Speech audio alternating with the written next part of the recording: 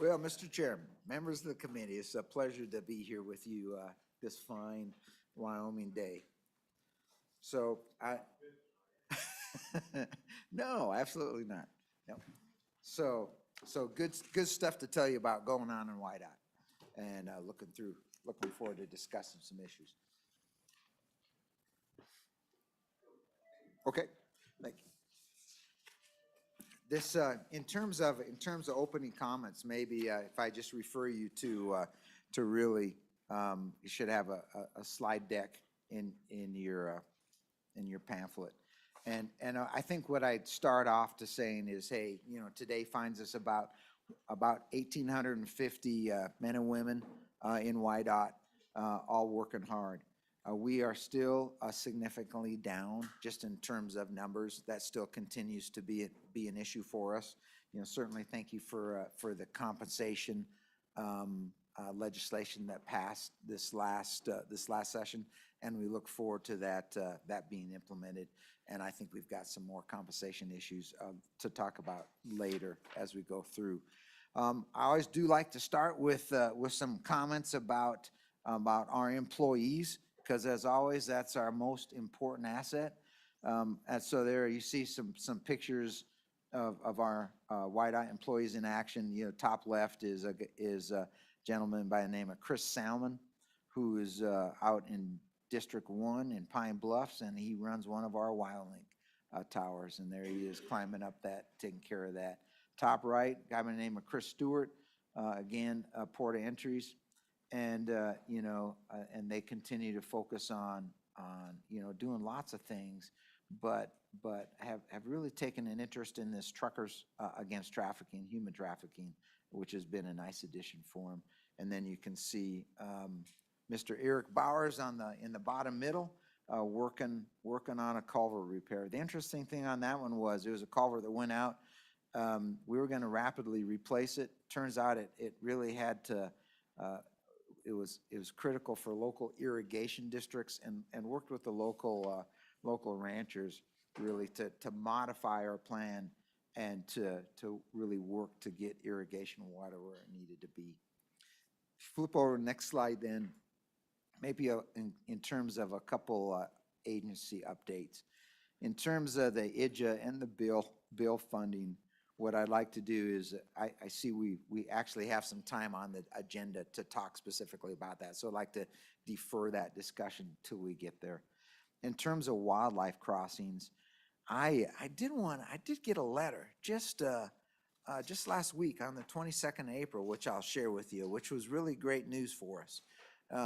And so the Federal Highway Administration sent a letter of congratulations to Wyandotte, basically saying that the Snake River Bridge reconstruction and wildlife crossing integration. So if you think about south of Jackson, we're right north of Hoback Junction. We call it the Jackson South Project, actually the largest project we've ever let in Wyoming history. So, but there's a bridge over the Snake River, and there's some miles of road in there. Was selected as the recipient of the Federal Highway 2022 Environmental Excellence Award.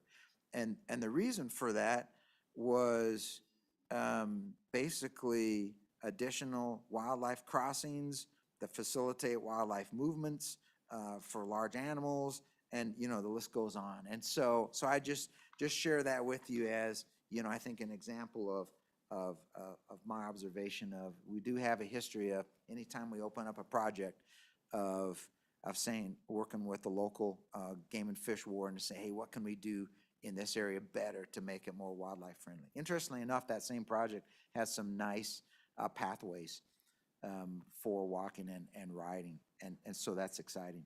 So Director, before you leave that one, I don't get south of Jackson very often. So what specifically did we do with that construction to help the wildlife passage? Yeah. Mr. Chairman, so good question. So one of the things that was done was, as they rebuilt the bridge that went over the river, and as they rebuilt it, there was a lot of thought process that went into actually where the piers that supported the girders went. And so they actually moved one of the piers further out into the river to allow for a wildlife crossing, and they basically built a bank underneath that portion of the bridge, and so instead of having a pier there where the deer couldn't get through, they moved it out into the river and then built a nice bank that wildlife could cross under there. Another trivia on that one was that's actually a favorite whitewater rafting area and or a canoeing area, a kayaking area, and they worked with where the primary currents in the water were and put the piers so that it was sort of not exactly where you might hit them in your kayak. And so there is a lot of, as I was sitting there talking to the engineers, was actually very pleasantly impressed with the thought process that went into some of that engineering. It was more than just, hey, we're going to put up some piers to support the bridge. It was where they go and what they do. In addition to that, there are some extra, places where they put in some extra culverts where there are natural crossing places that they would not have had to have done, and just to facilitate wildlife movement in there. I was just thinking that hopefully in a situation like that, maybe we learn something we can take forward into another project somewhere else. And so, yeah, really good stuff. Please proceed. Yeah, thank you, Mr. Chairman. So we will start our KC to Buffalo wildlife crossing sometime this fall. So some of you may remember that we've had a large initiative, largely led by Game and Fish and the Wyoming Wildlife Natural Resource Trust, to raise money towards putting in wildlife fencing between KC and Buffalo. And so that the fundraising went well. We've partnered with them, and that project will let sometime this year, probably here in 3 or 4 months. We are working very closely with Game and Fish and with the wildlife, with the WWNRT, really to coordinate and synchronize wildlife projects across the state. We will start the Dry Piney wildlife crossing. Actually, the project started yesterday, and we'll do a ribbon cutting on the 10th of May. And in fact, if some of you were in the area and wanted to come out, you would be certainly welcome to do that. I believe it's 11 o'clock. And if you're interested, we'll get you a mile marker on that. Our goal this year, while it's not here in writing, would be to really, with the IDGA funds that are coming in, with some of the money that's been set aside in this last legislative session, to take a serious look at over the next 5 years, accomplishing not only, KC to Buffalo and Dry Piney, but also Du Bois, a lot of wildlife in that area, as you're well familiar with. Kimmerer, with the new plant coming in there, lots of issues out there. And we'd like to do a wildlife crossing over Halleck Ridge over the interstate. So lots of exciting stuff going on in wildlife, and working very closely with Game and Fish and WWNRT. Mr. Chairman? Remind me where Dry Piney is. Mr. Chairman, it would be Over by Big Piney. it would be south and west of Big Piney. Yeah. And really over of Pinedale. Yep. Mr. Chairman? They had it, go ahead, I Senator. did. Yeah, well, just the dates there, if it just started May 1st, yesterday or whenever, ribbon cutting in 9 days, is that to be 2000? That would be, Mr. Chairman, Senator Pappas, a better word for that might be groundbreaking. Oh, okay, not a ribbon cutting. With Okay. not a ribbon cutting. So, but there might be a ribbon cutting associated with the groundbreaking. So. Ribbon cuttings tend to be at the end of the At the project. end. And I Yeah. thought, that's You a quick haven't project. seen how fast we work. So. Senator Anderson. Mr. Chairman, I'm confused as to what that town is there, that KACEY to Buffalo. I hadn't seen that code before. Casey Tibbs? No, I that's not guess. it. Yeah, I guess Mr. that- Chairman, I guess Senator that's what it Anderson, is. I don't know. That's a good point. Let's move on. We'll get that one corrected. So can't tell you how many times I've looked at that slide and I picked that one up. So I do have an employee that goes by that name, spelled that way. Must be his name, huh? So, yeah. Her. Yeah. So, moving on then to some other, we've got a lot of projects that are in process or kicking off. But in terms of some highlights, we are working through some issues with our high mast lighting towers. In fact, and if you've heard about them, we have some that have decided to come down by themselves. Thankfully, nobody was hit or hurt. And so we're actually in the process, and it's in our STIP, the State Transportation Improvement Plan, to replace them all. So the current ones that we have are 120 feet high, and they've been up for 15 to 20 years. And the design of the metal is just really has proved to be not compatible with wind load in this environment. And so we have a very active inspection program, and we'll keep inspecting them and try to get them, if we find cracks, we just pull them down. The interesting thing is some rest areas now, they are pretty dark because we've had to take the lights down because we don't want them to come down by themselves. So working through those issues. So if you're traveling the state and you see some areas that may not have a high mast tower and are dark, it's not because we don't want to have light, but it's because we're in the process of getting different light fixtures put up. Mr. Chairman. Go ahead, Mr. Co-Chairman. Thank you, Mr. Chairman. So Director, those high towers, what were they designed to originally for wind load? Mr. Chairman and Mr. Co-Chairman, I'd have to get back with you on that. I know that Mr. Gillette is in the audience. If he knows that, I'd like to invite him up. He's not jumping up.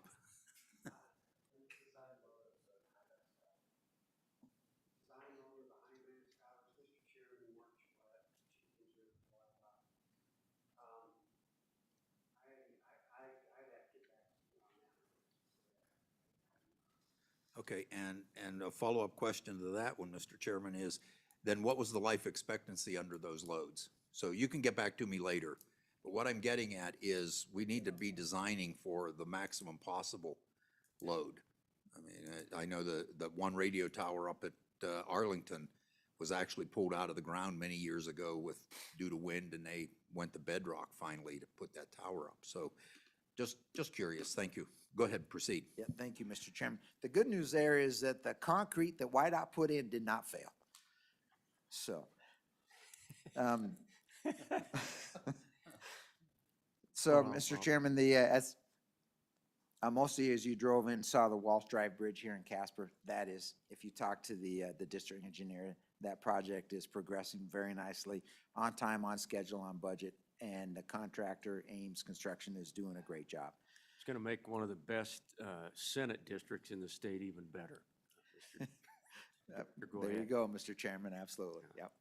So in terms of Cody, we do have a traffic study that's going on there. I know last year it made the news that there is a young lad crossing the road that got sideswiped by a semi, jumped back up and ran in. So we have a study going on to try and improve the pedestrian and traffic safety in that area. And then if you're trying to fly into Jackson, right now you can't. So that road, that runway is closed for reconstruction currently, and right now should be open by the 28th of June. And right now it looks like everything is on schedule. So it's all weather dependent, but certainly with the tourist, industry in that part of the world, that's a big deal. Cody right now is taking a lion's share of that traffic coming in and out of there, but certainly, and as is our partners in Idaho. So that's we could talk lots of projects all day. Yes, sir. That airport over in Jackson, that went to Knife River, did it not? Mr. Chairman, that's correct. It's Knife River, and everything we've heard is the construction project is going very well, and Knife River is doing an excellent job. Good deal. So, Yeah. so it's, again, on time, and we're tracking success there. I would share with you that the supply chain does continue to raise its head. One day it might be lumber, the next day it could be cement, the next day it could be concrete, the next day it could be steel. Really the effect that we're seeing is requests really for extension for times to complete jobs. So we're working through that on an individual case basis, realizing that some things are just outside of people's control. And right now, I think we're in a good spot as we go forward. Talking about construction projects, if you flip the slide to page 3, there's a little map which shows probably a construction job coming to a site near you. And you can see sort of the legend on which ones would be, we'd anticipate some delays and which ones we would not. But we'll keep working this, and our task, is, as always, to maintain and keep a safe and effective transportation system, and really you do it through projects. We'll talk a little bit more about IJA later. I will share with you that certainly the money that came on that federal docket is helpful, and you start seeing the results in our planning. Mr. Chairman, if we keep rolling on to slide number 4, then a couple comments about Highway Patrol and stats. So you can see really what the stats are in the top half of the page. Very, very similar to what we've seen in prior years. The number of troopers that we actually have on staff does continue to go down. I'm hoping that as compensation package is implemented, that those numbers stabilize. If you see in the bottom or sort of middle left under dispatch, you can see the dispatch numbers there. Certainly our dispatchers are key and essential to Highway Patrol operations. The ready obviously is report every drunk driver immediately, and that's how many calls we had this last year in that space. Safe to Tell is a program passed by the legislature here several years ago. You can see what the stats are there. The interesting thing about Safe to Tell is each one of those could have saved a life. And those are not quick calls. Once one of the dispatchers gets on that call, they could be on there for hours, because you got to track that thing from start to end, and in whatever it might be. And then you see the tow truck rotations there, about 9,000. That number, as you started talking about, towing, which certainly we will hear later today. So that's the really number of times that somebody off our consensual toll list was called. So not a fairly significant number, actually. If you flip over then to the accidents, you can sort of see what the accidents and total fatalities have been over the last several years. The numbers really has stayed fairly consistent, although we're really happy to see that the numbers are down a little bit from the past. Still the most common reason for an accident is somebody driving pretty fast, with distracted, and drive off the road and roll, and typically no seatbelt, and killed. And so that would be, not every accident, but more often than not, that would be the trend. Moving on, Mr. Chairman, in terms of on slide number 5, just really talking about last budget session. And I thought maybe I'd give you a quick recap of the bills that were passed and where we're at with the implementation of those.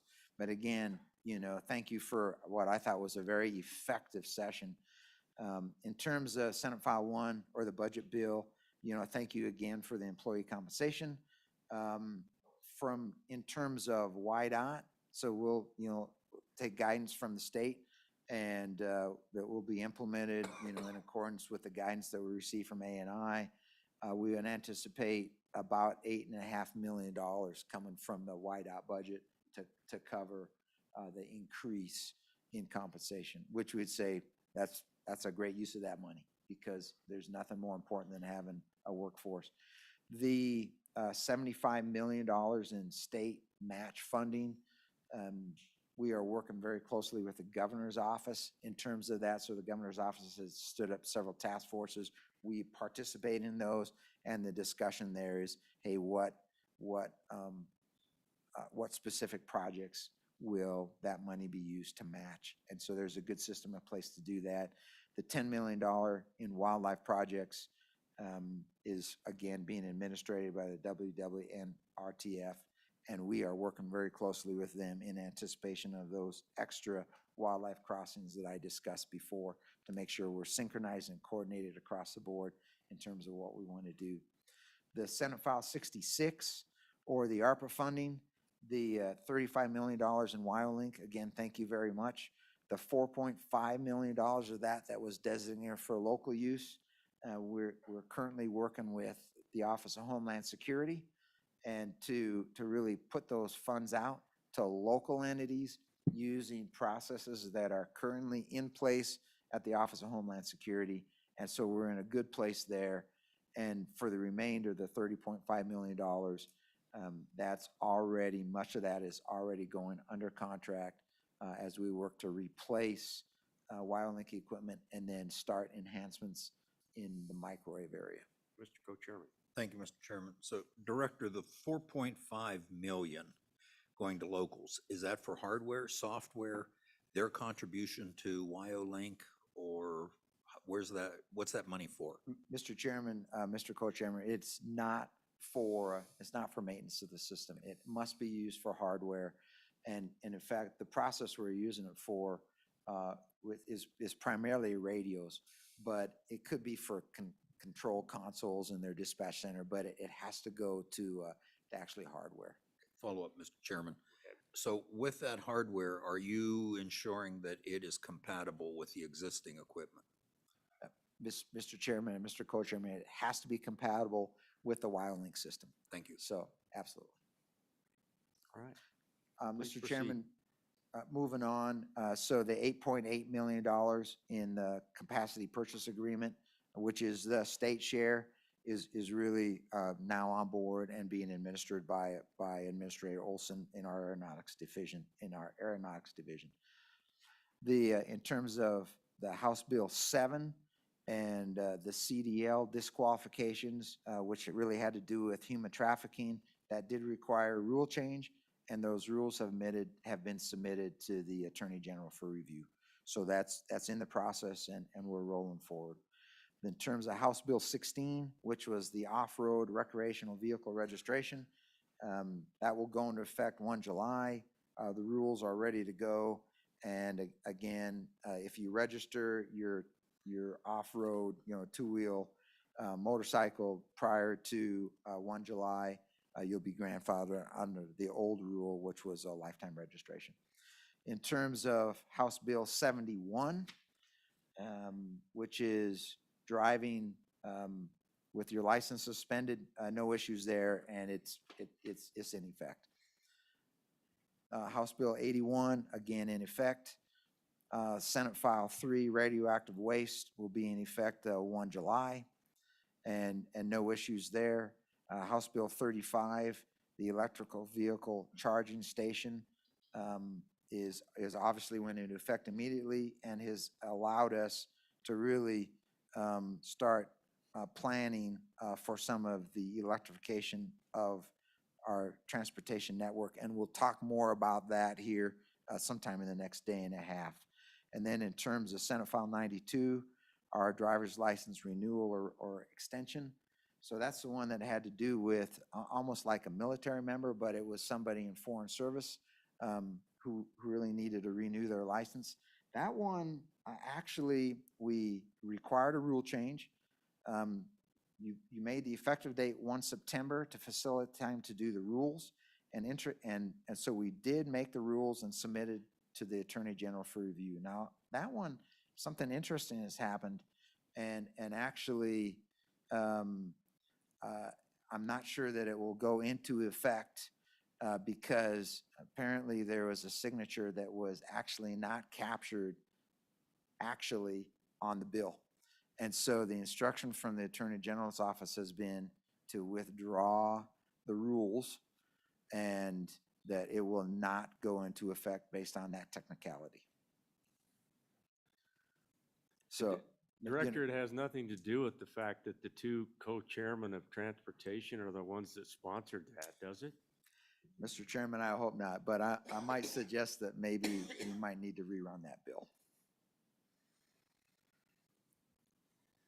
Mr. Chairman, moving on. Mr. Chairman, so I guess it was a member of leadership then on one of the bodies who did not sign it, am I correct? Mr. Chairman, Mr. Co-Chairman, that's correct. So We can take that one offline. that would be the best place to take Yes, this one, thank you. Mr. Chairman.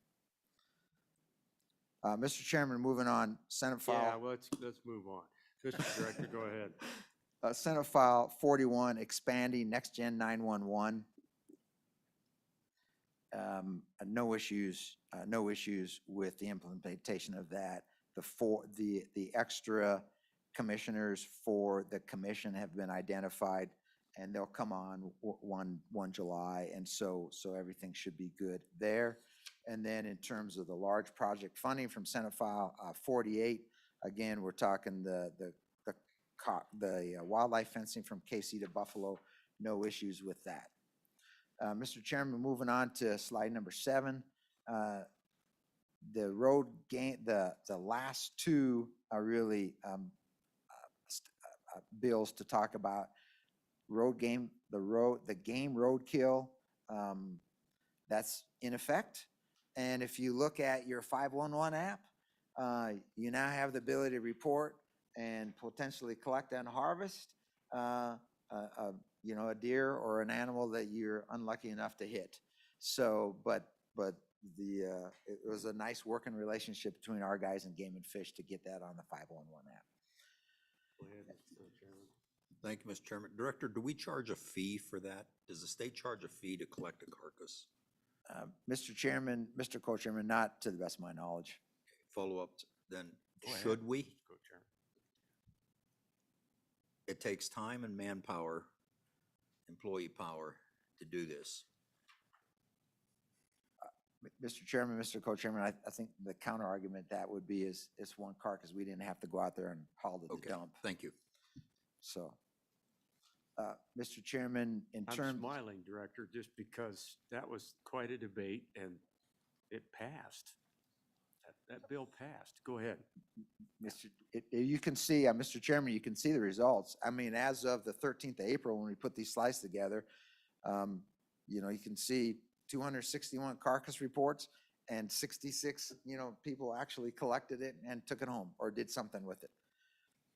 In terms of House Bill 94 and the Transportation Information System, otherwise known as TIS, which used to be a RIS, I'd like to invite Mr. Babbitt forward, and he's here already, and to really just talk you through a timeline and where we're at in that RFP process, because I know there's been, considerable discussion and debate on that, and I, from my standpoint, think we're in a very good place. We have, over the last 3 or 4 months, worked extensively with ETS to ensure that we are jointly, working to get out the best product in terms of an RFP and eventual product that we can. And I will let Mr. Babbitt sort of talk you through some of the Troy, you get- modifications we've there's made in another- the time ahead. If you can hear me okay. Mr. Chairman, Troy Babbitt, Chief Technology Officer at WYDOT. I'll just briefly, you've got the timeline in front of you, and as you can see, first quarter, we got the go from the legislature, and now we're in the second quarter, and we were anticipating the RFP release.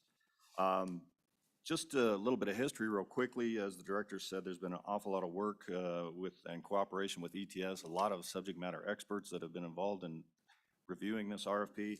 Matter of fact, there's been 33 different revisions of this RFP. The last one is currently submitted right now into the ETS ServiceNow system for CIO review for the next 2 weeks.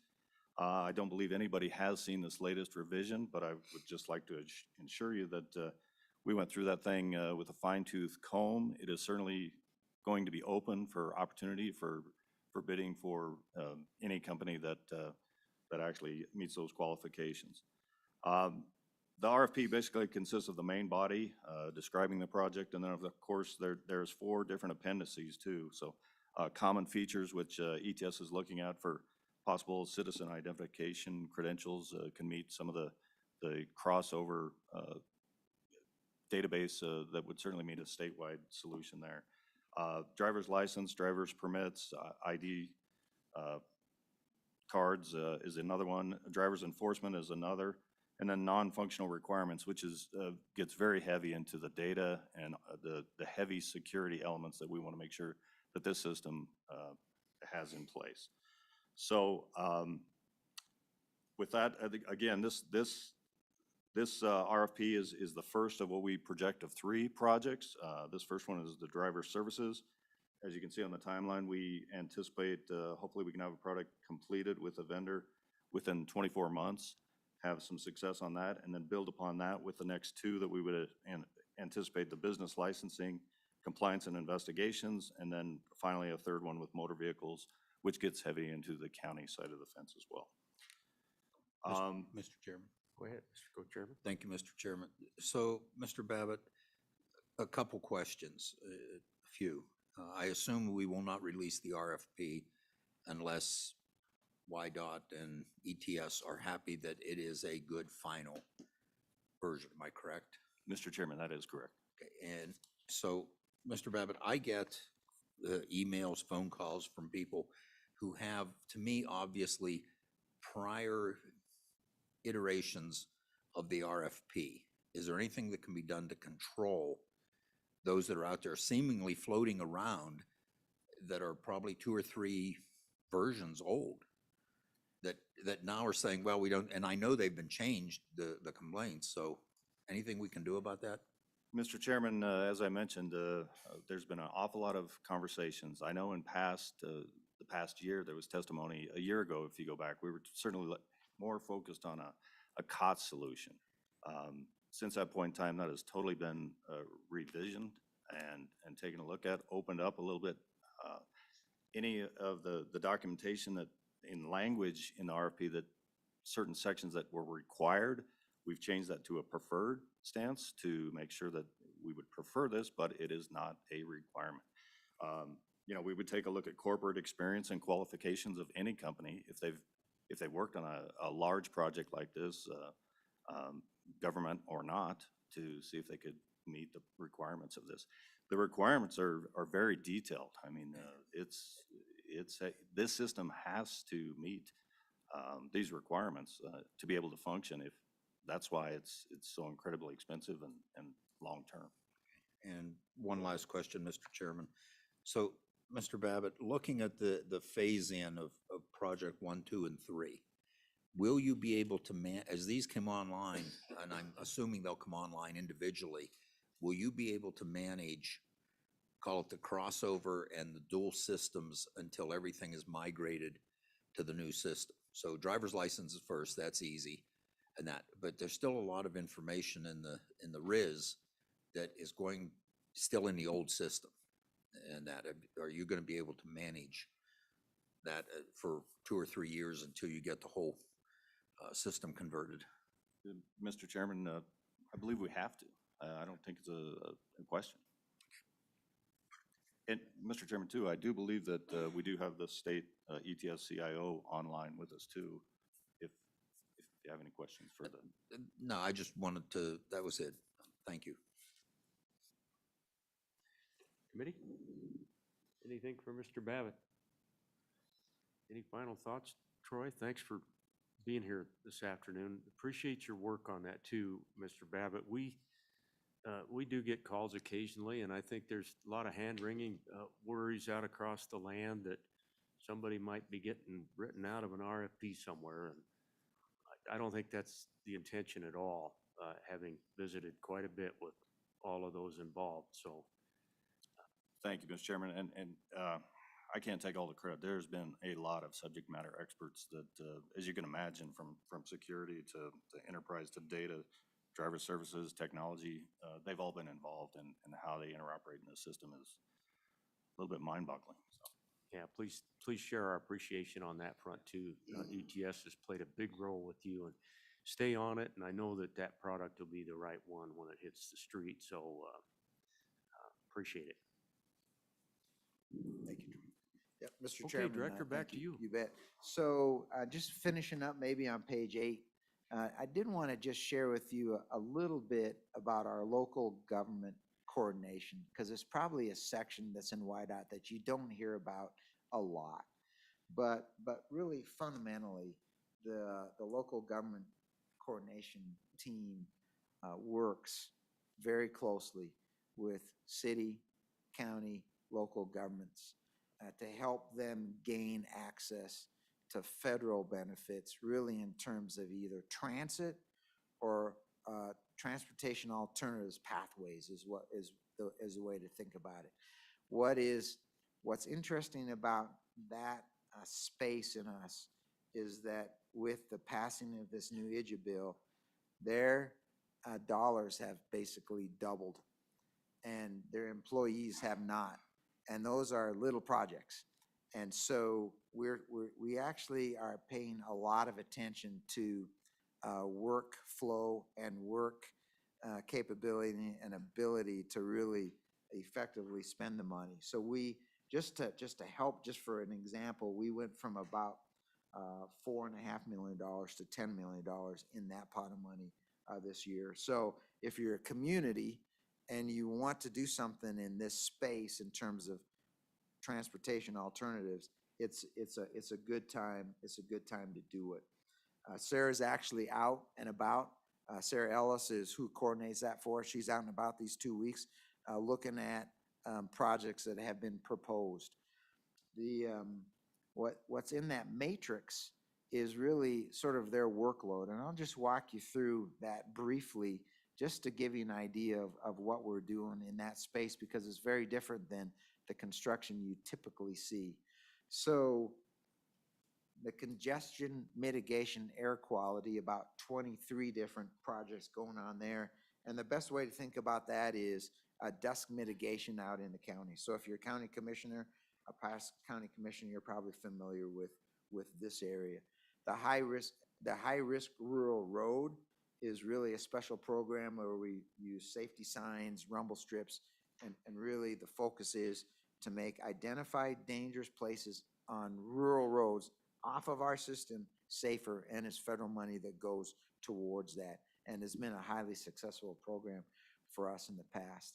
And then the transportation alternatives program is really, and examples of that would be fixing sidewalks to meet ADA requirements, new pedestrian or bike facilities, safe routes for non-drivers, scenic overlooks, and those type of issues.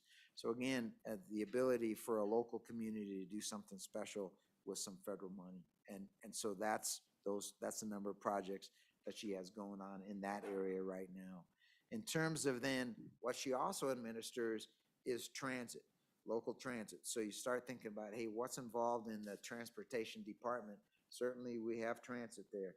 So if you scan down through there, we do assist with some statewide transportation planning in terms of, hey, if I want to put in a bus system, is it a fixed route, or is it, does it change over time? Lots of work in the mobility of seniors, and in terms of, and right now, in fact, we subsidize 2 agencies throughout the state that provides vouchers for elderly and individuals with disabilities to get rides. There is, we run 43 local public transportation providers around the state and 6 intercity bus providers. And so that's the 49, formal grants for rural areas.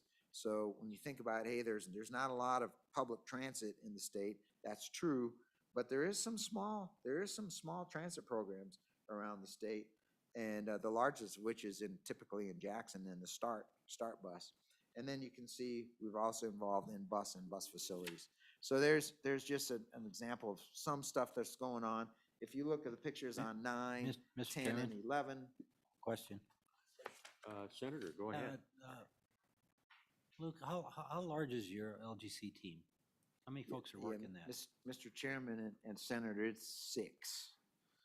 So, the carry-on to that is, as we've done an analysis of just the physical increase in workload and processing these grants, and the risk of we don't want to do something wrong with the federal money because the repercussions are pretty negative.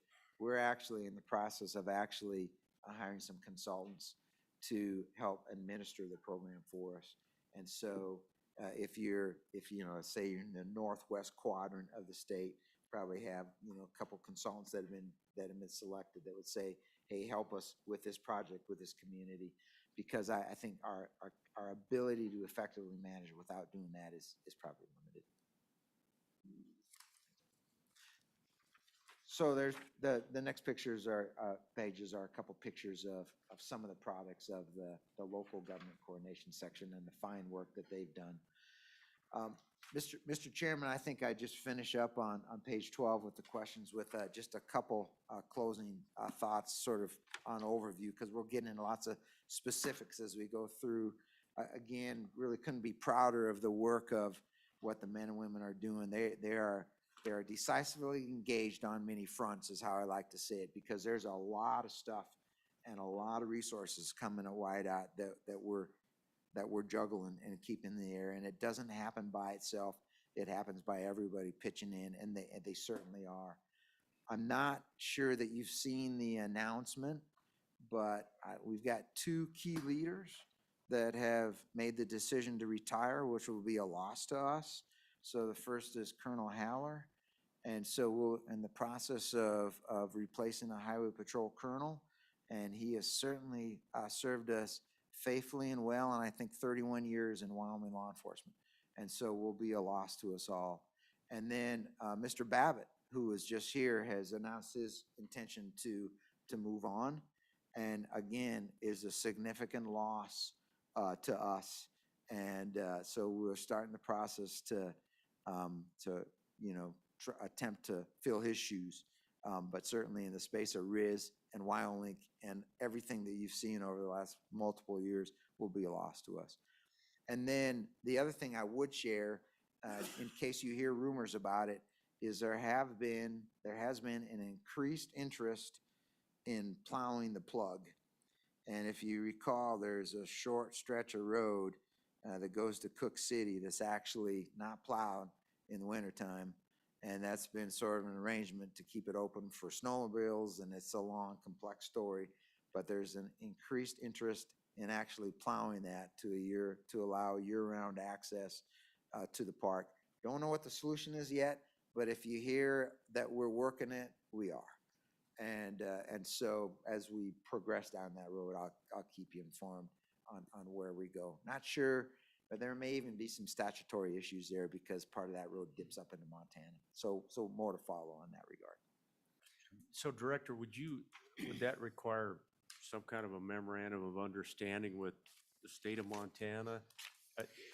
Where exactly is that? That's north of Cody over there? Yeah, Mr. Chairman, I think certainly think there could be actually maybe a 4-partner MOU, because there's several Forest Services that are involved, the park is involved, state of Montana is involved, and we're involved.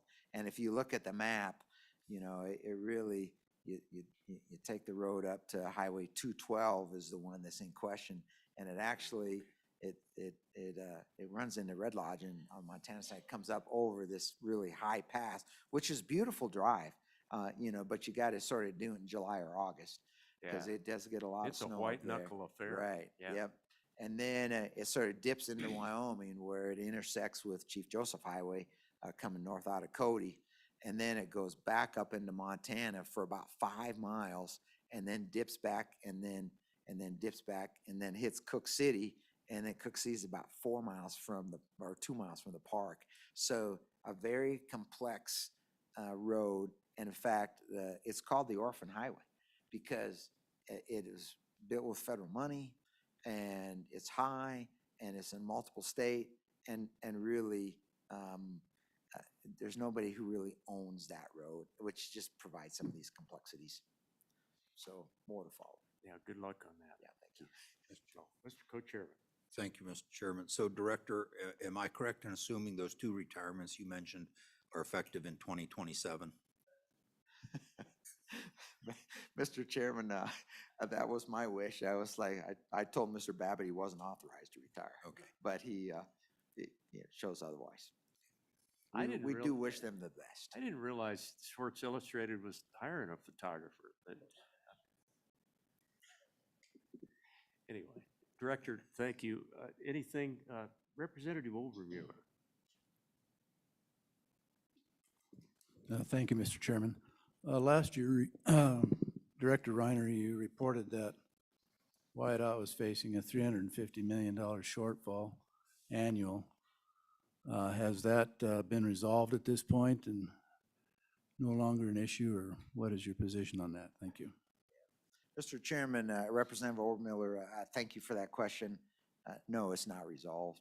It is the amount from IJA will help, and it will help narrow the gap specifically on the long-term preservation of our horizontal assets, of our roads and bridges.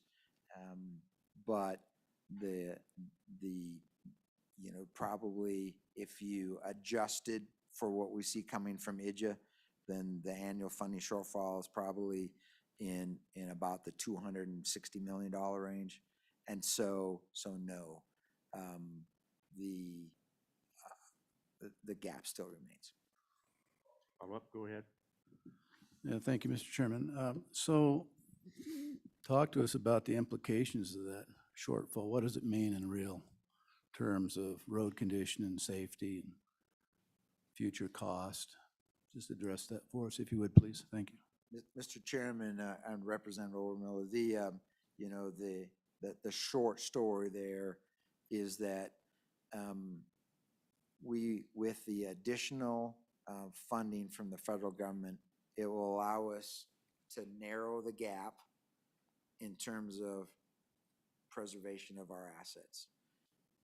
We will still not be preserving our assets as we should be in terms of total expenditures, and we certainly will not change our guiding principles, and we'll still focused on preserving our assets and instead of capacity and mobility improvements. So really no new projects with some very few exceptions.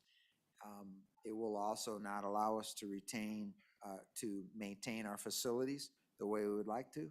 It would also mean that we are not buying the equipment and maintaining replacing the equipment in the cycle that we should be. And so it's all of the effects that we've talked to this committee before. There's basically, there's been a slight reprieve with the federal government side, but the gap remains. And probably the additional thing to point out is that in some ways the pressure is even higher. And what's at why do I say that? Really in terms of state funding. So most of the federal money, well, basically all of the federal money requires a match. The match is state assets. And so with the additional federal money, there's more match required. Right now, I feel confident that we can make the match on the formula money. We have implemented a moratorium, as I've told you before, on applying for any discretionary grants. And so any discretionary grant, actually now we're working closely with the governor's office in terms of the $75 million that have been set aside. But I think in terms of the long-term perspective for our state's transportation system, the trend will continue to be, in a not the direction in a downward direction in terms of maintenance of the system. It's probably slowed a little bit with the federal assets, but it's still in the wrong direction. Okay. Representative Henderson. Thank you, Mr. Chairman. Mr. Chairman, Director, appreciate your update. I have 3 safety-related questions. One is a school bus safety, 2 is a bridge safety, and 3 relates to a briefing we had some time back on a breakaway, a breakthrough in a safety barrier, you know, in a truck, a runaway truck thing. You gave us, I think there was a video, so it was just kind of a follow-up thing. But of most urgency is this school bus safety. We've had recently in Cheyenne, we had another vehicle run into a school bus. And it's my understanding, I talked to a trustee, one of our trustees of the school board the other day in the supermarket, and he was saying there's a safety summit coming up next month, middle of June, I think, up in Sheridan. But they're talking about maybe putting seat belts on the school buses. Could you just give us a few words on the area of safety in those areas, particularly the school bus, but you know, this infrastructure bill was supposed to help with a lot of our bridges, you know, that were on the borderline of safety and so on. If you would, please. Yeah. Mr. Chairman, ahead, Director. Representative Henderson, I'm going to take the bridge and the breakthrough and would like Lieutenant Colonel Walther to please come talk about school bus and safety summit in terms of seatbelts. Starting with the bridge then, so there is $45 million set aside in the IJA for bridges, and that is in addition to the money we received before for our horizontal assets. So it's an extra $45 million, and that's $45 million a year for the next 5 years. And so, to Representative Overmill's question, that's part of that will help. That, you know, there's no question that helps us. The 15% of that money is required to go to locals. We worked very hard, worked with the counties and WAM, and identified the appropriate bridges to replace. And actually, we ended up sending about 30% of the bridge money out to locals. And that was all based on our analysis of what the most critical and poor bridges in terms of ratings are across the state. We designated what bridges would be replaced. We allowed counties or who owns them to nominate a replacement if they didn't think it was right. About 90% of the bridges that we nominated have been concurred with. The others we're working to swap. So good news on bridges. And the rest of it will go to critical and poor on our system. But the requirement for that money is you fix the worst bridges first, okay? The other good thing about that is if it goes to local, no match required. So that's really good news for our local entities. So that will help. In terms of the breakthrough, I think you're probably talking truck arresters. Yeah. So we did, so we made they made all the modifications of the one on Teton Pass and tested it, and that's probably the video you saw. Since that test, to the best of my knowledge, it has not been used, and but it's there ready to be used. Now we have another similar one on Highway 16 north of Buffalo, or west of Buffalo, and that one is actually on the STIP to be modified and replaced this year, because you sort of say, it's similar in design. I don't know quite. Let's get this thing modified. But just the mechanics of how it sits, the width of the road, there's some modifications you got to make to the plan. So I'm comfortable that we're going in the right direction on that. And those are the only two sort of structures of that nature that we have in the state. You bet. And let me see what Colonel Walker would say about Safety Summit and seatbelts on school buses. Mr. Chairman, Committee, Josh Walther, Wyoming Highway Patrol. I serve as the Lieutenant Colonel for the Highway Patrol representative. Yeah, I knew I'd leave here with some to-dos. This is going to be one of them. However, we are a part of the Seatbelt Coalition. We have a sergeant in our safety and training section who is a part of that, who I believe has mentioned this summit to me. So, you know, we're certainly in support of seatbelts. I would have a hard time not supporting seatbelts, but I also think part of the summit is to learn what the other argument is and the reasons for potentially not having seatbelts on school buses. But certainly something we're interested in, and we fully support seatbelt usage. But I know that there's a couple different sides to that as to why that's not done. We take school bus safety very seriously, whether it's seatbelt use for folks passing school buses when the arms are out. We're a big proponent of the cameras on the school buses, which, as you're aware of, for the stoplight violations when they're passing, and when we're available, we try to work with the school districts and try to minimize those violations, or at least follow up with folks afterwards, so. Follow-up representative, go ahead. Thank you, Mr. Chairman. Really appreciate that.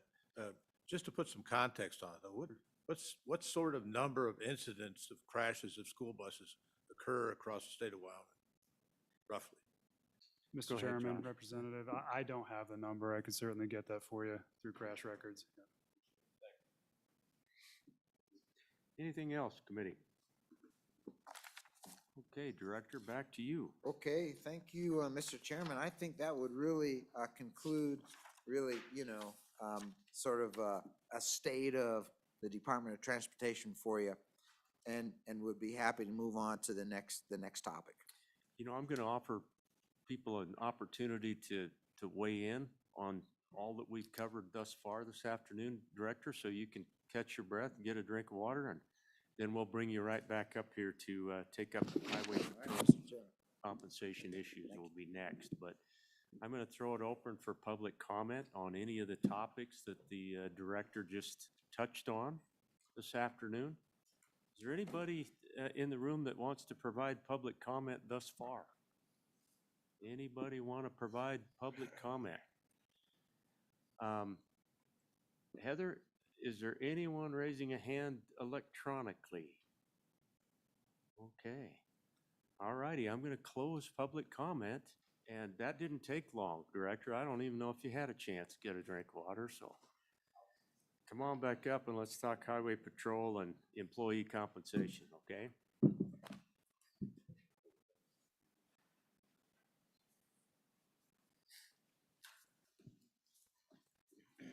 Okay, and we'll keep clipping right along. We've got a lot to cover this afternoon, gentlemen, and I know you'll do that. Yeah.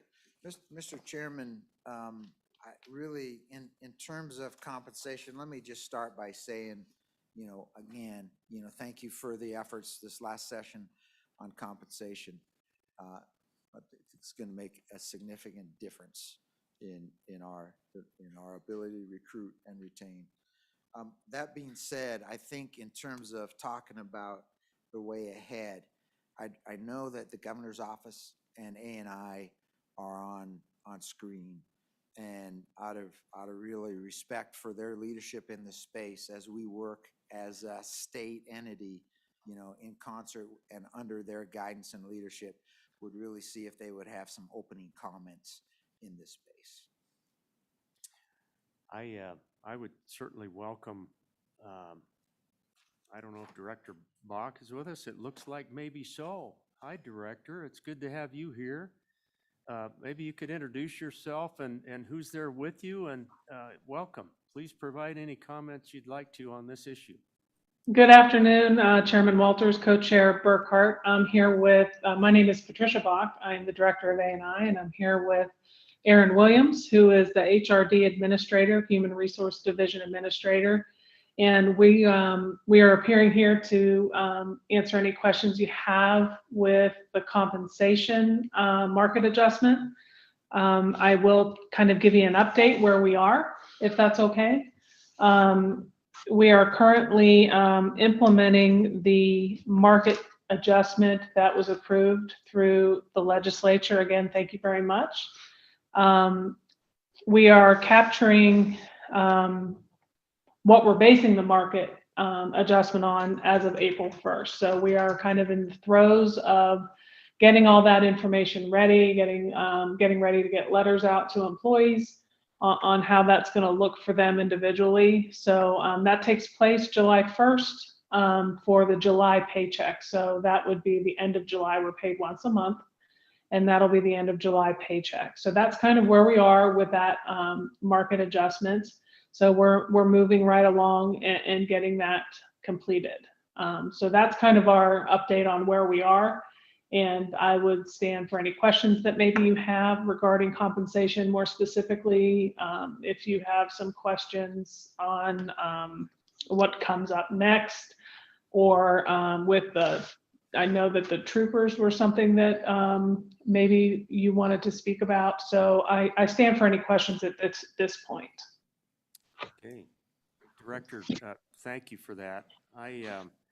I do have a question. I'm looking down the row here too, so please jump in, committee. But Director Bach, having been involved with some of the human resource issues over the years and payroll, et cetera, I can fully understand that we've got to have a system where you have levels of pay, but you're exactly right. We had a lot of interest in this past session, particularly for our highway patrol officers, but also on the Senate side, we had a lot of interest in what we could do for either hazard pay or some additional consideration on behalf of snowplow drivers on places like Teton Pass. So I wonder if you could talk a little bit about, I realize there's some challenges there, but are there not some opportunities that we could take a look at those two particular areas? Those of us on the Transportation Committee have that interest, so. Chairman Landon, I'm sorry I called you Chairman Walters earlier. I apologize for that. I've been called a lot worse. I would say, yes, there are some opportunities. We do know there's certain classifications that are struggling a little more than others, is a way that I would put it. And I've talked with Administrator Williams and Taylor Rossetti at YDOT Support Services have had pretty lengthy discussions, mostly on Trooper 1s. Those were the positions that were kind of identified early as an issue. So we do have a plan for them going forward. That is something that's being worked out, obviously, through YDOT and HRD. We did talk briefly about snowplow drivers, and we are certainly willing to talk with options there as well. So I do think we are a little bit maybe further along, hopefully, in your eyes than maybe what you might have thought. So we are looking at implementing the market merit, the market adjustment in July, and then coming through after that to hopefully implement a tentative plan that we have right now for Trooper 1s, and then also discuss the snowplow drivers. The Trooper 1s are the ones that were seem to be further back than obviously Trooper 2 or Trooper 3. So that's where our focus is right now. So Director Bach, thank you for that. Just as a follow-up comment or two, I think the committee has a lot of interest in those positions for a couple of reasons. One, we're struggling to attract people into some of these positions, but the second part is just a tip of the hat in appreciation for the job they do. And so thank you for your flexibility and at least looking for opportunities that we can push a couple of these line items forward. So, Mr. Co-Chairman, I think you had something. Thank you, Mr. Chairman. So Director Bach, we've had this discussion among ourselves with YDOT, with the patrol. When they're on call, on standby, my understanding is they're compensated at $1 an hour to, in effect, give up their life and sit around the house. They can't have a beer. They can't leave, really, unless they can be contacted. Is that controlled by statute or by rule and regulation? And is it controlled by A&I or by YDOT? Co-Chairman Burkhart, that is in the compensation policy. So that is something that whether it's a trooper or a fire person at military or somebody at A&I that has to be on call, that is what the compensation policy allows for currently. So if we wanted to make a change to that, it can be changed through policy. It wouldn't have to be a situation that we would have to worry about statutory authority. So that's something that could be discussed. One of the issues, I would say, not preparing for the on-call discussion, but one of the issues is whether the agency has the ability to pay for on-call in more of a manner commensurate with their pay. So that could be a struggle for some agencies. It may not be. So that's something we could look at So, Mr. Chairman, so Director, I would just ask right here now if you would start looking into that. Frankly, it's my opinion that $1 an hour is almost insulting. And I'll just be blunt about it. This has become just a real burr under my saddle recently. And I think we really need to look at how we're doing that. And I think that would go a long way into helping, especially our troopers and some others with that. And frankly, we can always do what the legislature does good, which is say, here it is, do it. So I would ask that you look into that, and we could take that whole discussion offline between now and August, and I'd be wanting to see something proposed at our August meeting. Thank you. Representative Henderson. Thank you, Mr. Chairman. Director, I'd like to build on that a little bit. You know, you and I had a very good meeting before the last session related to this important area of compensation. And one of the things that we discussed briefly was the idea of hazard on the job. You know, we talked about the custodians, things that we take for granted. We don't deal with because it's not our job. But, you know, we have the troopers, we have people who have, just by the nature of their work, they have hazards and stress situation and risk. And I just wondered if we could do more to address that area. And what do we have now in terms of, you know, barring legislation that we can do building on the last response? Thank you. So Director, before you answer that, just to add to Representative Henderson's good question, is there anything statutorily that needs to be done in any of these areas? And if there is, hopefully you're sure willing to call us, right? Certainly, Chairman Landon, Representative, there's a couple different issues in that question. The hazard pay, when it came to the pandemic and the CARES Act funding, that is completed. There were a select few positions that were considered for hazard pay, and that unfortunately CARES is done, so that has gone away. And there were certain positions that were allowed to have that based on evaluating of the positions by the Attorney General's office on what would qualify through the CARES Act. There were not a lot of positions that qualified for that. And so when we talk about hazard pay in relation to the pandemic, I think that's separate. I think what maybe we're looking for now is hazard pay in general for positions that are inherently dangerous, maybe is what the question really is getting at. There are different add-ons that we can have through the comp policy for positions that are inherently dangerous, or if you know, there's add-ons for all kinds of things, tool add-ons where, you know, you're a mechanic and we give you a tool allowance. So those are contemplated in the comp policy. Now, whether there is a blanket hazard pay amount for a certain classification, that is not the case. So the comp policy is pretty flexible. I will tell you that the majority of budgets, 100 series budgets for agencies, is extremely tight.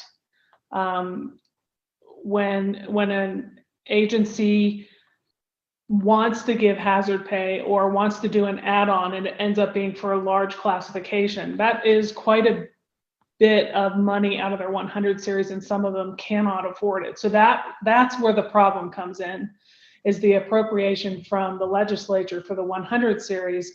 If we make a lot of those adjustments, we have to think about how we're paying for them as well. The same goes true for YDOT, why we're here today talking a little bit about the troopers and the snowplow. We can do and make adjustments. Unfortunately, Director Reiner has to figure out how to pay for it. So that's where we are right now, trying to make sure that whatever we suggest that the agency can pay for it. So it's a two-pronged problem.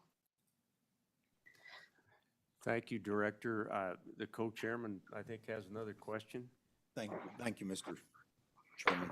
So, Director, I think we've touched on a number of issues that are important and interesting to the committee.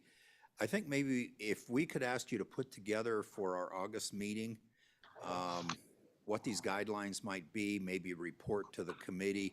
You've raised a number of issues I don't think we've considered.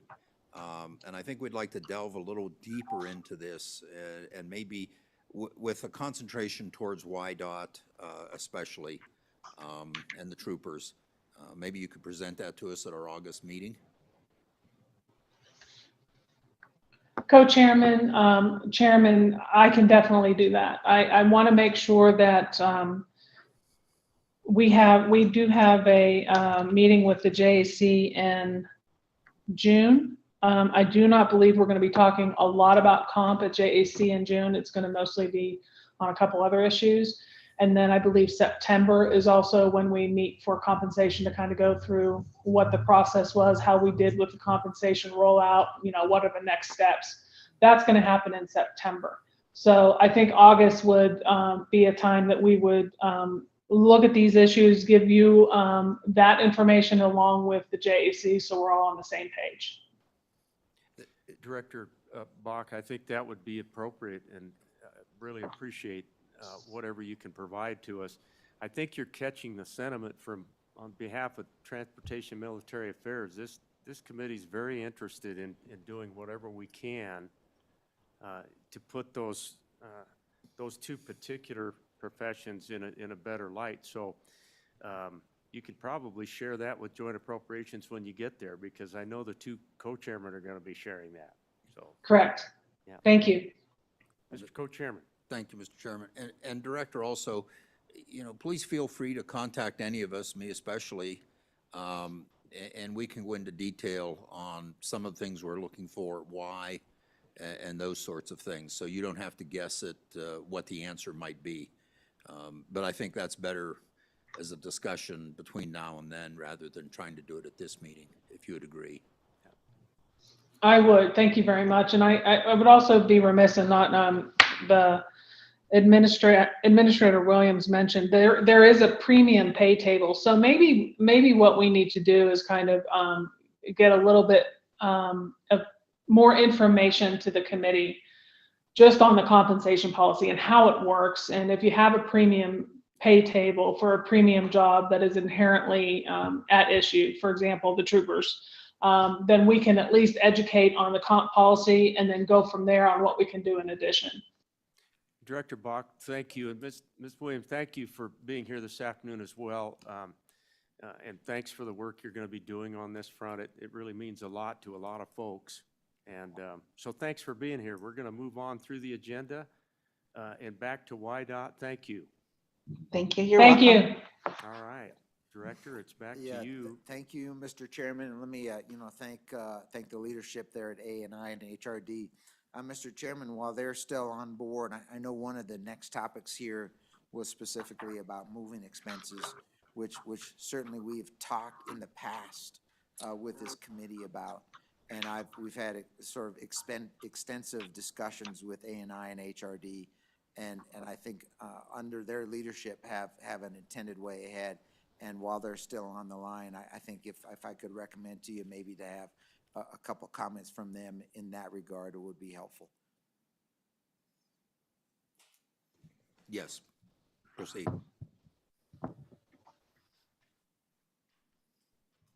Co-Chairman Burkhart, once again, on the moving expenses, we do have a statute that allows for moving expenses for technically for directors. However, in the comp policy, we have always argued that if there's an issue, for example, of an employee who is in Gillette who is being moved to Cheyenne, that and it's a benefit to the agency, those moving expenses should be paid by the agency, the actual expenses. I think what the issue might be is that it's not in statute, and it's more in the A&I HRD policies / personnel rules. And I think that might be where some of the issue is. So I think what we need to know is exactly moving expenses wise, we would have to sit down and really have a discussion on putting that in statute and making sure that we're all on the same page with, YDOT, the governor's office, and with the legislature. So, if somebody is being moved by the agency, their moving expenses should be paid. So I think sometimes, and maybe Director Reiner can talk about some of the areas or the holes that he thinks are involved that maybe need to be addressed. So Director Bach, that just sort of begs the question for me as to whether or not we really need a statutory hammer on this that says you will figure out a way to pay moving expenses, and why that couldn't be done at the administrative level. Am I reading that wrong? Chairman, no, I don't think you're reading that wrong. I think that A&I believes that we can work through those issues. However, there may be a situation where an agency would like to pay moving expenses for a new employee as a way to get them to come to Wyoming instead of going to Texas, for example. That's something that's not as contemplated, and those are the things that we have to decide if, as an executive branch, if that's something that we want to be able to do. That is not something that is really contemplated in the policy, but it doesn't mean we need to have a statutory authority. I think it's more of the policy and put it in the comp policy. I think you're right. I think the hammer with the statutory authority is not something we would need. We would just need a policy in place that is equal across the board. Thank you, Director Bach. That makes sense to me. And, I would hope the executive branch would continue to talk about that. I think that's something, especially in the labor market the way it is these days. I think we've got to trust our agency directors and our HR folks. And, if that's what it takes to be competitive in the market, I think the state of Wyoming's got to step up. So appreciate that. Anything, committee, any other questions for A&I on this front? Okay. All right, Director, back thank you, to you. Mr. Chairman, and thank you there, Director Bach. We'll continue to work closely with A&I and HRD in this moving expense deal. As we've talked with this committee before, we see it as key and critical, really, in terms of staff development and the ability to progress through the ranks. And we think oftentimes you need to move to do that. And the fact that it's been difficult for us to do that over the past numerous years has really had a negative effect on our force. So look forward to working with that great team and coming up with a policy solution.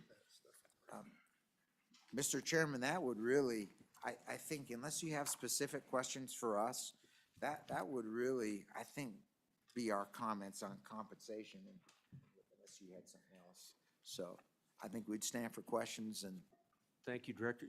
So my apologies, but Senator Anderson and I just had an offline conversation here, knowing that we actually passed that bill in the session, if we're reading the state employee moving expenses. That Mr. Chairman, that's not remember. correct. It did not pass. So it's been up twice in this committee in the last 3 years. And the two, I think it was 3 years ago, it was actually passed in the Senate, but not in the House. It was not introduced on the House side. I know, I thought it was 1713 or something that the Senate passed it, and so. 4411 in the House, 44 to 14 in the House, and It might have been the opposite 17 way each time. 17 in the House, Senate, and 13 noes. Says the governor signed it on 3/27. So Maybe I'm wrong, maybe that. Heather, is the senator misreading what happened with that bill last year? What happened to that? Mr. Chairman, I am not entirely sure which bill. I am looking at Senate File 9 from 2021, which looks like that passed the Senate, but that the House did not consider for committee of the whole. So that doesn't mean that there wasn't maybe a simultaneous effort or something. So I am curious if Senator Anderson has another bill number, and I'm also searching at the same time. So this is back in front of us because of our good friends in the House. I'm kidding. I'm kidding. Anything else for the director? Yeah, Mr. Co-Chairman. Thank you, Mr. Chairman. Not directly for the director, for Director Reiner, but for Director Bach. Director Bach, looking at Senate File 9 that did not pass in 21, and we have it here in front of us as just something to work from. What I'm hearing you say is that this really isn't needed. All of this would be a statutory, call it a hammer if you wish, directive that the agency heads can already do this if they so wish. Am I correct? Co-chairman, I just want to make sure I didn't call it a hammer. That was No, you didn't. Chairman Landon. The co-chairman. Okay, I just want to make sure that's clear. To a point, yes, they can. So for example, if we have a new director that comes in, the governor can have the agency pay for moving expenses. If we move somebody from one city to another for the benefit of the agency, yes, moving expenses should be paid. The question comes in, and there have been disagreements on this with some agencies and whether they get legal advice on whether they can pay moving expenses for new employees coming in. That, I think, goes along the lines of Chairman Landon's discussion that I think we can handle that through the comp policy rather than with statutory language. I think it might be easier that way. I think that we can make sure that whatever we do, the policy that we look at, works for each agency. Right now, again, and I don't want to belabor it, a lot of agencies can't afford to do it. And they have to use their 100 series to do that. So some agencies would be able to lure some folks in because they have significant ability through their 100 series. Others would not be able to. So those are the problems that we run into to make sure that whatever we do doesn't put another agency at a disadvantage. So those are the things we look at for the policy. But I do think it can happen within policy, and we would not have to go through another statutory bill to try to get through the legislature. Thank you, Director. Thanks to both directors for that conversation. I think it is an issue, like I said, in this day and age. We've got some issues on the hiring front. So, committee, anything else before we move on to the next? Mr. Chairman, we did have this bill in front of us for discussion topic. What I would recommend is that we don't do anything with it until we hear the Director Bach's presentation and report in August. I think that's a good suggestion. Heather, if you could make a little note that to keep this in the packet, don't throw it away, and we'll consider it along with lots of other things in August. Okay, I'm going to offer again, Director, anyone in the audience today in the room, if they'd like to provide public comment on what we've just covered, any of the compensation issues. Anyone in the room? Public comment. Is there anyone online who would like to provide any public comment? Okay, I'm going to close public comment on the Highway Patrol and employee compensation and moving expenses line item. By the way, I noticed somebody snuck into the back of the room back there. Representative Harrelson, welcome. It's good, nice to see you again. Thanks for making it up I-25 to visit with us today, so. Let's go to towing issues. Who wants to take us into this issue?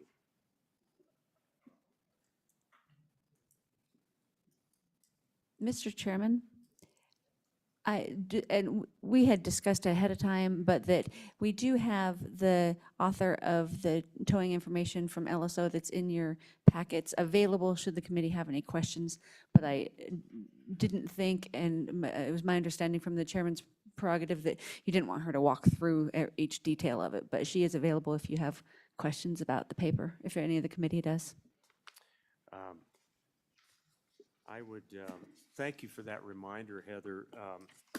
Can you remind us where that's located? Mr. Chairman, you have one of these right blue behind. sections that says number 11, towing issues, and it should be the first item, should be the first item, the fact sheet, regulation of rates for non-consensual towing.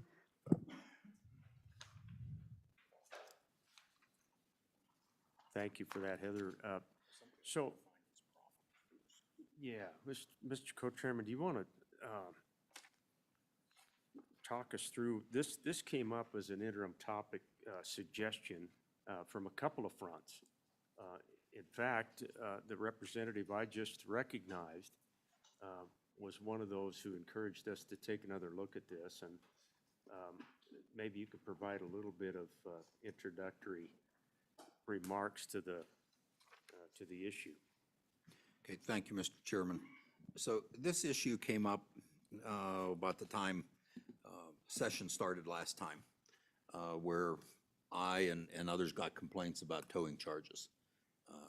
And just frankly, some, what I considered to be horrendous stories about towing charges, the amount of money that was charged, some of what was described to me as inappropriate tactics to get the towing. And in talking to a variety of people, trucking companies, industry and that, people in towing industry, decided to take this up as an interim topic. It's come up from both commercial trucking companies, from private citizens and others. And, we looked at this, 5 years ago? 3? Something like that.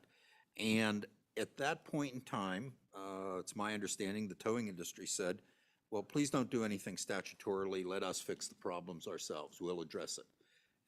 Just bluntly, that appears to not have happened. We still have the same issues, the same complaints, and that. So, as all of you know, I have a saying, if you have a problem and you bring it to me without a suggested solution, you probably won't like my solution. So that's kind of the basis. I thought we should have a conversation about the issue, get all the facts out there, hear from all the parties, and then potentially proceed forward. You'll see a bill draft, and that is really nothing more than a chairman's draft as talking points, someplace to start. That doesn't mean we even have to accept it. We can change it in any way we want, and so with that, I think we just proceed. I'd asked LSO to put together some information on what other states do. I've heard some states have no rules, other states have very stringent rules. I understand Colorado probably has some very stringent rules. So that's where we stand, and with that, I think we should just proceed. So, thank you, Mr. Co-Chairman. And Heather, before we go to the Department of Transportation again, which, by the way, you've got a slide presentation that I think will be useful to revisit. Can you tell us the history of the draft that we included in the packet today for the committee? Can you help us remember, when that, I think it was a bill that was not considered in session, or we did not get to. Can you give us a history on this? Yes, Mr. Chairman. I am looking one item. The bill draft that you have before you in your committee in meeting materials, which is numbered 23 LSO-00YY, that is basically, except for that it's gone through additional review at LSO, but it is basically a version of a bill that was Representative Haraldson's from the previous session. And what the status of that during the previous session was that, so that it was House Bill 119, and the House did not consider it for introduction. Now, additionally, during the general session of 2021, I beg your pardon, during the general session of 2020, there was, this was a very similar bill by Representative Pownell, which was House Bill 170.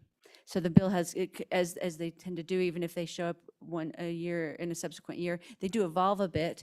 And so I believe that the original one was in 2020, and then it was revised some with Representative Haraldson, and then the committee has the most updated reviewed version as 2300YY before it.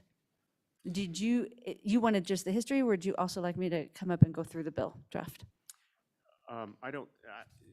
Heather, right now, I don't think that's necessary. Just to add to a little bit of the history on this committee, we, not only was this issue raised about 4 or 5 years ago, but it was in front of the Transportation Committee back when I was on the Transportation Committee, which was about 10 years ago. This is an issue that seems to not want to go away, and I think the co-chairman is right. We have not been able to fix it on our own, so that's why it's in front of us today, because we're going to be looking at this carefully. I'm going to offer Representative Haraldson, if you'd like to come up and give us a few of your thoughts about your bill that you brought,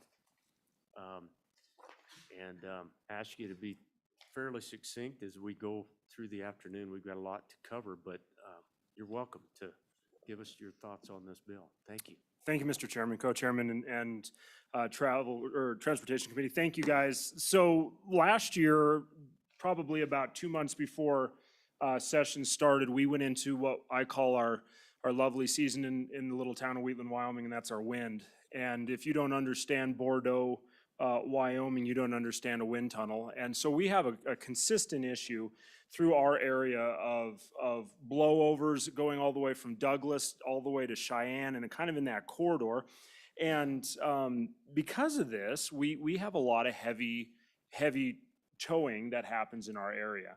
And I had, I believe it was 6 or 7 phone calls from constituents or just people that were passing through that had issues in our area where they were in an accident and their vehicle was towed through our DOT call-out list.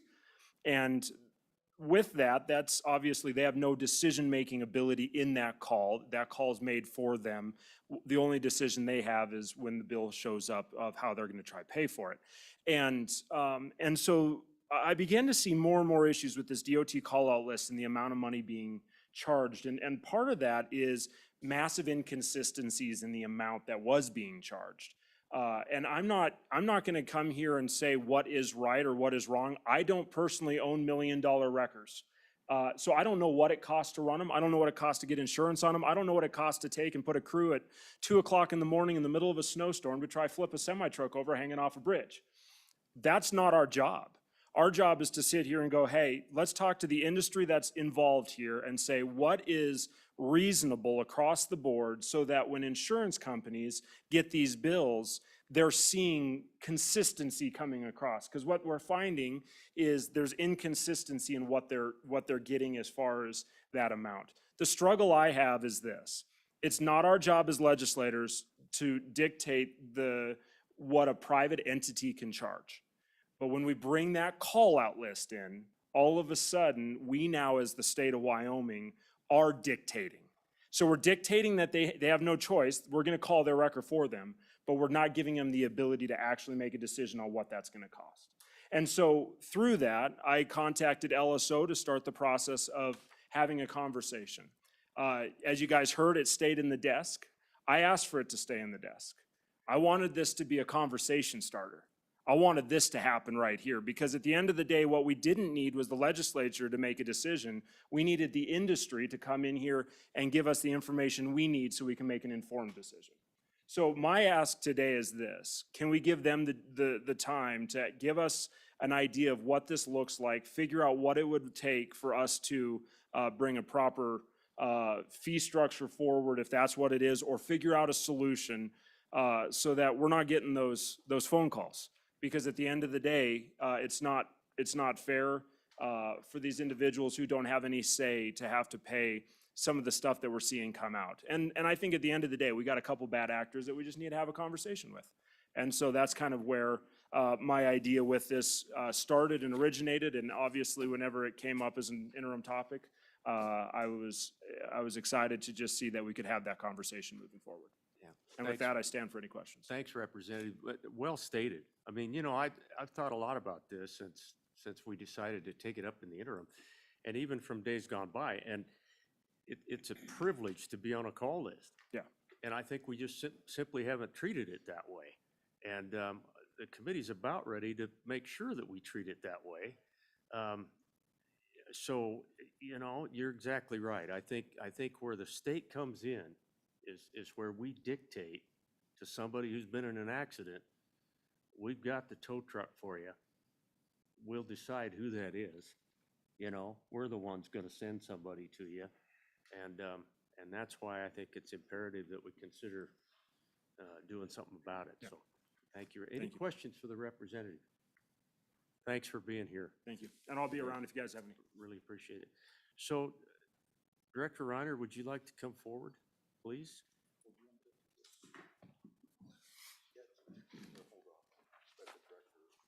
Yeah, say something and then. Director, you provided some materials for us. If you'd like to outline some of that or share any additional thoughts on this topic, I think you can tell we're just wading in to see how deep the water's going to get Sure. here. Mr. Chairman, I think we'd be just happy to walk through these slides, and really for us, it's an overview of sort of how we are involved in this space, because I think it's very relevant to the discussion. I'll take the first slide, and then I'll kick it over to Colonel Walther. But again, as Representative Harrelson so accurately said, this is about non-consensual towing.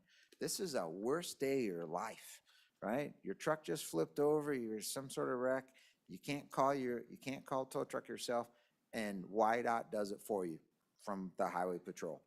And what we have observed over these last years is a dramatic increase in complaints about the fees being charged relative to non-consensual tows. And this last year, we spent a lot of time trying to resolve the issues for some of these complaints that we had in terms of the fees that were associated with it. We have no authority in that space in terms of enforcing fees. We do have a few recourses that Colonel Walther will walk you through, but we don't have the authority to set towing fees.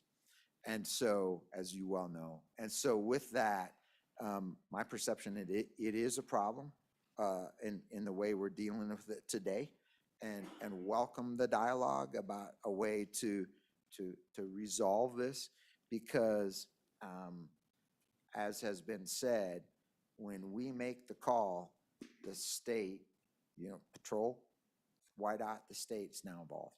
And so with that, Mr. Chairman, I'd like to kick it over to Colonel Walther. Sure. Colonel Walter, thanks for being here. Tell us what you can about this towing situation that goes on out across. Yeah, Mr. Chairman, committee, if I may just work through the slides. I will point out, though, back on slide 1, we do have 9,000 tow trucks called roughly every year. So we do receive quite a few complaints. We did dip a little bit in 2021, but we're on target here for 2022, just 3.5 months in as of April 18th to surpass what we had in 2020. So it's certainly an issue. But, those are just the actual complaints that come in. That doesn't mean that people have issues or don't have issues with the fees, or do and don't call us, I guess is a better way to put it. But these are the ones we're actually receiving. Mr. Chairman, Go ahead, Senator Anderson. Mr. Chairman, did I get that right? You have 9,000 tow jobs a year? Mr. Chairman, Senator Anderson, that's correct. We get roughly 9,000 calls into dispatch for tows, whether that be from members of the public or from us calling for crashes and whatnot. Tow rotation calls are roughly 9,000. Okay. So it's big. So yeah, I'll work through the slides here. As the director said, we don't have the authority to set allowable towing fees. We essentially just make certain that their fees align with the fee schedules they give us. So as part of the process, when they sign up with us, one of the things they do is give us their fee schedule. And so when we'll talk about that here in a minute, but just to follow up on the director's comment is when we get the bills sent to us by complaintees, that's one of the things we look at to make sure they compare with the fee schedules. And so that's what we hang on. We can't say that the fees are too high, just that they're in line with the schedules they sent us. So moving to slide 2, the statutory authority for non-consensual towing, which essentially just means that, you know, we call the tow for them. So it doesn't mean they can't request somebody, put in a special request, especially for locals who know the towing companies in their area or whatever, is they can make a special request. But most people who have been involved in a crash, it's the last thing they think of. So those are what we call non-consensual tows. The department regulates removal of vehicles from the highways when the owner-operator is unable to actively assist, as we just discussed, through rules and regulations. That's non-consensual towing. The rules shall include a disclosure statement from the operator stating typical fees for commonly used towing and recovery procedures. So that's what we just talked about. Typically, those fees include their day and night rates, hookup fees, winch fees, labor costs, mileage, storage fees. It's common now to have a per pound fee too in a truck that's towed. How much does the truck weigh? And they charge per pound per mile. That's fairly common now. Moving on to slide 3 here. Just real Sir. quickly, Colonel, when you say that's fairly common, it looked like, as I looked at some other states, that maybe that poundage fee was not necessarily across the board, but Wyoming seems to have that. Am I reading that wrong? No, Mr. Chairman, I don't think so. I don't think every state's on board with that, like you said. We seem to be making a move toward that as years pass. The per pound charge seems to be increasing and gaining traction. I was pretty entrenched as a division lieutenant or troop lieutenant several years ago, and we didn't see per pound charges at all. And that was probably 10 or 15 years ago. It was very rare. So you're right. It is a lot more common now, but I don't think that's consistent across the We'll country. have to either. ask somebody what the difference is. You know, a semi with a trailer tipped over, you know, anyway, we'll get to that, but thanks. Sure. Mr. Chairman. Yeah, go ahead. Representative O'Hearn. Thank you, Mr. Chairman. We were going to open up a towing and storage fee place in the city I belong to. And one of the problems was the storage of these different equipment and how long that takes. How long is the normal storage for these vehicles? Because I know that price is figured in there. Mr. Chairman, Representative O'Hearn, it's all over the board. I mean, we have some who, depending on the damage, want to get their trucks and their cargo as soon as possible within days, and then some who are their totals, where they maybe offload the cargo on scene, and then getting the truck is no longer a priority. So we have some folks who are stored for months. And then, of course, there's storage fees related to that, and some who are just days at maximum, so. Thank you. All right. Yeah, please proceed, Colonel. We got to move on through so we can keep going. Duly noted, Mr. Chairman. So this slide 3 here just talks about the policy and also overseeing the non-consensual towing services and maintaining a relationship with the towing industry because it's pertinent to safely and efficiently clear the highway system and keep it open. So I think we have a pretty good partnership here with a lot of our towing companies. We did form 2 oversight committees back in 2018, a Towing Advisory Board and a Dispute Resolution Committee. The Towing Advisory Board provides rules, regulation, clarification, and also changes as a board, and then the DRC, the Dispute Resolution Committee, which was also formed in 2018. They review complaints, disputed invoices, ensures fees charged align with the carrier's disclosure statements. They do not see every case that comes in. So back on that slide one where he had 72 back in 22, they don't hear all of those. They hear probably the most egregious ones. If they heard all of them, we would have people who no longer want to be on the board because it would be a full-time job. So, but they do hear several of them. Moving on to slide 4.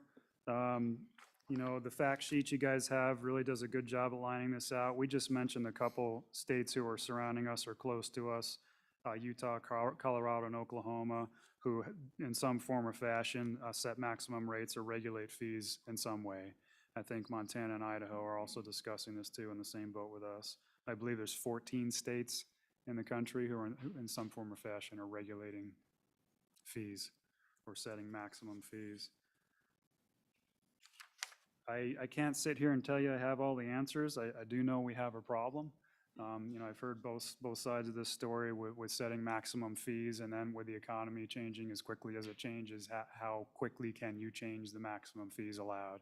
And there's a lot of things involved with that. So I would certainly just say that, what we've been doing, although it works a lot of the time, there's certainly room for egregious violations of this and charges which really, quite frankly, shock the conscience.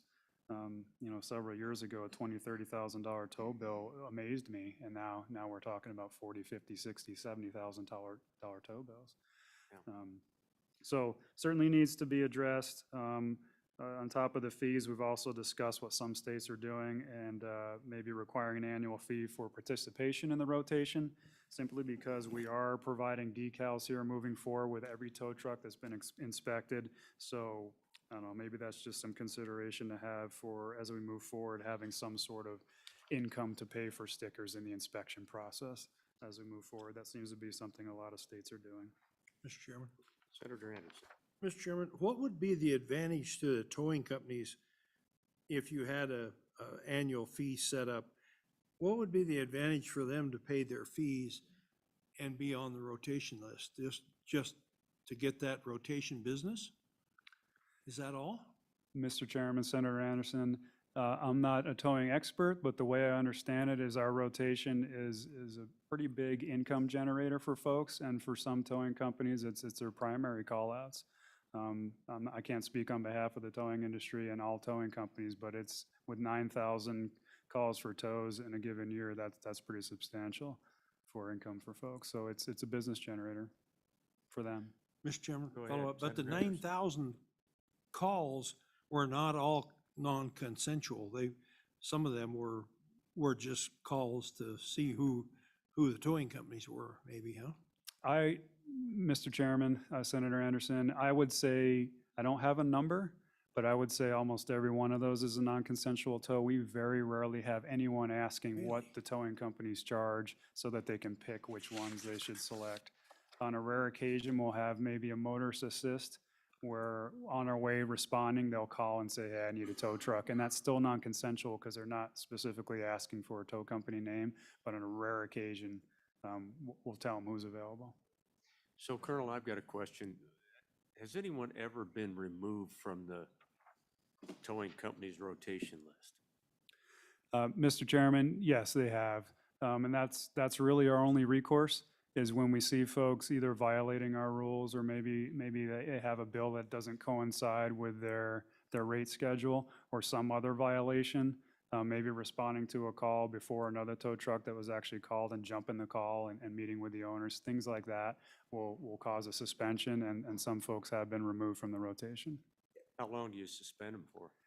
It varies depending on the violation, anywhere from 30 days, I think we've done, up to a year or more before. And Lifetime. yeah, we do have a lifetime removal as well. Mr. Chairman, if I could add to Go that ahead, as Director. well. My thanks to the patrol and also to some from the industry. This dispute resolution committee has actually been an important committee for us, because before somebody has really been removed, that case is run through this dispute resolution committee, just to make, which is really a group of professionals from the industry, and say, hey, listen, we think this is not right. what do you think? And if they concur with really, in this case, it was the colonel of the highway patrol and then approved by me, then that would lead to some sort of removal from the toll list. So it's important for us to have sort of that internal control there and that professional input in the terms of that dispute resolution committee. Okay, Senator Pappas. Yeah, thank you, Mr. Chairman. So, when someone needs a tow, and Highway Patrol responds, are they required to use the company that you suggest from the tow list, or can they just say, can they refuse it and call their own tow company? Mr. Chairman, Senator Pappas, they can request whoever they want. We would just call that in as a special request and then give the name of the tow company. Go ahead, Senator Anderson. Mr. Chairman, I'm still thinking, oh, did you have a follow-up? No. Oh, I'm sorry. He's had his hand up. I'm still hung up with this 9,000. That 9,000 does not include the calls in the city. Those guys go through a different process than a different list than you guys do. This is strictly the patrol gets 9,000 calls. Mr. Chairman, Senator Anderson, that is my understanding. Yes, these are just into the Wyoming Highway Patrol Dispatch Center, which is all state agencies, of course, but not police departments and sheriff's departments. I mean, in any given snowstorm, we have well over 100, if not 200 calls for towing all across the state. I mean, it's large. It's a big number. Yeah, I learned something today. That's a big number. My apologies. Representative Stivar. Thank you, Mr. Chairman. On the tow advisory board in the dispute resolution committee, how often do they meet and when's the last time they met? Colonel? Mr. Chairman, Representative Stivar, my understanding is quarterly. I can't tell you the date when they last met. I'd have to look at my calendar, but Mr. Chairman, Representative Stivar, I heard August. Okay, August, okay. So if we had a truck company, one that, say, called a senator and expressed real outrage at a $70,000 bill, they might have to wait those 2 or 3 months to come in front of this tribunal to see if that tribunal supported their position. And if that position was supported, what's the resolution? How does that work out at that point? I mean, the company could still say, well, we don't care if they agreed with you or not. You still got a bill and we want you to pay it. Mr. Chairman, that's correct. They don't meet all the time. Sometimes they would have to wait. Most of the towing companies have been pretty good to work with in talking about their fees and reducing what they charge for that specific bill. But again, our only recourse, if they're not willing to work with us or they're out of line with their fee schedules that are submitted, is to remove them from the rotation. We can't tell them what to charge necessarily. Just a little clarification on the dispute resolution committee. The director did a good job lining that out. We do have members of towing industry on there, a WHP representative, insurance industry, and trucking association represented as well. Director? Yeah, Mr. Chairman, I was just in terms of the dispute resolution committee, my understanding is they'll meet on demand if we so request. So, gentlemen, Representative Burt's got a question too, so Okay. go ahead. Thank you, Mr. Chairman. I mean, obviously, we're talking about not being able to control rates, but with competition usually drops cost. How many companies are on the list statewide? How does a company get on a rotation list? And then how does a rotation actually work? If I'm in Green River, where area I live, and a trooper calls a particular company, say we have one there, and that particular company can't come out to me, do they call somebody from the Evanston? Or how does that particular process work if there isn't a local available tow company to come get me? How far is that reach that maybe we're paying an extra mileage?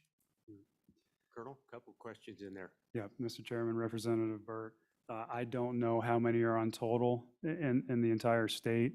We have 18 troops set up around the state, and every troop has at least one rotation that they call off of. For example, Cheyenne, I think, has nearly 20 some odd tow trucks on their rotation. And it is literally just that. we take the next one up. For a non-consensual tow, it's the next one on top of the rotation. If they don't answer the phone in a certain amount of time, or they can't respond, or they're on another call, we just move to the next one. We have some rules there for keeping them on top if, depending what the issue is or why they couldn't respond. Now, as far as areas go, we try to maintain several on the rotation. So like for the Cheyenne area, that's a busy area with 20 some odd on the rotation. It's not typical for us not to be able to get a hold of one of those. There are some smaller areas where it's a little more difficult to get tows, several tows on the rotation, but we have a pretty robust rotation right now. So it's pretty rare for a tow truck in that area to not respond. Again, this is their livelihood. And so if they're on a rotation, I very rarely hear any more of folks not being able to get a hold of a tow. Now, major storm events where, there's 3 or 4 folks on a rotation or 3 or 4 tow companies on a rotation, they just get backlogged, they get stacked. You only have so many in the area who can get there. So just like our troopers responding to crashes, the tow companies will stack too, and they'll be an hour or 2 hours out, and they'll prioritize where they can. So committee, anything more for the Department of Transportation? I want to give Heather an opportunity to give us some highlights of your Mr. white Chairman, paper question. that you've seen in your packet. So we're going to get to that after this. Let's go to Representative McGuire and then back to Senator Pappas. Thank you, Mr. Chairman. I would invite the committee to consider, as we're looking at the big picture of this, maybe ask the insurance commissioner and also ask or look into regulation of the motor clubs insofar as how many people have purchased, and I'm going to use motor club, how many people have purchased a motor club membership thinking I'm covered, and then they find out that that motor club coverage is of a limited number of miles. And the reason that I would ask us to consider it is so the motor clubs and the insurance companies have the big stick. They negotiate exactly what the rate is going to be. And the problem is once you hit the end of that limit, and of course I'm going to use one of the motor clubs, one of them has a 5-mile tow. Well, if you're between here and Wheatland and you got to get a tow, that first 5 miles, great. But the rest, that next 70 miles can really hurt. And the reason that I bring that up for our consideration is, again, it seems to me that that negotiated rate that the consumer should, maybe, I shouldn't say should, but maybe there is a way that the consumers can continue to be protected by that negotiated rate. Something to consider, and I think it's something that we should look at because, again, the problem is the consumer, the average consumer, they think they've got coverage until they need it, and then all of a sudden they get the big hit. And I think that's something that we should bring into the larger picture. Thank you, Mr. Chairman. Thank you, Representative. Senator Pappas? Yes, I was just, back to the tow on the rotation. Is it just for towing, or does it include recovery of loads that have spilled? Because many times there's probably a lot of effort in trying to recover, produce that may spoil, it's been on the road. Is that part of it that increases those large costs? Mr. Chairman, Senator Pappas, yes, they do recovery as well. They're responsible for cleaning up the crash site essentially, and anything that may have come out of that vehicle, that truck, whatever it is, that load, they're responsible for getting that off scene. A lot of times they might be able to call the company out there too to offload onto another truck, but that's something that they arrange. But they are responsible for bringing the load back to their yard or whatever it may be. Let's go to Representative Henderson, but first, let me just remind everyone, let's use our broadcast voices.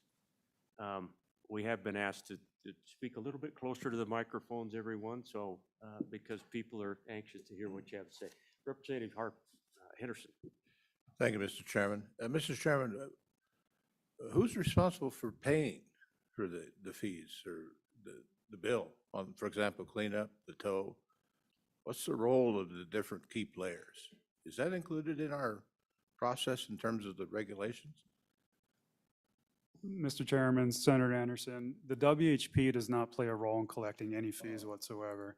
That goes through either the insurance company or ultimately the owner of the vehicle or the company of the vehicle. That's who pays the bill. Go ahead, Representative, follow up. So, thank you, Mr. Chairman. The concerns that I'm hearing are the concerns of you know, paying the bill. It's not, I mean, it's pretty straightforward, if you will, setting up a rotational call list and having criteria for who's going to be on it and how much they have to pay to be on it. But then the more important thing is who has to pay for the cleanup of the scene and, you know, and the tow bill? And who follows up to make sure that gets done? Representative, I think we do probably have some industry folks here. We're gonna go to public comment here pretty quickly, and so chances are we'll learn a little bit more at that point. But anything else for the Department of Transportation? Mr. Chairman, Go ahead, just, Director. just maybe to follow up on a question I don't think we got quite answered was, how do you get on the list and what are the qualifications? And so if I could ask Colonel Walther to just talk through that quickly. Okay, absolutely, go ahead. Mr. Chairman, Representative Byrd, my apologies, that was your question. I didn't answer it. But we have an application process that folks go through where they submit an application. We do a tow truck inspection, make sure they have all the paperwork, insurance, winch cables are proper, they have brooms and lighting and everything that they need to operate a tow truck as far as safety is concerned. One of the things we check too is addresses of the yards. One of the issues we run into is a tow truck company owner having 2, 3, 4 trucks and they want a coveted spot on the rotation. And the more coveted spots you can get, the more calls you get. So some folks will set up multiple companies. And so that's something we have to vet too. And is a concern of ours is making sure that regardless of how many trucks they have, that there's still one company on the rotation. So those are all things we vet, but there is an application process and a paperwork process and inspection. Representative Overmuller. Thank you, Mr. Chairman. I just want to make sure that, kind of follow up on what other people have talked about, but as we move forward and listen to other testimony, just want to make sure that I have an understanding of your understanding of what is included under that general concept of towing. Does that include everything involved in lifting or putting these trucks upright, if they're pulling a trailer and lifting them off the bridge and actually everything associated other than actually towing them down the road? Or are we talking about a comprehensive, if the $17,000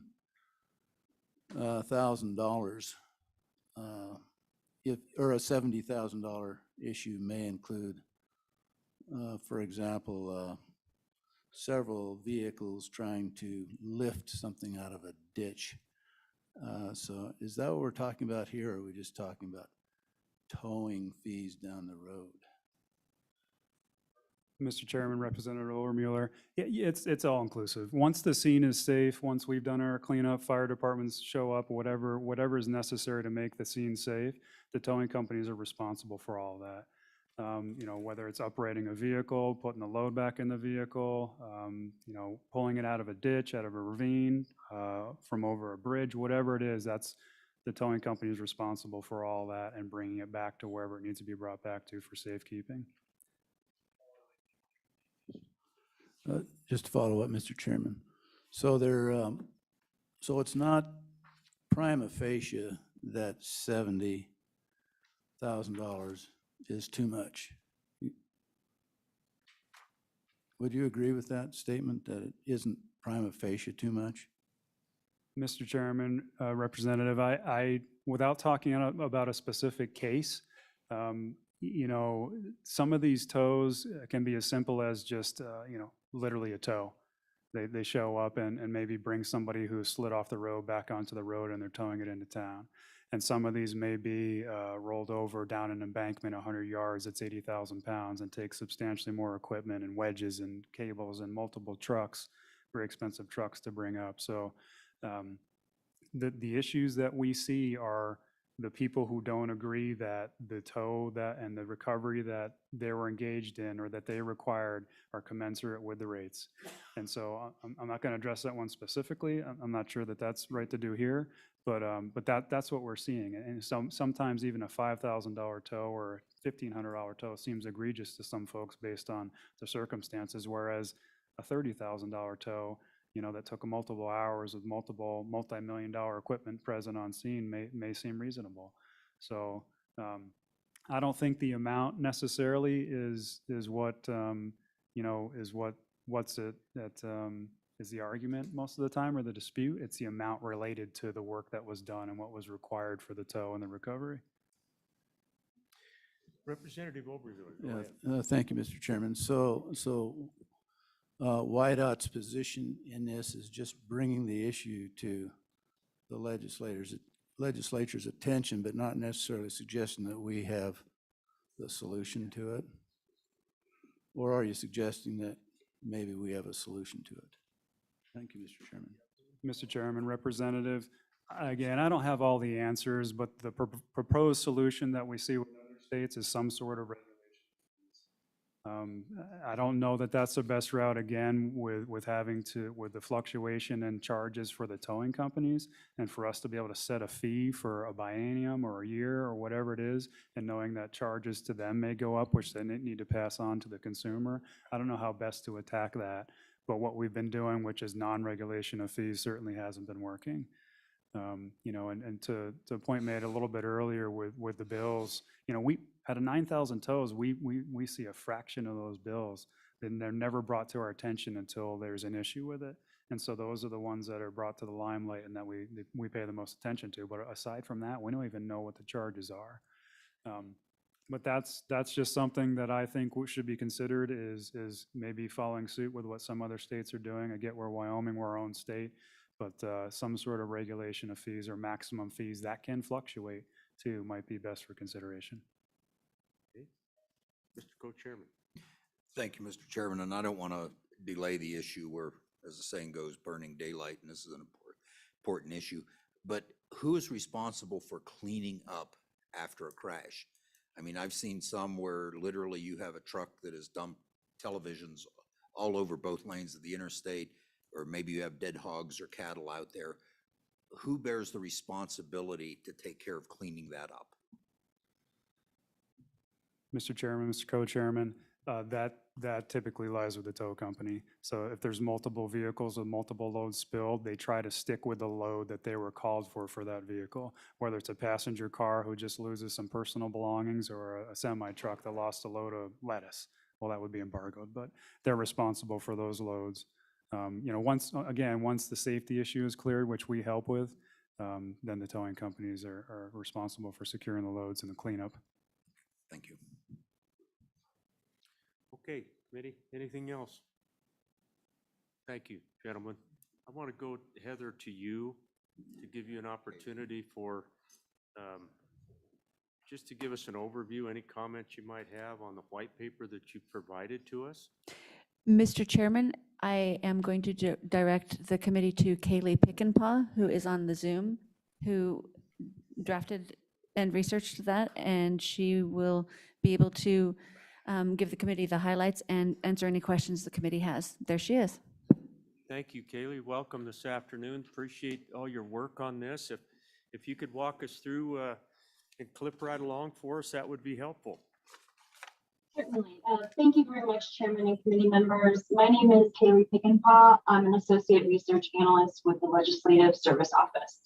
I'll just give you a brief overview of the fact sheet provided in the meeting materials. We looked at how other states regulate non-consensual towing fees, and we rely on NCSL for the initial identification of states that regulate these fees. NCSL identified at least 17 states that regulate towing fees through statute, non-consensual towing fees through statute, although there may be others along with states that regulate at the local level. The LSO looked further into 7 of the 17 states identified by the NCSL, and we chose Colorado and Utah because of their geographic proximity to Wyoming, and the remaining 5 states were chosen because they provide a range of different regulatory options regarding this issue. So for states with maximum allowable rates for non-consensual towing, the LSO looked at Colorado, Utah, and Virginia. Colorado and Utah set maximum allowable rates for non-consensual towing either through statute or through rule. And Virginia declares a specific amount for non-consensual towing in statute. Arizona, Connecticut, Louisiana, and New Jersey regulate non-consensual towing rates through means other than setting specific rates in statute or by authorizing a state entity to establish maximum rates. Arizona authorizes localities to set non-consensual towing rates, and they also allow an executive agency to set rates through contractual agreements with towing firms. Connecticut and Louisiana authorize an executive agency to establish a schedule of uniform fees, and Louisiana, similar to Wyoming, also utilizes a rotational towing company list. We also looked at New Jersey, who statutorily defines what is considered an unreasonable fee for non-consensual towing, and they authorize an executive branch agency to set a uniform schedule of towing fees. So that, Mr. Chairman, is a broad overview of what the LSO found regarding how other states regulate non-consensual towing fees. I'd be happy to provide you with more detail on individual states mentioned if you would prefer. And otherwise, I'll stand for questions. Okay, Representative McGuire. Thank you, Mr. Chairman. So in your research, and I'll jump ahead, what I'm moving forward and thinking about is a report that, so if a company is on the list, they're called by a representative of the state of Wyoming, that after the tow is completed, they submit to the state of Wyoming, i.e. YDOT, how far the tow was, what the rate was per mile, and what type of vehicle it was. So that's the end goal. Prior to that, my question is, in your research, do any other states collect that data ultimately so that we can look at a benchmark? Because right now, I have no idea what we're looking at. I have no idea what the scale is. And I think it's important for us, even if we have a period of data gathering, it's important for us to find out what the scale is first before we go off and say, well, it's wildly off in Wyoming, or maybe it's under market. I don't know. So I'm curious, do you have or have you seen that data? Thank you. Kaylee? Mr. Chairman, Representative McGuire, thank you.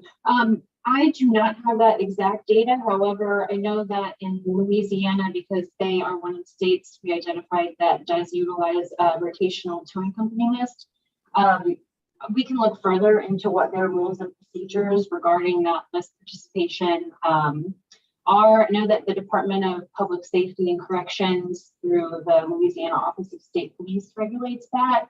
And then those rules are reviewed by the House and Senate committees on transportation, highways, and public works prior to their enactment. So I would be happy to look further into that and to also try and see if there are other states other than Louisiana and Wyoming that utilize the rotational list. Other questions?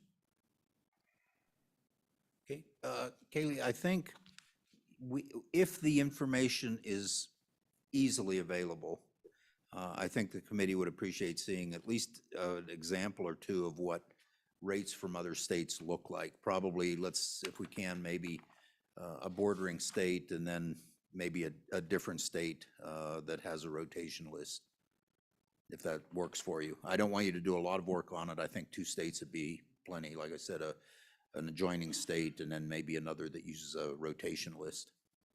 Certainly, Mr. Chairman, we can get that for you. Okay, thank you, Mr. Co-Chairman. Thank you, Kaylee. Appreciate all your work on that. Committee, I'd like to go to public comment on this issue, and then we can take it up after we finish with public comment and see where and if we want to go anywhere with something. So let's. Yeah, I think as the afternoon progresses, I think you can tell that we're going to run pretty late tonight. So I want to let everyone know who is listening in that we're going to move the topic for the end of the day, which is off-road recreational vehicles, vehicle safety equipment and insurance. We're going to move that one to tomorrow morning. We're going to push that. Otherwise, we'll be here till 9 o'clock tonight. So I think just so everyone knows, we're going to move off-road vehicles to tomorrow morning. We still have towing that we want to hear from folks about, and then we'll take up right-of-way rules and policies after that. So we've got a full afternoon. I'm going to ask everyone to be on point and professional about this, and let's go to public comment. Who would like to comment on this issue? Please come forward. I'd ask that you state your name and who you're with. Pardon me, ma'am? As the Towing Association? Yeah, then we'll wait for public comment after they're done. Yeah. My mistake. You are listed as somebody who gets the opportunity to present to us. If you guys would like to come forward, thank you for reminding me of that. I apologize.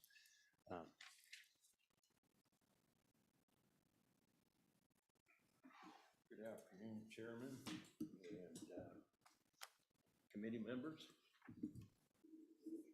I'm Dave Rose.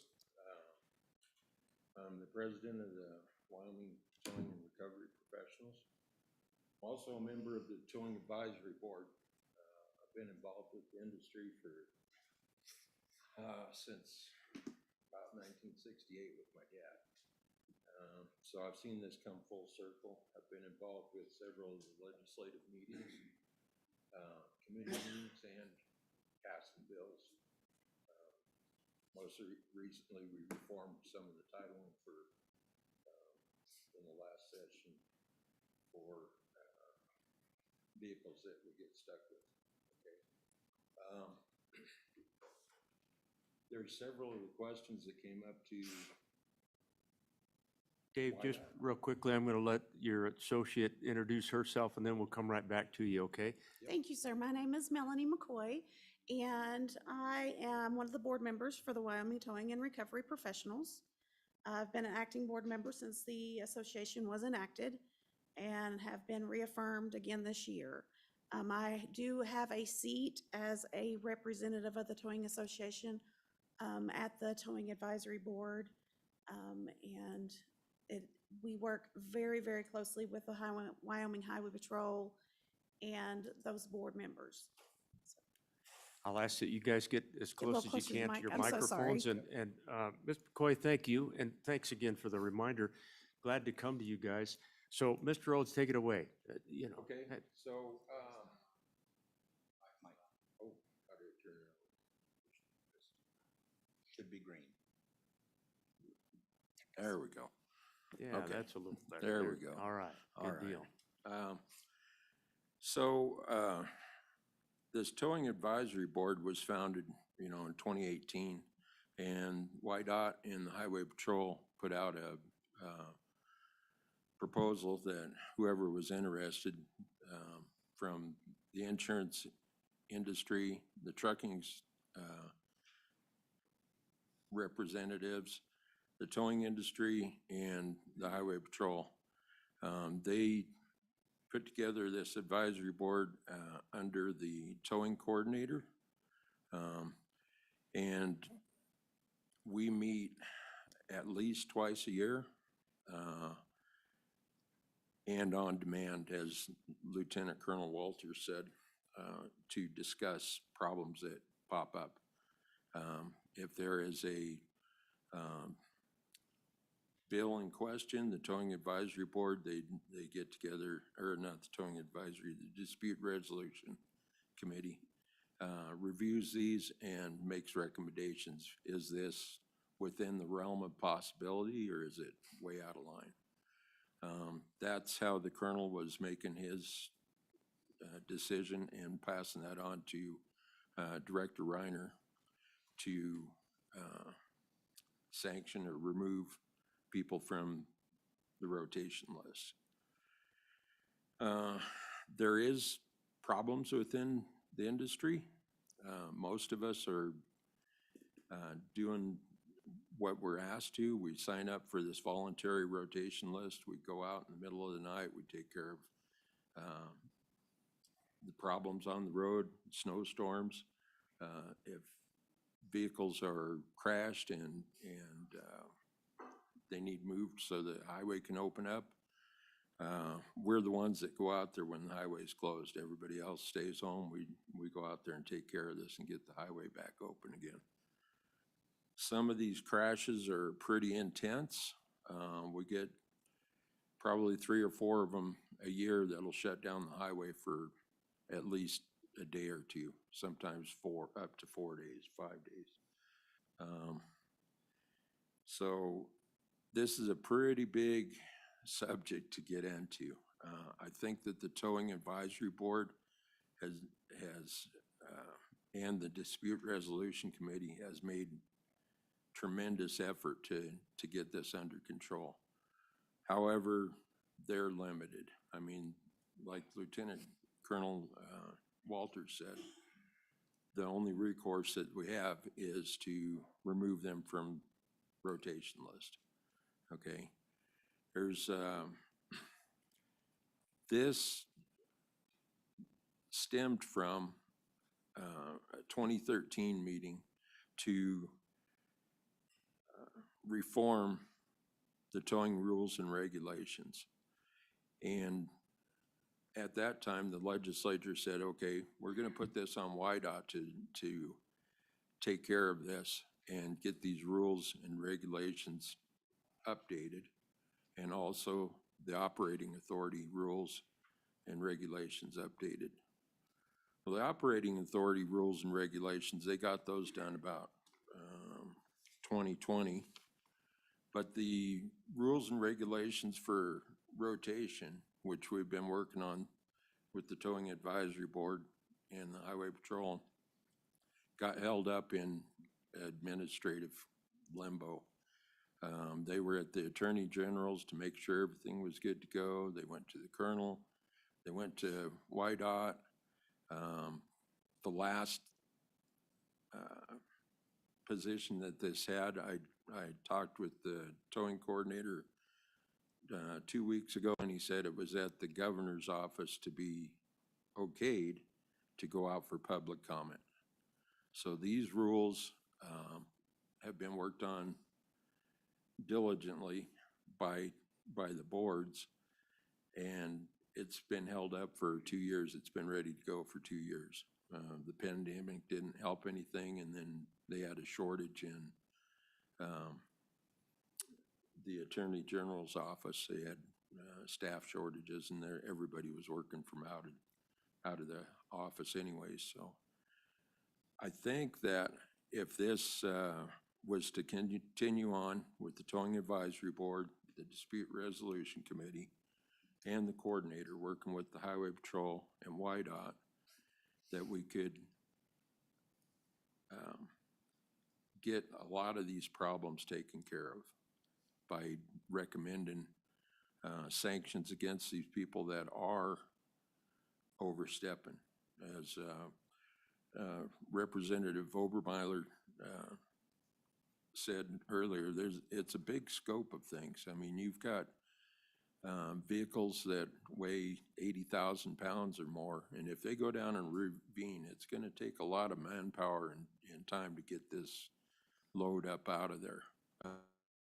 And then vice versa, if you get a simple jackknife that maybe takes a half an hour, maybe an hour, or even 2 hours to go back to the lot because the truck is slightly damaged, it cannot be $40,000 or $50,000. It just can't. And these are the bills that we're getting the complaints on. In 2015, the legislature passed a bill. It went into effect in 2015 that we have to justify our towing and recovery bills in any action. So I think that we're probably covered as far as,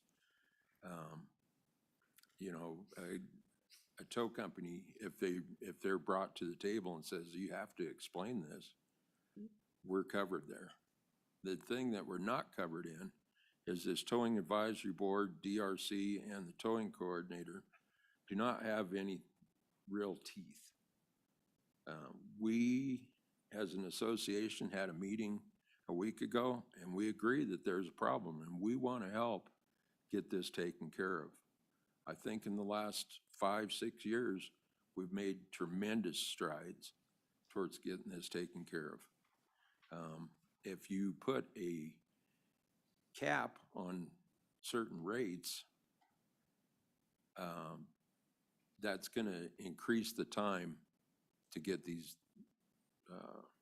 calls cleared and get the road open. That increases time for that increases your chances for secondary collisions and further damage to the roads and, you know, quite frankly, a lot of extra accidents.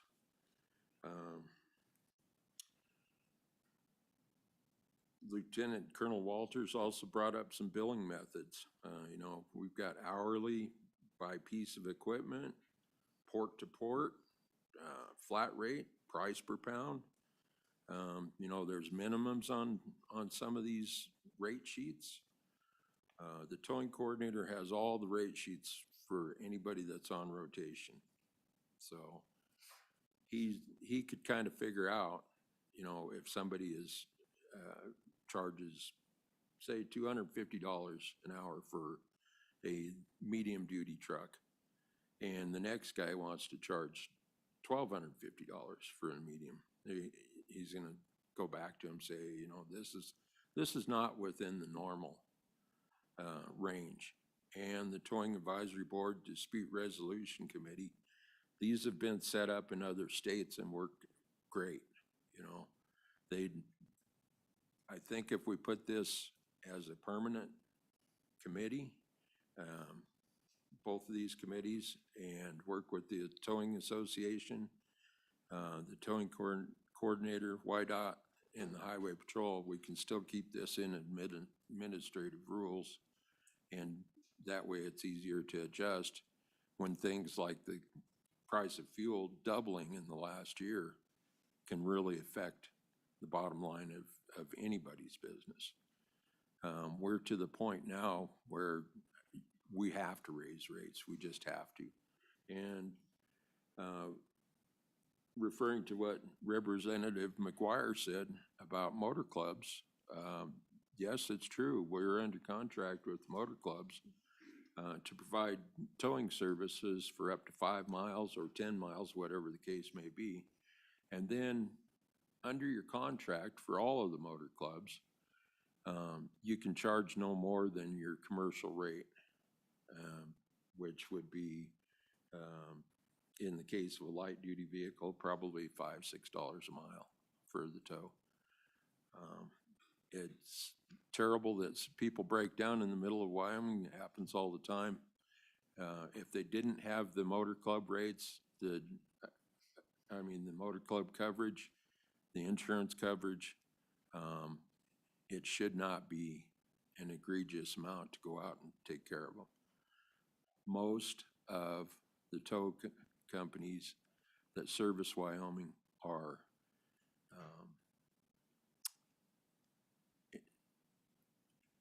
good companies. They want to take care of the motoring public, and they want to help people out. They're very passionate about it. There are some that are way out of line, and we agree. We would like to help you get this taken care of, and we don't believe that capping the rate at a certain amount is going to help anything. Mr. Rhodes, thank you. Appreciate your comments. Let's go to Melanie. Why don't, if you've got any comments to add to what Mr. Rhodes has presented to us, and then we'll allow the committee to ask any questions, okay? So let's go to you. Thank you, sir. Representative Oblmuller, if I can say your name properly, I'm sorry. You had asked earlier about the rates, what Highway Patrol, covers with the rotation, with it being just a tow or all the way to the cleanup. And he was correct to let you know that, yes, it is that entire range. However, when you're looking at capping rates that other states have done, they are not necessarily capping recovery rates. They are capping small tow rates to try to protect the general public against the average everyday tow from point A to point B for a breakdown. Those rates have not been quite often sent through process. Every company has to put those rates in their rate sheet, and as Mr. Rose said, the Highway Patrol does have those rate sheets in front of them. They have the authority to say, I don't like this, can you rework it? It has been done to us in the past. There's nothing there that says they cannot continue to do that. So they do have some authority over rates, just not to be able to say, this is what you have to charge. But they can say, this is ridiculous, please give me a new rate sheet. So that is something that they are within authority to do. Maybe that is something we should press on, that they do give that some teeth, that they can do that and make some of these companies that are making all of us look poor, understand that that is in their authority scope. You had asked how to get on the list for the rotation. That does require a large financial outlay for any towing company. Not only do you have to have the piece of equipment, which is very expensive, you also have to have the property. There is a long list of items that you have to go through, and it does require financial outlay to be on that rotation. So when you are trying to get on rotation, it is a financial investment. It's not just willy-nilly done. It is a investment in your company to get those rotational calls. Yes, they are an income for all of us, and we do invest in that in order to get it done. I just wanted to point out also that the amount of calls on that list, that's the first time I've got to see those, and I was actually rather proud.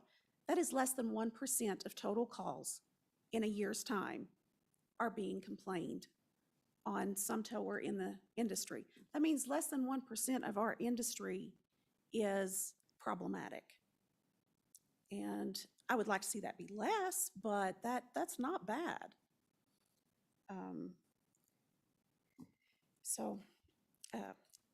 I could go on forever, so I don't want to, bore you with anything that you've already understand and know.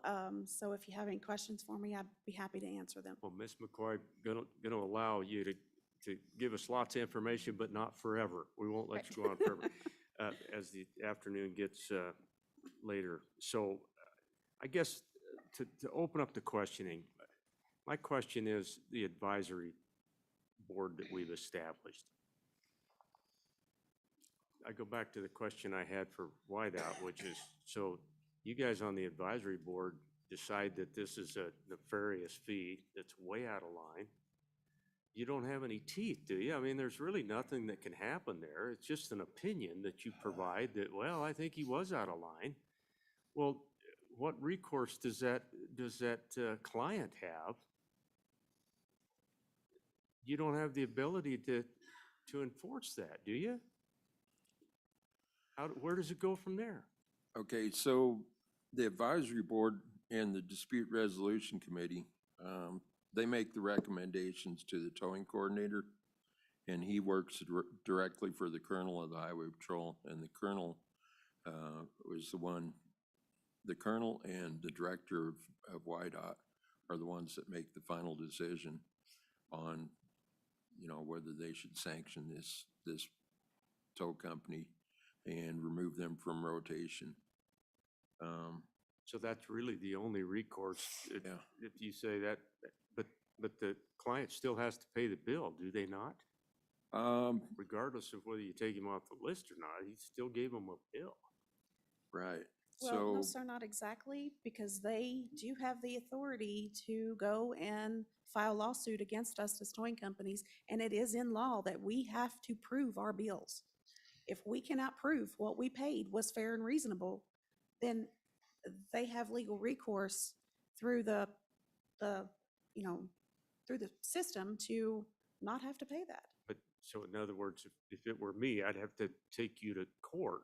Okay.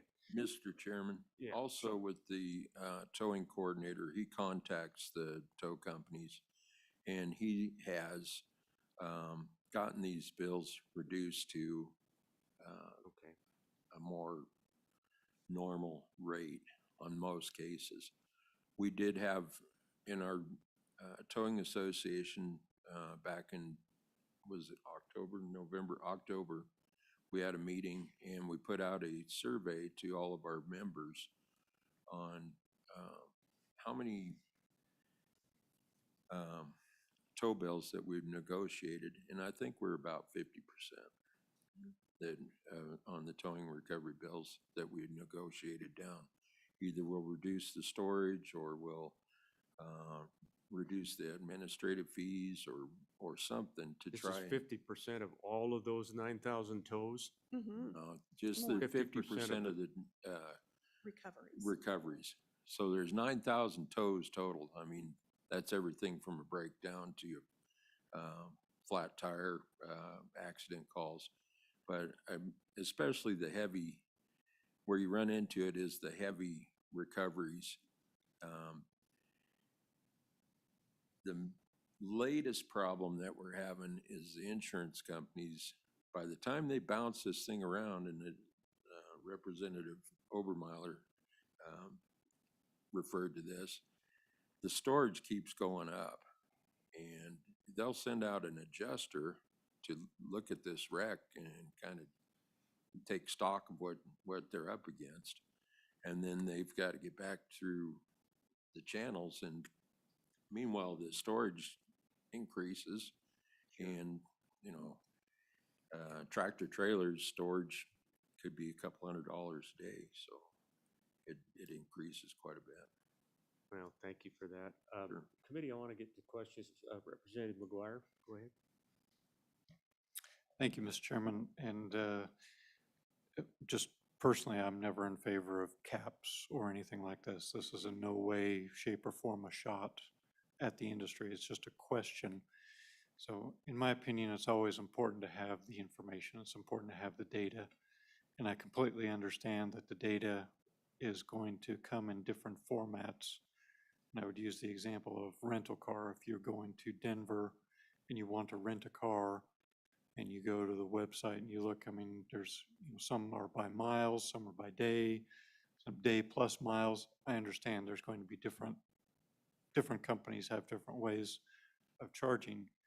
My question is, what's the best way for this committee to get the data for the companies here in Wyoming, baseline data, so that we can see what would an average per mile tow be on a major highway? What would an average per mile for a passenger car?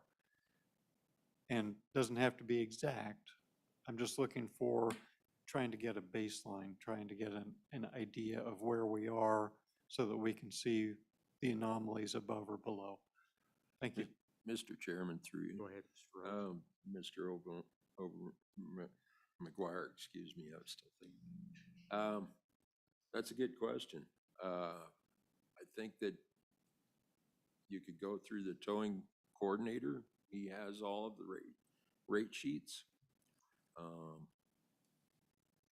You can ask for a sampling from different tow companies of what their cash rates are and their recovery rates and what their tows are.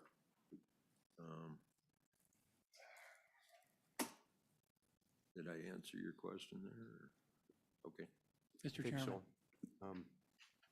Representative O'Hearn. Thank you, Mr. Chairman. Mr. Rose, were the 40 complaints lodged in 2021, if I'm looking at that right? Did the towing advisory board come to fruition and make everybody happy? Because you have the tow rates in front of you.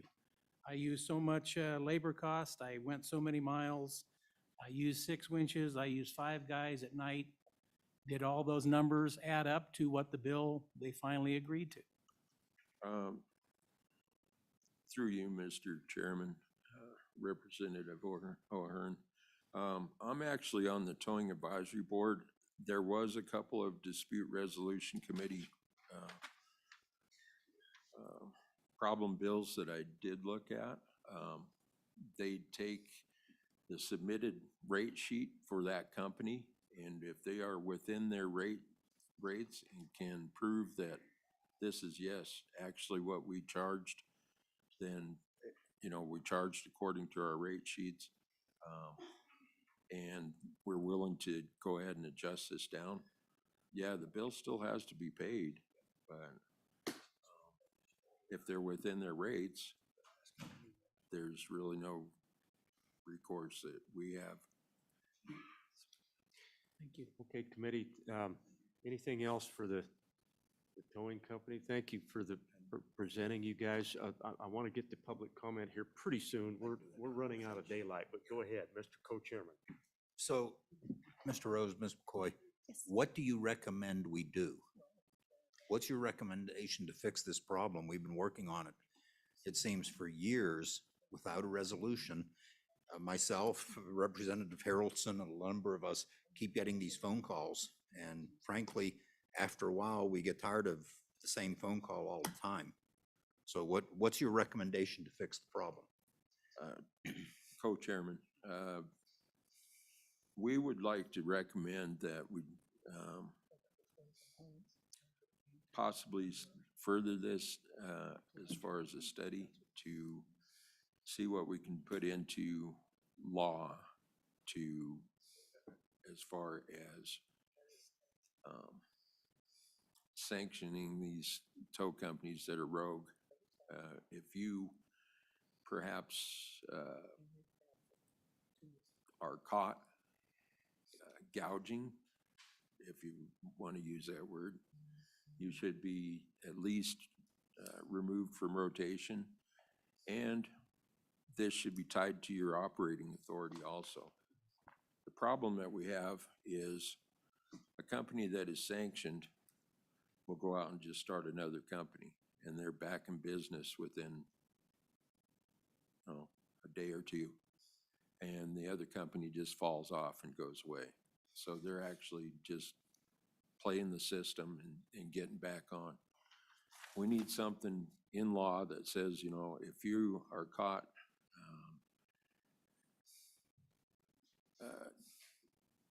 Being egregious. yeah, being egregious, that you're going to be removed from rotation for at least a year.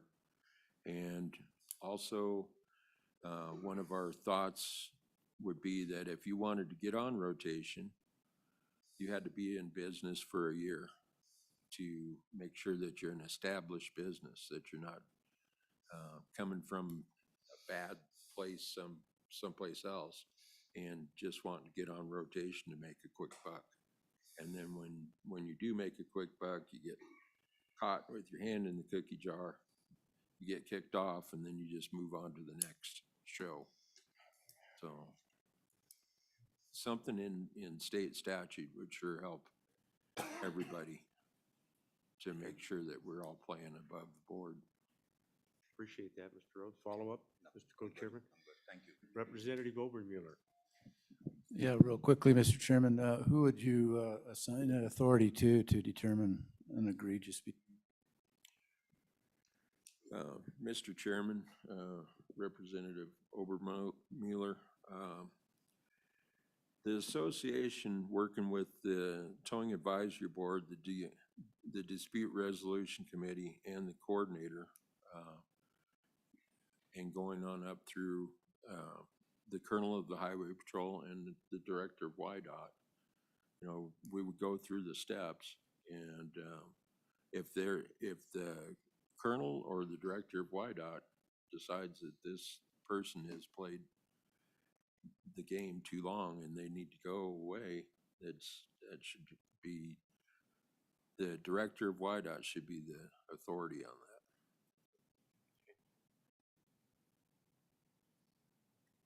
that. Okay, thank you, folks. We're going to go to public comment, and we reserve the right to ask any questions a little bit later of you two, okay? Thank you. Thank you very much.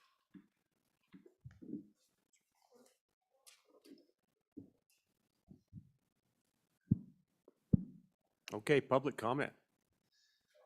I'm gonna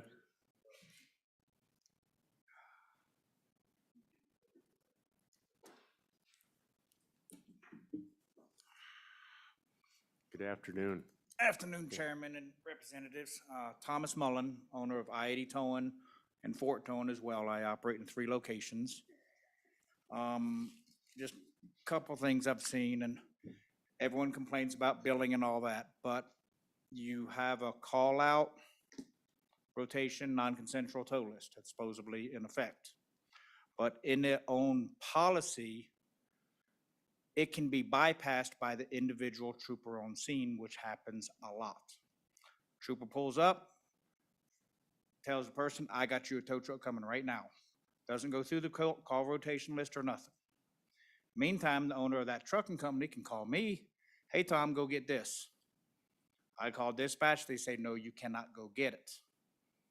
We are not allowed to go out there and recover it, and I've heard the troopers on their phone talking to the owners of these trucking companies stating, I want Tom to come get it or I-80 Towing. Troopers like, no, you have to use whom I call. Doesn't go through dispatch, doesn't go through none of that.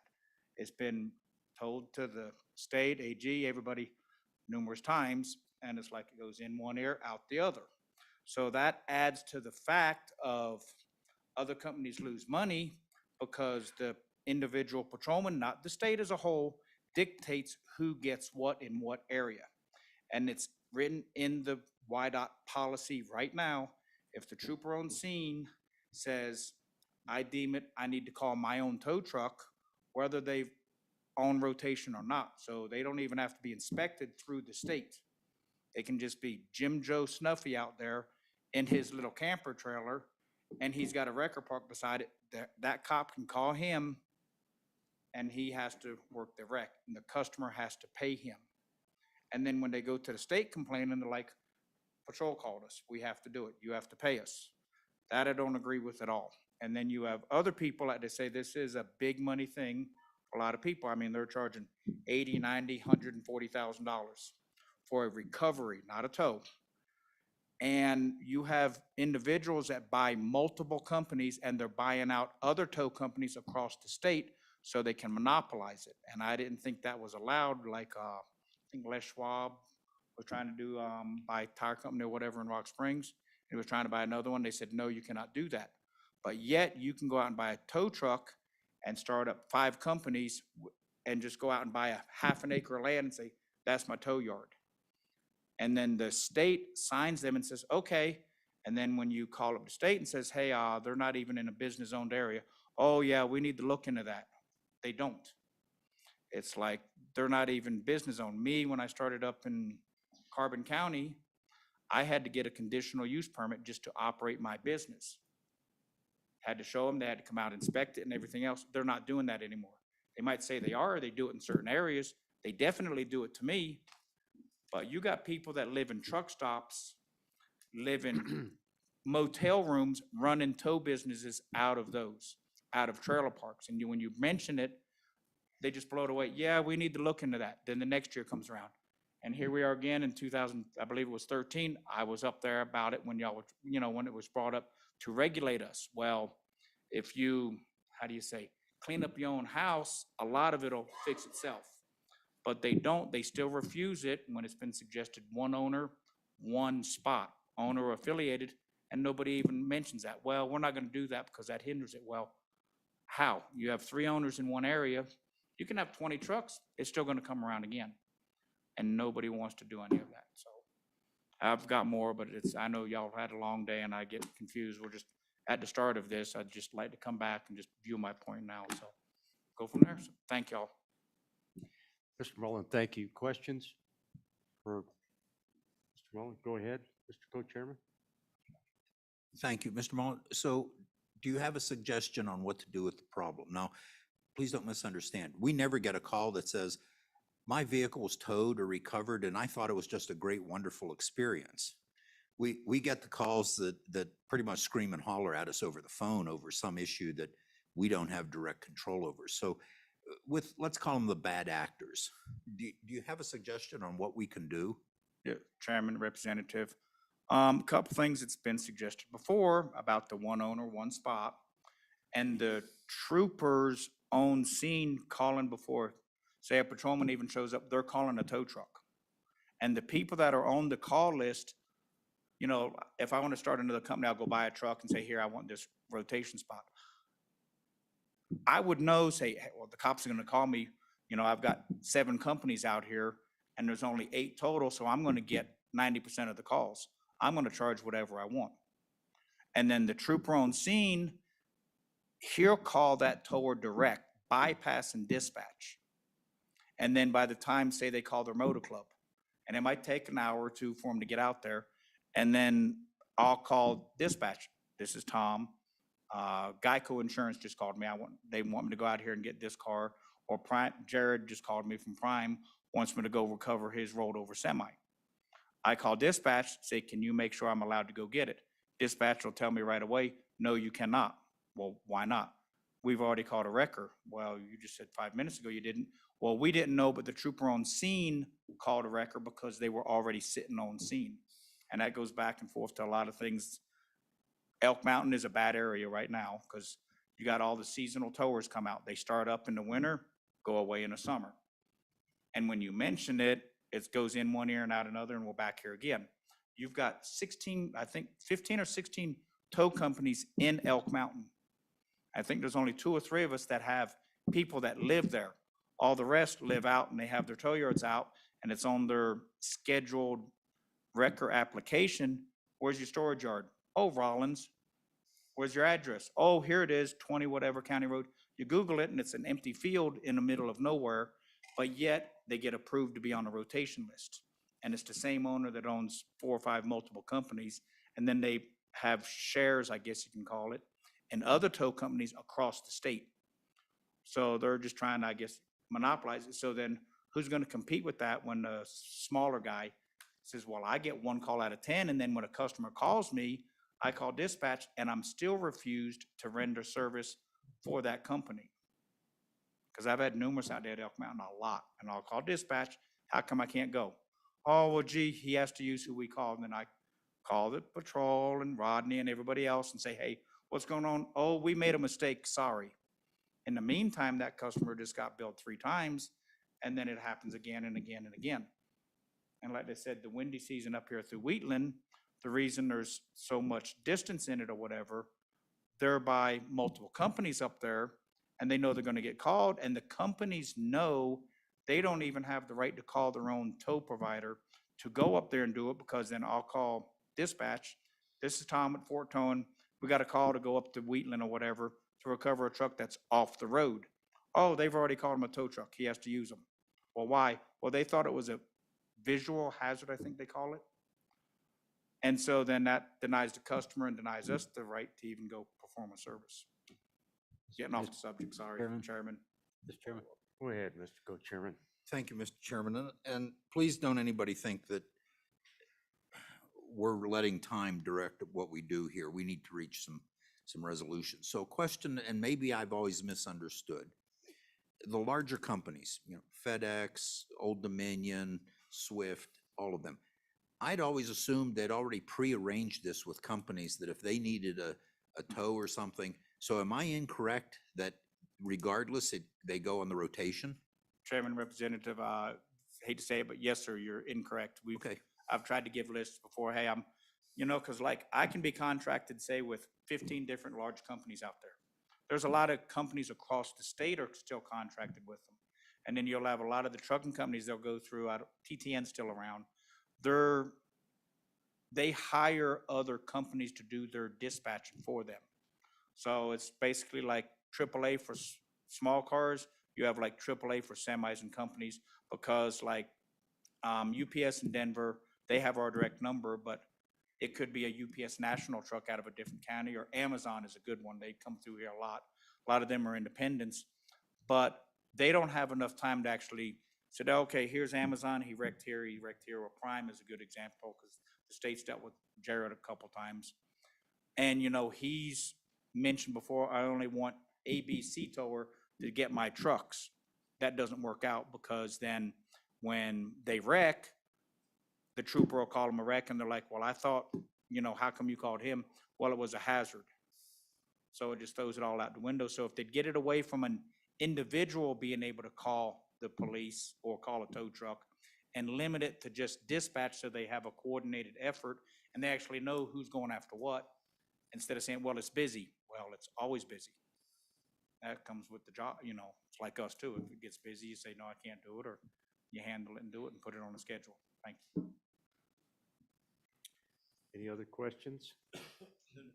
Oh, Senator Pappas, thank you. Yeah, I heard some real big conflicting information now today, because I point blankly asked YDOT on the patrol if they can, if an owner can call their own wrecking company or their towing company, and they told me flat out, yes, they can.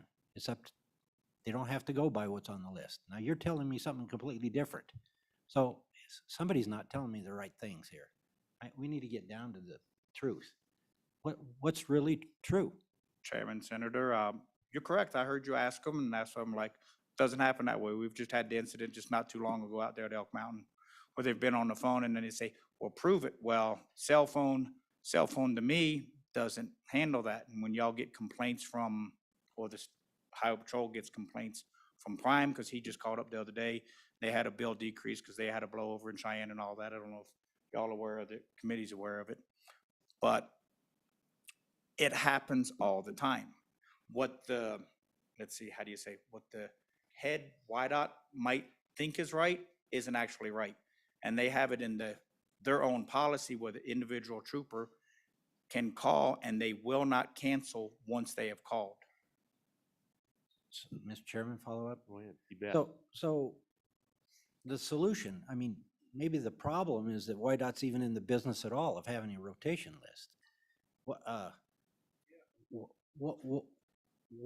What would happen if we just got rid of the entire program and just let owners of vehicles just worry about it?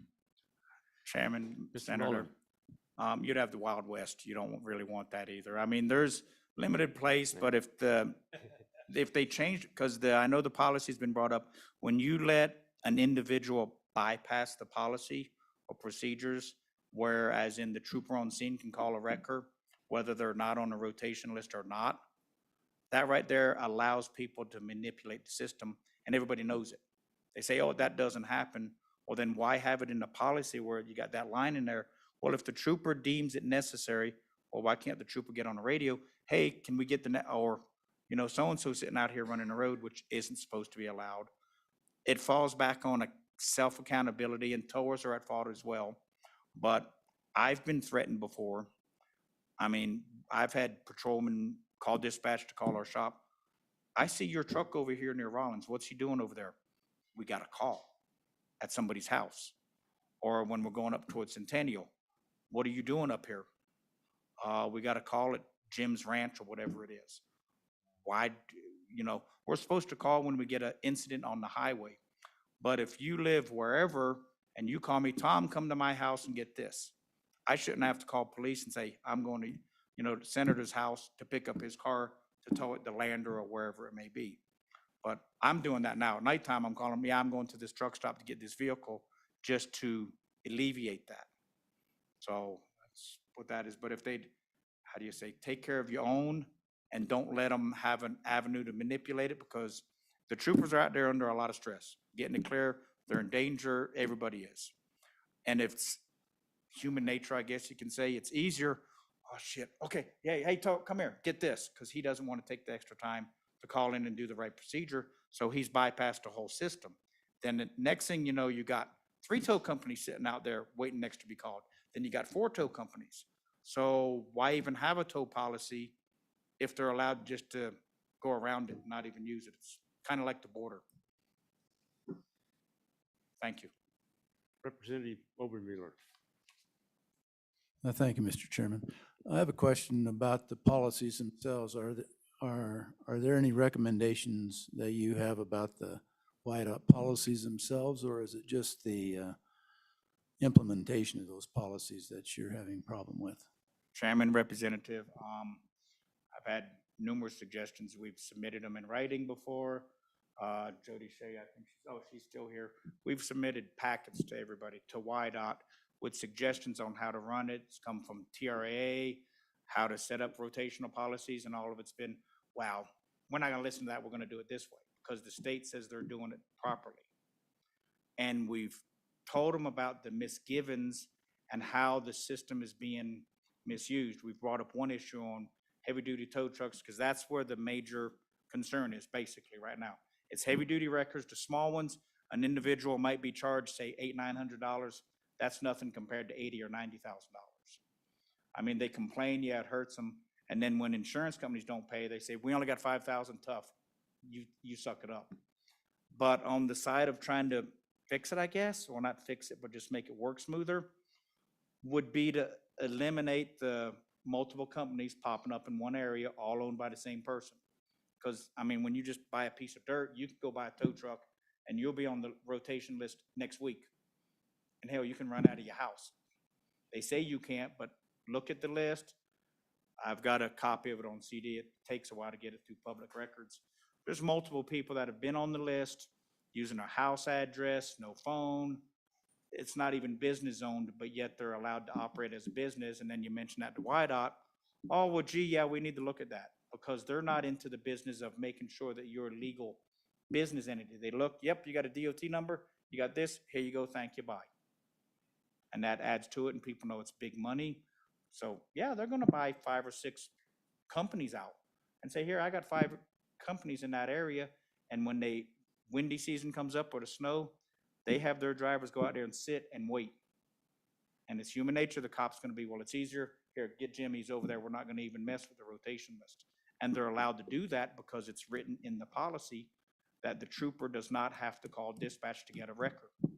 And then when the owner of the vehicle or the trucking company tells that trooper, I want a company to come out here, it's like, no, you cannot. I called you a record, you have to use them. Thank you. Yeah, so your ask is that YDOT follow their policies, and you're asking the legislature to somehow address the issue of one-owner businesses and how that structure works. Do I understand what you're asking here? Chairman, Representative, in a nutshell, kind of, yes, sir. Because they're allowing these entities to monopolize or try to monopolize the state. It's not just a region now. You've got entities outside of Wyoming coming in here, buying up a lot of companies. And they can buy up whatever they want, but like David just mentioned, if you want to operate a tow business, say in Wyoming, like any business, the business owner knows he's got a risk starting up a business. But like on small wreckers, there's not a lot of skill. Well, there is skill, but not as much as a heavy. So like you said, on small wreckers, if you want to start up a tow business, fine. Doesn't mean you have to be on a rotation list. Buy it, operate your business for a year, showing that that's what you're in a business for, and then come apply for the rotation list. Heavy duty, I think it should be 3 to 5 years in business, showing that you have the knowledge and capability of actually performing heavy duty recoveries, and then apply to the rotation list. But right now, anybody can apply to the rotation list, anybody. And 98% of the time, they've been getting approved. And they say, well, we'll deal with it next year, or it's up to legislation. It's like, well, you as YDOT already have the authority to write the rules and regulations. Internally, you don't have to wait on the state to do it for you, but they don't. And then when they leave those the little get out of jail clauses in there, where, well, the trooper can call whoever he wants.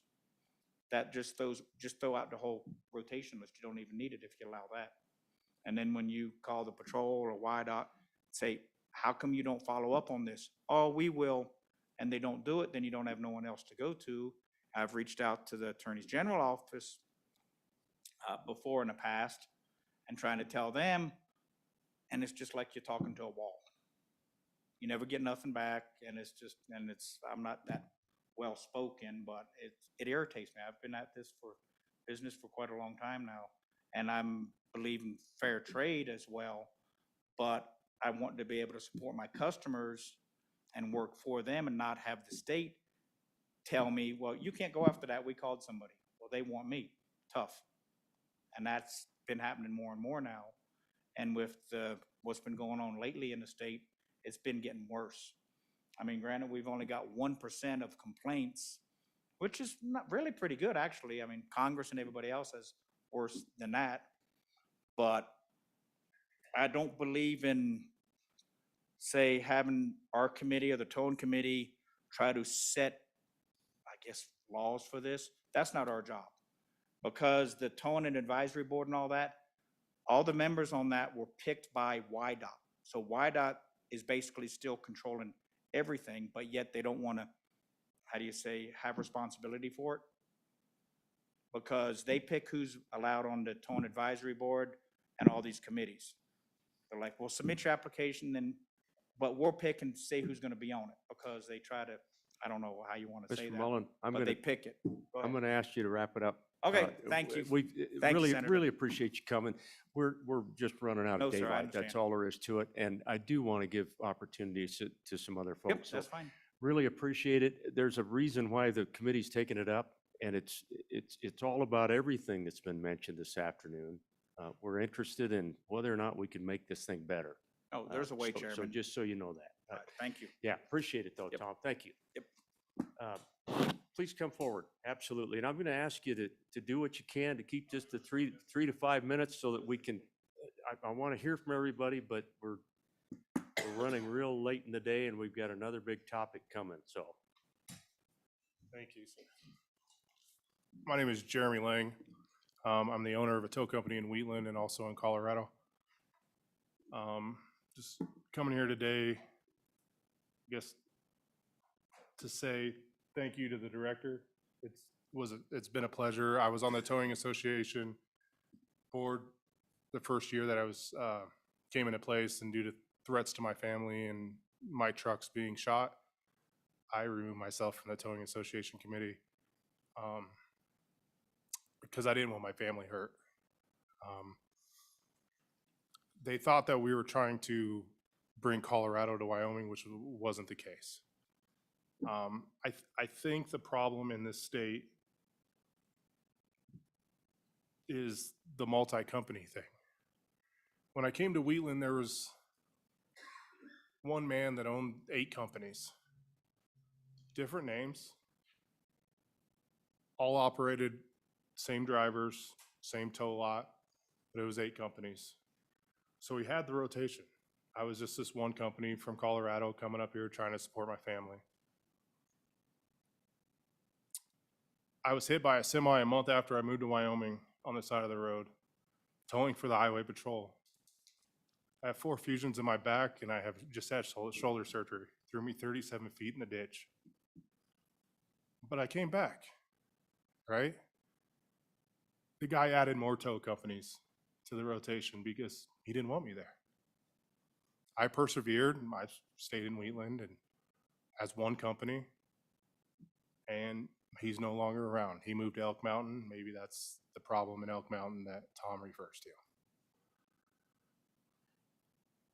I want to touch on what Tom said about these larger fleets not being able to call their own tow trucks. They have every legal right to do so, as they do. I'm part of a really large tow company out of Utah. We have contracts with CR England. We have contracts with Crete. We have these contracts. The problem that you run into, and it's about safety and efficiency, is when these trucks are blown over or they wreck, there's lane blockage to your highways. That's where the highway patrol comes into play.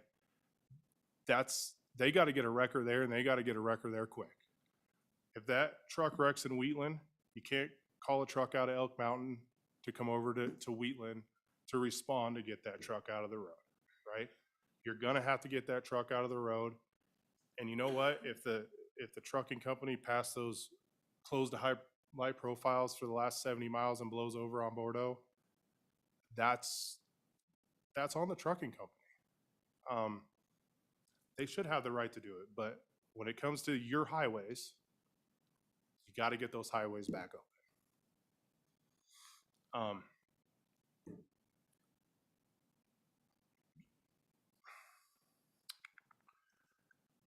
I want to touch on the Colorado rates that I didn't get her name, but you guys are looking at the Colorado rates, and I will speak to Colorado, okay? Colorado regulates towing. They don't regulate recovery. They don't regulate the equipment that it takes to clean up that stuff on the side of the road. They don't regulate traffic control. They don't regulate any of that. I will speak as a towing owner in Fort Collins, Colorado, that my tow bills are exactly the same as they are in the state of Wyoming. They're no different. So when you're looking at price regulation in Colorado, also look at Nebraska. Nebraska doesn't have price regulation. Nebraska says if the Highway Patrol feels that these are fair and unreasonable, right, they will deal with that, right? So look at Nebraska. Look at Nebraska's contract that the towing company signed. It states it right in there. If the State Patrol feels it's unreasonable, there it is. So I'm here for solutions, not problem. I don't think whiteout's the problem. I don't. I've had many conversations with the towing coordinator, and going back to what Dave and Melanie said, I think your towing coordinator that the Highway Patrol has hired to deal with towing just needs more teeth, right? Because what is he supposed to do, right? What is he supposed to do? We've been trying for, at least, I've been here for 4 years. I know it's about 3, this multi-company stuff. And I think, maybe the director can say, but I think in the new rules that are proposed that are now at the governor's office or where they are, is gonna solve this multi-company thing. If you start solving these little things that are going on, or looking at the companies that are getting the complaints, one of them in Cheyenne that just got the complaint, I think he has 7 tow companies, right? There's the problem, guys. It's not the rates, right? Because these guys that have one towing company,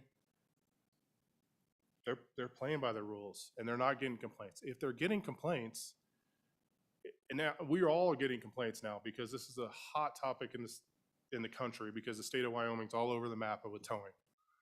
I just had a lawyer send an email to me and says, I think your bill's fair, but due to the publicity in the state of Wyoming, Great Western Insurance will only pay this amount, right? Okay, fine. I hired a lawyer, which legislation says, there's a law that we have to defend our own tow bills. Hired a lawyer, and they settled the tow bill for exactly what my tow bill was, right? But just the publicity is making us have to do this, right? So let's get rid of the bad apples. Give your director, give the Highway Patrol the authority to get rid of these bad apples and these multi-companies, and let's see if that fixes the problem. Thank you. Mr. Lang, Yes, sir. thank you for being here. Kind of refreshing, Thank you, sir. Really appreciate it. And we're going to do everything we can to try to get this right. It's nice of the representative to be here representing your neck of the woods. So any questions for Mr. Lang? Thank you, sir. Appreciate it. We're gonna keep going. Further public comment?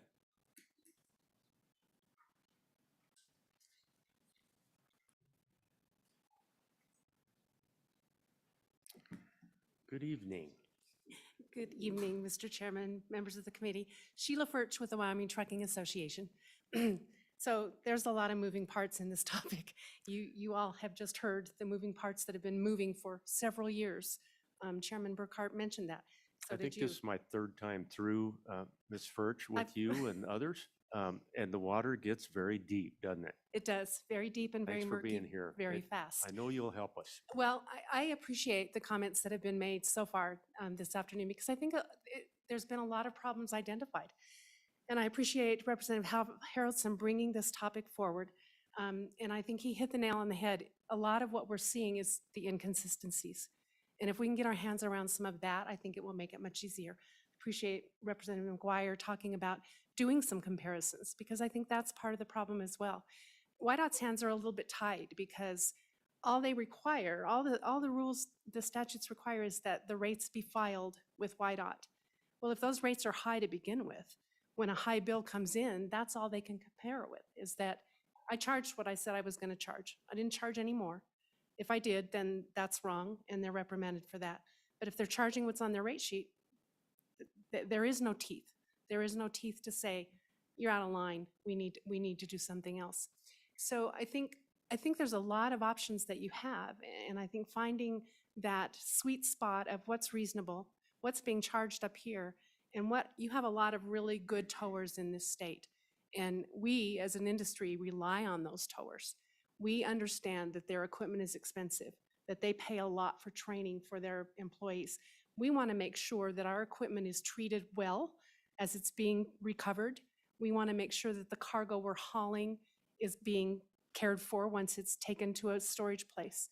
But when you have such discrepancies in what it costs in this area of the state versus what it costs in this area of the state, that's where the carriers become a little aggravated. It is just a handful of towers that I'm getting complaints on, but I can tell you, I can track storms as they go across the state of Wyoming by the calls that I'm getting from my colleagues and other state associations saying, hey, I have a member here and I can't believe the tow bill they just got. What can we do? And as was outlined to you earlier, basically the only option a carrier has, if their insurance company tells them this is what we have to do, we're going to have to sue. That's the option. Do we want that as the only option available to try to get to what a fair and reasonable price is? So I think, I don't disagree that the Towing Advisory Board is a good thing. I think it's a great thing. I think the Dispute Resolution Committee is a great thing. But every piece of that, from YDOT through those, need more teeth. And I understand everyone's hesitancy to regulate rates. I get that. That's not where we're at this point. No one wants to talk about regulating rates, but there are states that have been very successful with the ceilings. And in my conversations with my colleagues in those states, the good actors aren't worried about that because it's well above what they're charging anyway. But it's that built-in protection to the consumer. And I just want to kind of keep this in front of you too, because I'm speaking here on behalf of commercial carriers. But this isn't just limited to commercial carriers. We hear stories all the time about what's happening with passenger vehicles as well. And we're seeing that type of a rate, maybe not tens of thousands of dollars, but high bills for passenger vehicles as well. So we need to keep that in mind, that this is a consumer issue, not just a commercial vehicle issue. And we need to, that kind of protection when they're kind of out of the loop of choosing who they get to do business with. And it is, Mr. Lang hit the nail on the head too. Wyoming has a horrible reputation right now. And it's only getting worse. There are a lot of states that the industry has been working with to try to figure out how to put more teeth in their rules and regulations and their statutes if necessary. Maryland just passed a bill, hasn't yet been signed by the governor, or wasn't the last time I looked. They're prohibiting per pound billing because that has become such an issue. And carriers understand that that's a huge part of a lot of the bills they're seeing. So Maryland's bill prohibits per pound billing. It allows for some issues with the cargo too. The carriers are kind of caught in the middle sometimes. That's not their cargo they're hauling, but the cargo can get hung up in storage and they're caught in the middle. So I think there are a lot of things that this committee can do as far as looking at what the priorities are to address this and going forward. We certainly want to be part of that solution. So, Ms. Birch, have we ever had a trucking company have any success in working with one of our advisory boards that you just mentioned to drop a bill? Has a bill ever been brought into line without a lawsuit? Mr. Chairman, I don't know the answer to that. I'm guessing yes, it probably has. I know even before the advisory board was in place, there were times that there would be bills that were mediated and then charges were dropped. How often that happens, I couldn't tell you. Thank you. Questions for the Trucking Association? Representative, you were pointing somewhere. Yes, lady right there has the answer to your question. Oh, okay. Thank you, Ms. McCoy. Do you have please come forward. There's another microphone up here.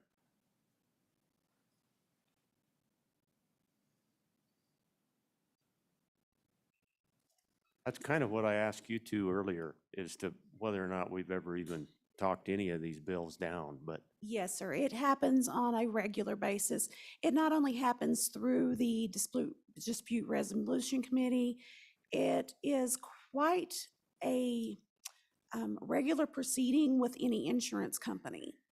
So every time we send a bill over to insurance, the first question they have is, what can you drop it down to? They always want to negotiate what we have sent them. Whether they feel it's fair or it's unfair, that's the first question they have for us is, what kind of deal can you cut me? There are third-party mediators that are used on a regular basis by the insurance companies. We regularly get calls from those third-party mediators to negotiate bills. So yes, that process is not only used a little, it's used a lot. And not just through the dispute resolution committee, it is used as an industry standard. okay. Thank you for that. Yes, sir. Appreciate it. Questions for the Trucking Association? Sheila, thank you. Mr. Chairman, Appreciate committee, it. thank you very much. Further public comment on towing? Who wants to swim with us in the deep waters?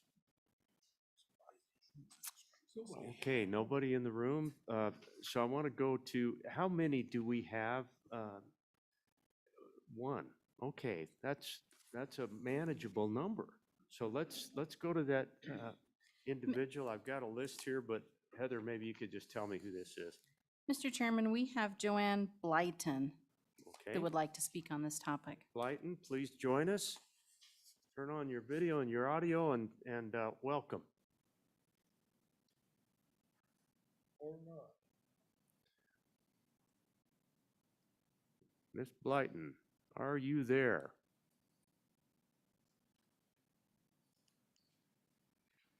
Tired of waiting.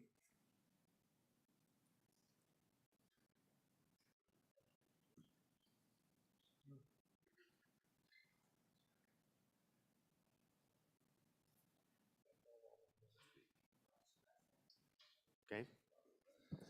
Mr. Chairman, we're seeing her, sort of. Miss Blyton, if you can hear us, please turn on your video. You're on board. You're welcome to join us for comments.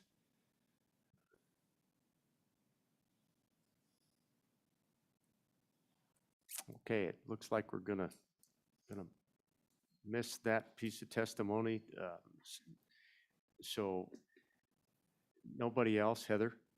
Okay, I'm going to close public testimony committee so that we can begin to talk about what we want to do with this. You know, I think this cries for some action on our part, but we're going to have to sort through what we think that is. Before my inclination is carried out to set up a subgroup that can maybe look into this and draft something for August. What are the thoughts of the committee? Representative Stibar. Thank you, Mr. Chairman. We've heard testimony that there's something in the governor's office that the committees have worked out. We need to see what that is and see what's going on with that. Where's that at before we move forward? I think we need to wait and fish that out from wherever it's at and get it out here so we can see what it is. Okay, thank you, Representative. Senator Anderson. Mr. Chairman, it sounds to me like DOT could handle this within their own organization if they wanted to, and maybe we should ask them to advise us what they're going to do or not going to do that we may have to pass some legislation for. So I think it's a good idea to do a task force and have them get with YDOT and see what they want to do or don't want to do, and we can fill in the rest. Oh, I wanted to mention that I had a good towing experience. It wasn't a good experience, but I wrecked a pickup about 20 miles west of here, and I called the guy myself. It was off in the sticks, and he came and met me out there and gave me a ride out to my pickup, and we hooked it up and hauled it to town. It was a wonderful experience. So I have a good experience. Well, I tell you, that actually brightened up my day, Yeah, Senator, yeah, by there is golly. good Yeah, experience. yeah, that happens Okay. out there across the way. Yeah. Other thoughts on this? I'm anxious to hear from committee members on where you think we ought to go with this. Representative Henderson. Thank you, Mr. Chairman. I agree that we need to know what the status is and what's in this work to date, and fold that in. But a couple key areas came out in the testimony that I think I'd just like to highlight. One is the notion of teeth for the department or holding people accountable. To me, if you're going to charge somebody a fine and they've already figured out how to game the system, they have multiple companies under one owner and so on, the fine's not going to matter much. They'll just fold that into their cost, their cash flow requirements. So we got to figure a way to roadblock that. And one thing that I thought just briefly was the idea of a bond, having a bond, putting up a bond. That's going to help with the screening process, and it's going to have some customary and reasonable things that happen with a bond in terms of performance and surety. The other thing is that we need the key players to provide input, and that may already be done in the rules there in terms of the insurance piece of it. Because it all comes down in the end to the owner's responsibility, and we don't have any way of getting in the middle of what happens on the scene. But the highway patrol has a real serious responsibility out there already with keeping the highway open and passable and safe. So those are just a couple of my initial thoughts, but I think we really need to put some teeth in it somehow, and we need to take some input from the leadership at the highway department. Anybody else? Co-chairman, any thoughts? I think we've already covered all the thoughts, but I think we ought to work with YDOT and put a small group together, do that. I think Representative McGuire just volunteered to be on that group. Oh, you raised your hand at that suggestion. Representative McGuire, let me let you sandwich in that question, and sorry we mistook that for a volunteer effort. Yeah, never volunteer is what I've been told. So as we move forward, and I presume this may be the right time to discuss it, I had two drafting requests or maybe things that I think we should consider. And one of them would be with regard to those who are on the list and receive a call because they were on the list, a mandatory reporting requirement. So they're on the list, they receive a call from YDOT, they tow. After that, there would be and it would be a simple reporting requirement insofar as class of vehicle, whether trailer is involved, how many miles, and what the final bill was. Because again, whether you're a commissioner or a hearing examiner or whatever, if you don't have any data, how do you know what's reasonable or what's not reasonable? And I think that we need to have a baseline of data. The other thing would be to invite the insurance commissioner to find out if there is model language, again, going back to both the motor club or the insurance policy. If there's model language out there that after you've gone the 5 miles or the 15 miles that's in your policy, at that point, if the rate is 1.25 times the base rate or 1.7, whatever, if there's model language out there, then wouldn't that be nice to see and to have and maybe incorporate into a statute if we're going to propose a bill? Thank you, Mr. Chairman. Thanks, Representative. Mr. Co-Chairman, back to you. I wanted to get to one of our committee members now. Let's bring this thing to a close and get an idea of where we're headed. So I'll go back to what I indicated and see if anybody else raises their hand, which is a small group to work with YDOT and come up with a recommendation or a draft bill for our August meeting. I'm inclined to do that. I think before we do that, Director, would you be willing to come up for a minute just to visit with us? I think it makes a lot of sense, Director, that your agency play a central role here.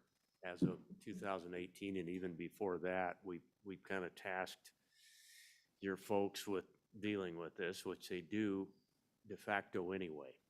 And I think the fix lies within who's in the room here. So I think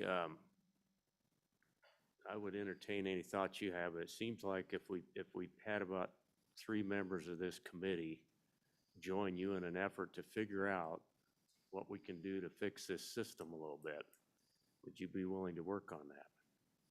Yeah, Mr. Chairman, actually, I think it's a good idea. We need to. It needs to be a corporate group effort. I think there's certainly some concepts out there that we should look at for implementation. The testimony here today has been helpful. The rules that are out there we've been working on those for a long time. And so I think some of those concepts get built in to what we have, what our recommendations would be. I'd probably also, obviously, I think the towing industry would have an interest in the way forward there as well. So, but certainly I think it's time to sit down and craft out the road ahead. And in my mind, at this point, it's a legislative solution, because the non-legislative approach that, most of us in here inherited really has not proved adequate. I tend to agree with you on that, and that's why we're involved at this point. But, I think there's a lot of reluctance, certainly on my part, to roll in and regulate companies. I'm a free enterprise guy. So we've got to find a solution, though. And Mr. Co-Chairman, I think what would be appropriate, these are people that I think are in the trenches. I'm looking down at Representative Baker. I'm looking at you, Mr. Co-Chairman. I think we could invite Representative Harrelson to sit in. I think he's hit the road already tonight. No, he's right there. Oh, over here. Representative, if you'd I be saw him willing to volunteer. maybe sit in on this and help us on this, I think that would be appropriate. And just to get a senator involved, one of our I-80 guys, I was thinking Senator Purpey, would you be willing to sit in with these guys?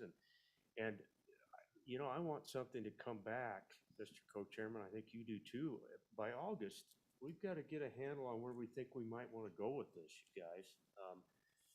We need to fix this, or at least get this headed back in the right direction, because I don't like hearing that we're in first place in a negative way, and it sounds like we are.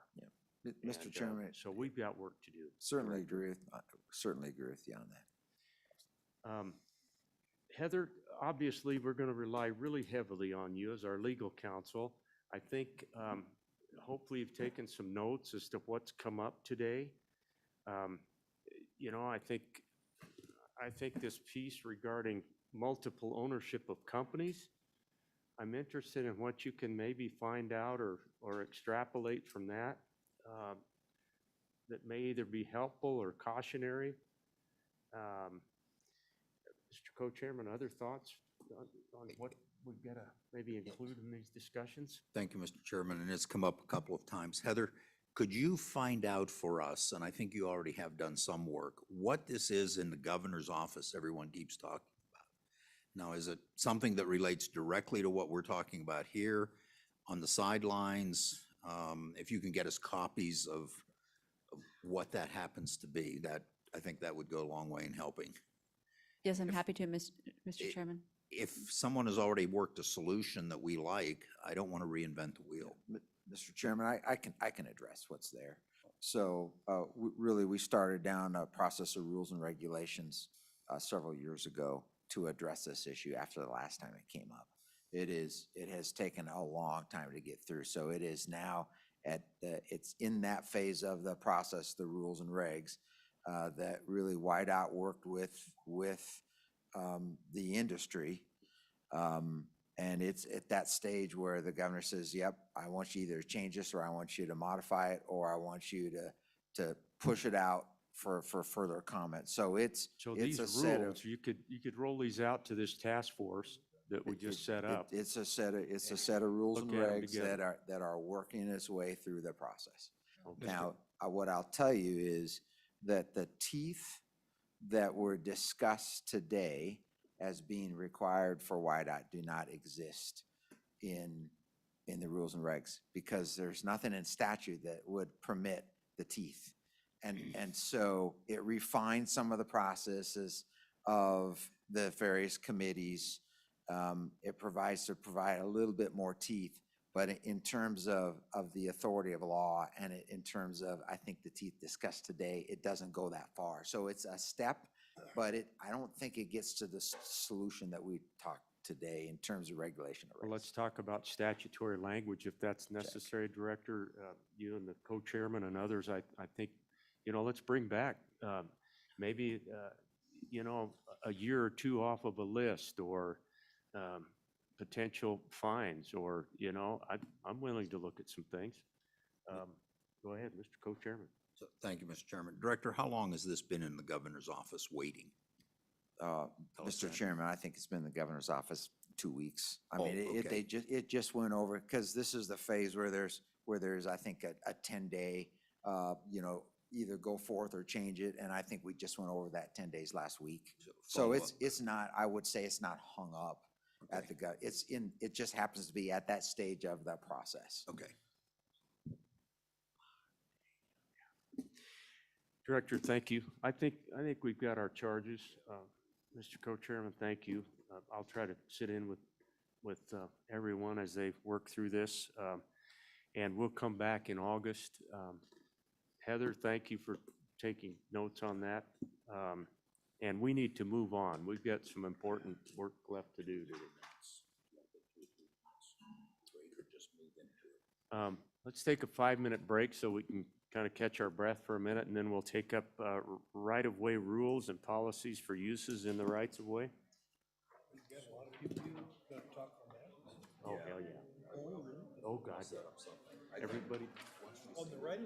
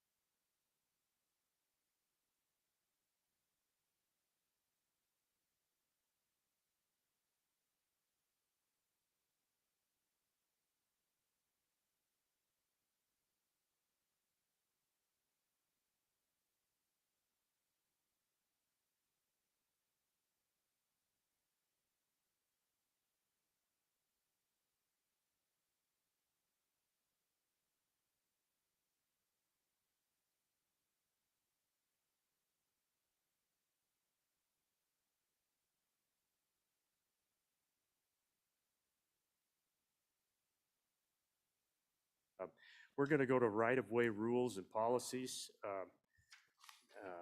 This was an issue brought forth by the co-chairman and others.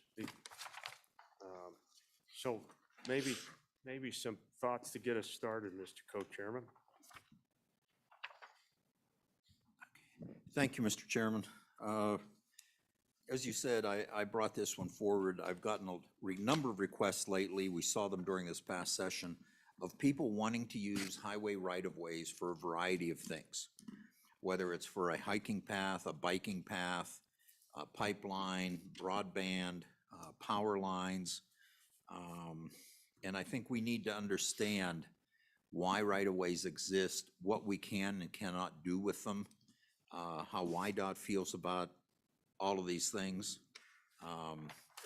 This is another, I hate to use the expression, but another can of worms that we need to start addressing. And I can understand industries and people wanting to use them. It helps them avoid a lot of permitting issues, which I think we've all heard over the years has been one of the sticking points for development in Wyoming, the length of time it takes to get permits and get access to land and that sort of thing.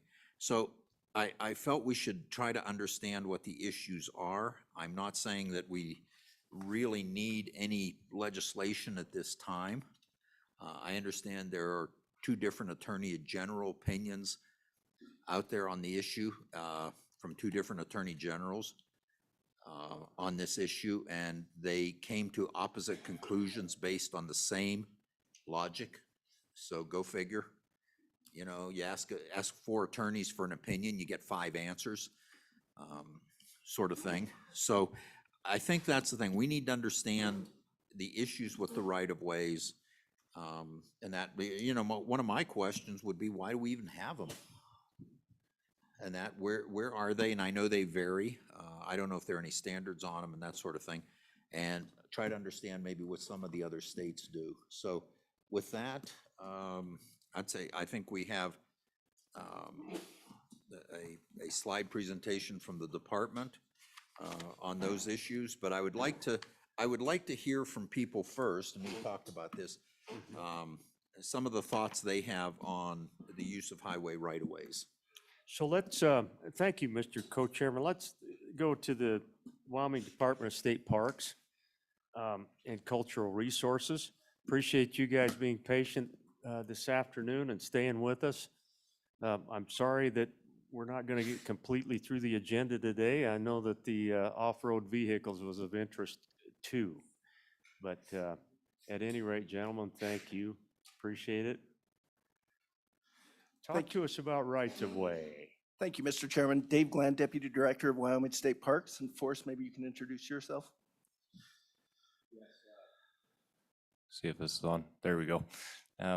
Forrest Kaminga, the Trails Program Manager for Wyoming State Parks. And I'll be very brief with you all. First, I just want to thank YDOT. YDOT, we've been so appreciative of our partnership with them as we work through these right-of-way issues and right-of-way discussions with them. As we've discussed and worked through these issues with them over the last couple of years, we've kind of agreed on some practices and beliefs to find ways to keep ORVs out of right-of-ways. That's our goal. ORVs don't want to be on right-of-ways. We don't want them on right-of-ways. And so we've worked with YDOT and tried to make sure that that's the number one thing that we're thinking of as we're going through it. And as we exhaust all other options, that's when maybe we'll look at a right-of-way. But safety needs to come first. And safe is the word that we need to use. If we look at ORVs in the right-of-ways, and we want to make sure it's done safely. And if it can't be, we won't have the discussion. In addition, we need to make sure ORVs and their drivers have the appropriate equipment, they have the appropriate license, they have the appropriate insurance if they're going to hit the pavement. So those are the discussions that we're starting to have with YDOT. I do believe there may be some times that would work. Working with YDOT, they are the deciders on these things. We come to them with ideas and we work through those with them. And I'll just leave it to that and open it up for questions. Dave, this may be, you know, Forrest, it might be you. I'm just interested in the pathway up in Teton County. It feels like that's in the right of way of that highway that goes on over the hill to Du Bois. but, you know, that pathway goes all the way out to the entrance to Grand Teton Park. Do you know which pathway I'm talking about there? And it doesn't feel like it's that far off the highway. That's right in the right of way, is it not? Or can you guys confirm that for me? So Chairman, I'm kind of wondering if you are confusing that with the over the snow trail, the snowmobile trail? This one's paved. There's 759 bicycles on it at any given time, and walkers and runners. And they come all the way from the town of Jackson, all the way by the Elk Refuge, and all the way out to the entrance to Grand Teton Park. Yes, absolutely. Built that, and they must have had permission from somebody to be in the right of way, right? Mr. Chairman, that is not our world. I know there's some other folks here that potentially YDOT and Wyoming Pathways that can answer that. You know, we're here talking about the motorized, and I know they don't allow motorized on those, so I know nothing about that. Yeah, okay, thanks. I apologize. I didn't mean to hang you up, but Forrest, take it away. Any thoughts you've got on rights of way? I would just like to, you know, Chairman, Co-Chairman, I'd just like to reiterate what Dave said, you know, as highway right-of-ways for motorized trails would be an option that we would use when all other means have been exhausted. And of course, because of safety issues. I will point out one example that we do have in the state right now, and that is on Highway 14 in the North Bighorns, where there is what they call a lodge connector trail. This lodge connector trail is for side-by-sides that connect Bear Lodge to several other lodges on Highway 14. As of right now, there's kind of some confusion on where that maintenance of that trail lands.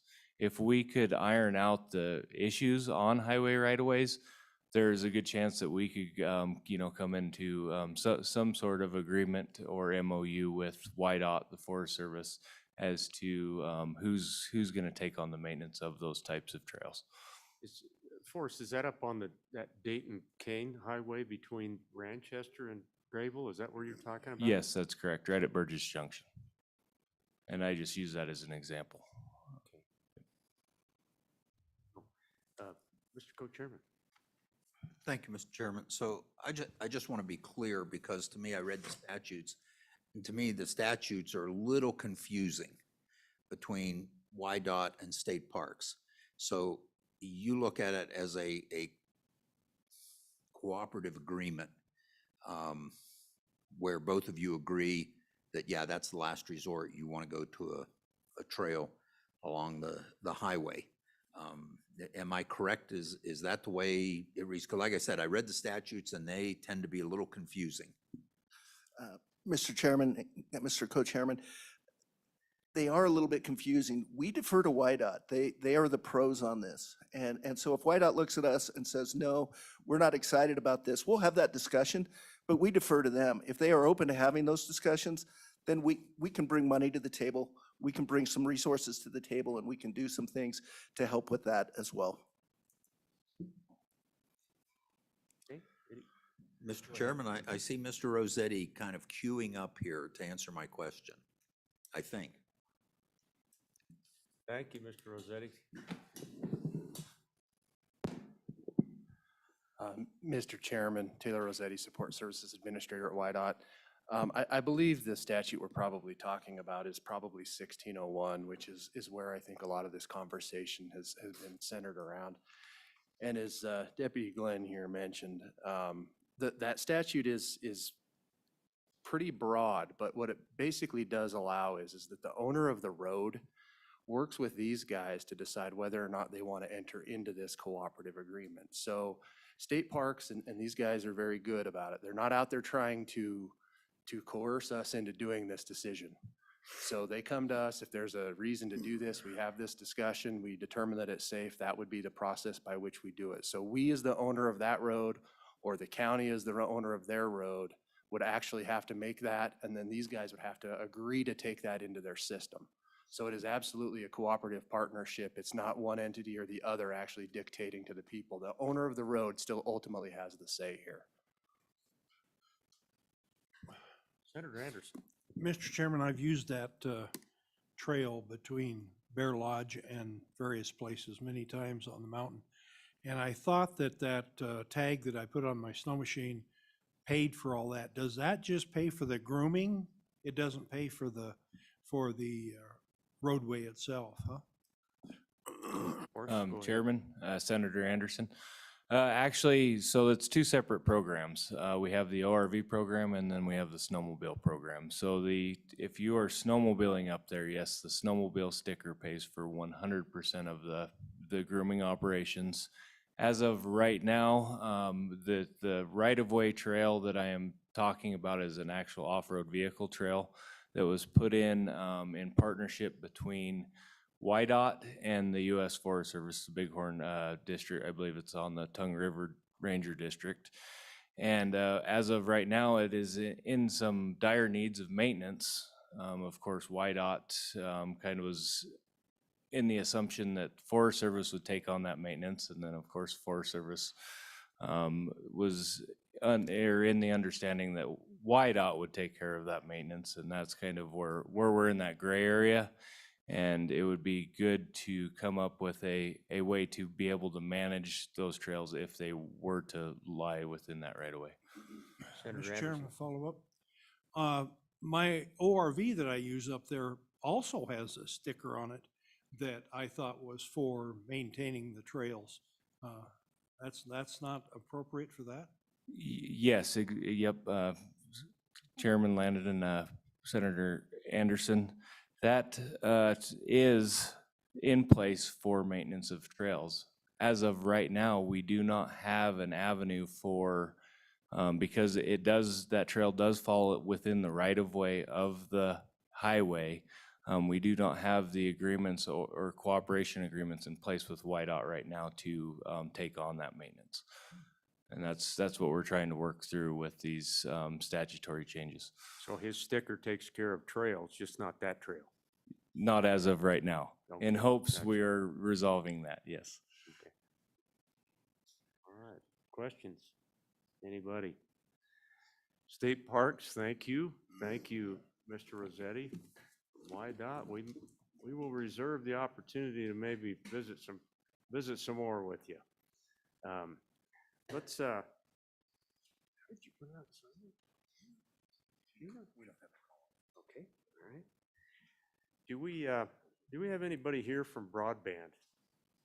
I'm looking out across. Yeah, there we go. All right, please come forward. We'd love to hear any thoughts on this topic. Who's the guy with Wyoming Pathways? Oh, I skipped over Wyoming Pathways. He's on Zoom. Yeah, he's Zooming. Okay. Yeah, okay. All right, welcome. Mr. Chairman, members of the committee, Jason Hendricks, I'm with Range. We are a broadband provider in a lot of places in the state. We do last mile, that's from the office to the customer, that's considered the last mile. Fiber-based broadband services. We're also a middle mile provider, that's between offices. We provide middle mile for our own last mile facilities. We also provide middle mile for the state through the ETS system, schools and libraries, and to other broadband providers. So we are in the rights of way now. We're in the interstate highway rights of way. I've been very beneficial to a lot of customers in the state and the state itself. As you probably know, after a lot of discussion in this legislative session, there's a lot of money coming into the state for broadband purposes from the Infrastructure Investment and Jobs Act. Various programs for broadband, different timing, different administration. The first gear's up here May 14th. There's going to be from NTIA, it's called NTIA is the National Telecommunications and National Telecommunications and Information Administration. That's one I have to look up because I always just say NTIA. But they have a program that's going to be having a notice of funding opportunity coming out May 14th. So a lot of money will be coming into the state for broadband expansion. And so access to highway rights of way will be very important to ensuring that everyone has access to broadband at affordable rates. Our relationship with YDOT has been very good for our company ever since it was stressed by Governor Meade, I think about 11 years ago, about opening up the highway rights of way for broadband providers to help get that out there. Our relationship has been very good with YDOT. We've been able to work through a lot of issues, and we're looking forward to working with them on implementation of their new policy, possible changes to it. I know the director is going to be talking here in a little bit about some recent changes, and so I'm going to talk a little bit about some responses to that, I guess, before he speaks, but then he can respond to what I say, I guess, if he wants to. For the most part, well, I'll just comment on a couple of things. So, as I understand it, there's a new federal regulation. It's CFR 645.30A4. And that's being used, at least as part of the justification for the new policy on what they're trying to do to minimize repeated excavations. So, as I understand it, they don't want one provider coming in, digging up the highway rights of way, and then a year later, someone else comes in, and someone else comes in after that. So they want to repeat that with, or not do that with a dig once policy. And so part of the justification is that new federal regulation. I would just like to read part of it for you, the A4 part. It says, it requires coordination with other statewide telecommunications and broadband plans, and then state and transportation and land use plans, including strategies to minimize repeated excavation that involve installation of broadband infrastructure and rights of way. So that is definitely part of the goal, is to minimize repeated excavation. But the part that I wanted to emphasize is that it also requires coordination with other statewide telecommunications and broadband plans. So the NTIA NOFO that I had mentioned that's going to be coming out May 14th, that requires a broadband plan. So NTIA comes out with this notice of funding opportunity. The state has a certain amount of time, we don't know yet exactly how much time, to respond to it and then develop a broadband plan, send it back to NTIA, and at that point, NTIA gives $5 million to Wyoming to help implement this program. And then from there, there's broadband mapping, and then the grants follow after that. But the important part is that there will be a broadband plan that has to be developed this summer. And within that, there's probably going to be other goals besides just minimizing repeated excavations. They're probably going to be looking at things like route redundancy. So if there's only one fiber provider in a certain route and that gets cut, you know, what is the redundancy? Should there be another provider in that area? There are probably also going to be, so that's on one side that would probably incentivize more building within the highway rights of way. But on the other side, there's probably going to be goals that minimizing expenditures of money, not wasting money. If there's multiple providers, why spend money for another provider? So there's going to be different competing goals, and all that is something that the state has to grapple with within the next few months. So all that to say is with these repeated goals, that's something that we think should be considered as YDOT develops its plans for access to the highway rights of way. Another issue, when we had discussions last year about some of the stuff, there was discussion about congested routes, that if there are a lot of providers, that we want to minimize congestion and therefore perhaps not even approve future broadband rights of way permits. We requested at that time some kind of information, a map or a database on where certain routes are congested. We still think that's a good idea. If there is congestion, we should know as a state where that is, and then certainly try to address the problem of the congestion. And then lastly, within the proposal is something that's a shared resource agreement to address these things. Generally, what that would do is it would require a provider to put in extra conduit within the route and then open themselves up for negotiations with other providers that might want to come in and use that conduit or fiber. We currently have shared resource agreements right now for the interstate highway rights of way, and we are supportive of a shared resource agreement for the interstate highway rights of way. This would expand it to primary and secondary highways, which again, we are generally supportive of for long routes. So if it's a long route, connecting one town to another, we understand the need or the request to have additional conduit and fiber within that. And so we're generally okay with that too. But there are instances where we would not be supportive of having a shared resource agreement. For example, if we just happen to be on a secondary highway just for a little bit, and it's not connecting two major population centers, so it's a short route without any major connections. In that instance, we probably wouldn't want to have the cost associated with additional conduits. And if the expected future demand for that area doesn't justify the additional costs, we wouldn't necessarily want to put in additional stuff. So I think that from our perspective, what we'd like to do is have some kind of discussions and negotiations around when this would be used, instead of it just being a blanket case anytime you're in a primary or secondary rights of way, that you have to enter into a shared resource agreement. We'd prefer that be more on a case-by-case basis. Again, certainly in some areas, we totally agree. In other areas, let's talk about it. And so maybe not a one-size-fits-all.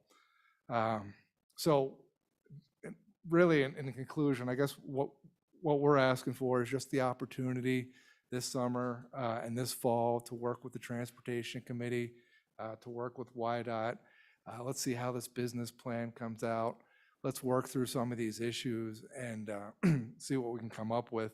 And in the meantime, just kind of be measured and practical in how the shared resource agreement is used. And so, yeah, we fully commit to working with the department and look forward to it. That's all I have, unless you have any questions So, for me. Mr. Hendricks, I do have a question. It's quite a benefit, is it not, for a company to have the opportunity in that right of way? I mean, it's really a big deal. The alternative is to try to get that private landowner right over the fence, to give you access, right? Can you speak a little bit about, I'm not sure this has been a big deal, hasn't it? Yeah, Mr. Chairman, we would certainly agree with that. But on the other side, what we're providing to the state is beneficial for everyone. And so that's kind of where that interstate highway shared resource agreement kind of came into place when it first was implemented under Governor Meade. Is we need to get broadband everywhere. How can we do that? How can we incentivize companies to get out there?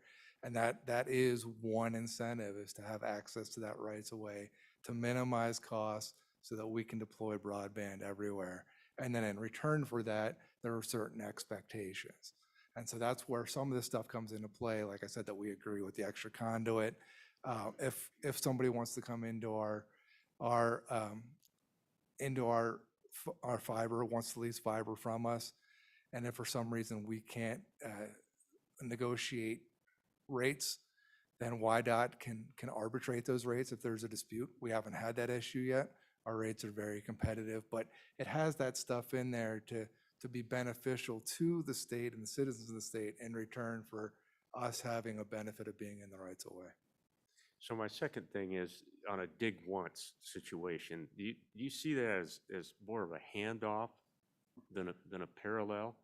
In other words, aren't there situations where you're linking with somebody else and you're going to carry it further, mid or end of the line sorts of things? And so then you contract with somebody to dig that trench, not just for them, but keep going and go on down through where we've got to go. Or how's that going to work? I guess I'm trying to figure out how it's gonna work digging only once. Does that make sense? Yeah, I mean, I think that you certainly want to try to incentivize not having to dig it multiple times, especially in a short period of time. And so things like that come into consideration. And so when we build stuff, we're not just going to be putting in one fiber.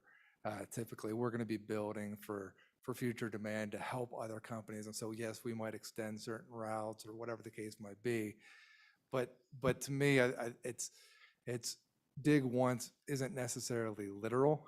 It's not necessarily, this will be the only time we ever open it, but it's just kind of being smart about how you open it. Thank you. Anything else, committee? Representative Stivar. Thank you, Mr. Chairman. So, there's one fiber carrier out there that's got 12 ducts in the ground. I just noticed the other day, I know fiber carrier that built on Highway 30 from Granger towards Cameron.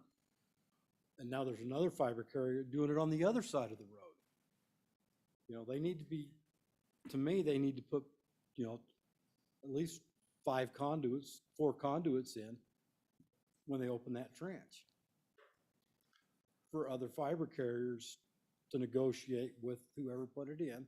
So I'm, YDOT right away with YDOT to pull their own fiber in. Mr. Chairman, Representative Stivar, that actually is one part of the state that we are not in. But generally, I agree with what you're saying, that you want to have extra conduit in there and minimize the disturbance. Now, why it's on one side and then the other side, that's going to be typically a YDOT decision on why they would want that. And then as far as having multiple entities along the highway, that does provide benefit. I mean, then you at least have competition, so not one company is dictating rates. So I can't comment on the specifics of that. All right, let's take I-80. Enron went through and put 3 ducts in. It's on Old Highway 30 and along I-80. No, never mind. I'm done. Representative, we need to remember to go through the chair too, but anyway, other questions of broadband? Mr. Co-Chairman. Oh, excuse me, Representative Baker. Thank you, Mr. Chairman. And I apologize if you've already covered this. So when you put a piece of. You may need to get a little closer to your microphone. Okay. Thank you. Yeah, I apologize if you've covered this already, but so when you put conduit in the ground, does that asset become YDOT's and then the things inside of it are then still owned by you? Is that, could you just explain that to me one more time? How does that work, Mr. Hendricks? Mr. Chairman, Representative Baker, no, those are our assets. So the conduit in there, the fiber in there, that's ours. But then again, there are conditions associated with that, typically, at least in the interstate, on how we make that available to others. I'm sure you have to sign something that says, we'll check with you before we go out and dig that up again, and there's memorandums or whatever. With YDOT, you mean? Yeah. Yeah, that's in there. And then there's provisions on when we can access it, so in case there's fiber cuts and stuff like that. Okay, Mr. Co-Chairman. Thank you, Mr. Chairman. So, Mr. Hendricks, the federal grants and monies and CFR that you mentioned, do they require putting that in the right of way? Is that a federal requirement to get that money, that you have to use the right of way?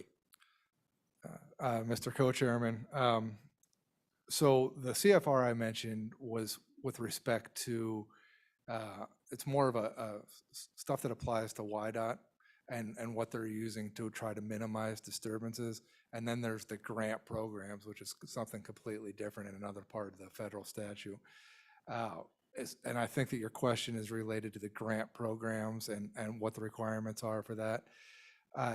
No, there's nothing that requires where it goes or necessarily says that we're allowed in the rights of way or not allowed, or it's just silent on those issues. But the general the general view, I would say, of recent times is trying to incentivize broadband, and so trying to minimize burdens. But the things that the grant program is silent on highway rights of way. So, Mr. Chairman, kind of a related follow-up to that then. I remember when this came about, and I remember the discussion, frankly, with the previous governor that said, hey, we already have cable in some of the right-of-way, just go put the rest of it in the right-of-way and get on with this to put broadband in the state. So I have a feeling, I really don't even know if the governor had the authority to do that. We just kind of did it, and now it's kind of grown with putting more and more in. There isn't, like I said earlier, there's an attorney general opinion that says that's not acceptable. There's also one that says it is, but where do we go? Are we just putting stuff in the right of way just because we've already done it? Mr. Co-Chairman, maybe I misunderstood your previous question. There's certainly nothing that prohibits broadband from being in the rights of way in anything that I talked about. And in fact, agencies are encouraging it. And I think that maybe Director Reiner can talk about it a little bit more, but there are provisions in there about dig once and broadband and so forth. So nothing, and again, he can talk about this more on his legal authority, I would think, but we are certainly allowed federally, I would think, and statewide to be within the highway rights of way, and it's something that we would definitely would encourage the state to continue. So follow up, Mr. Chairman. So Mr. Hendricks, you just said something that piqued my interest that says you feel you're allowed to do this in the right of way. What do you think statutorily or whatever otherwise gives you the authority to just go and put something in the right of way? Mr. Co-Chairman, I guess I wasn't certainly wasn't expecting that question because the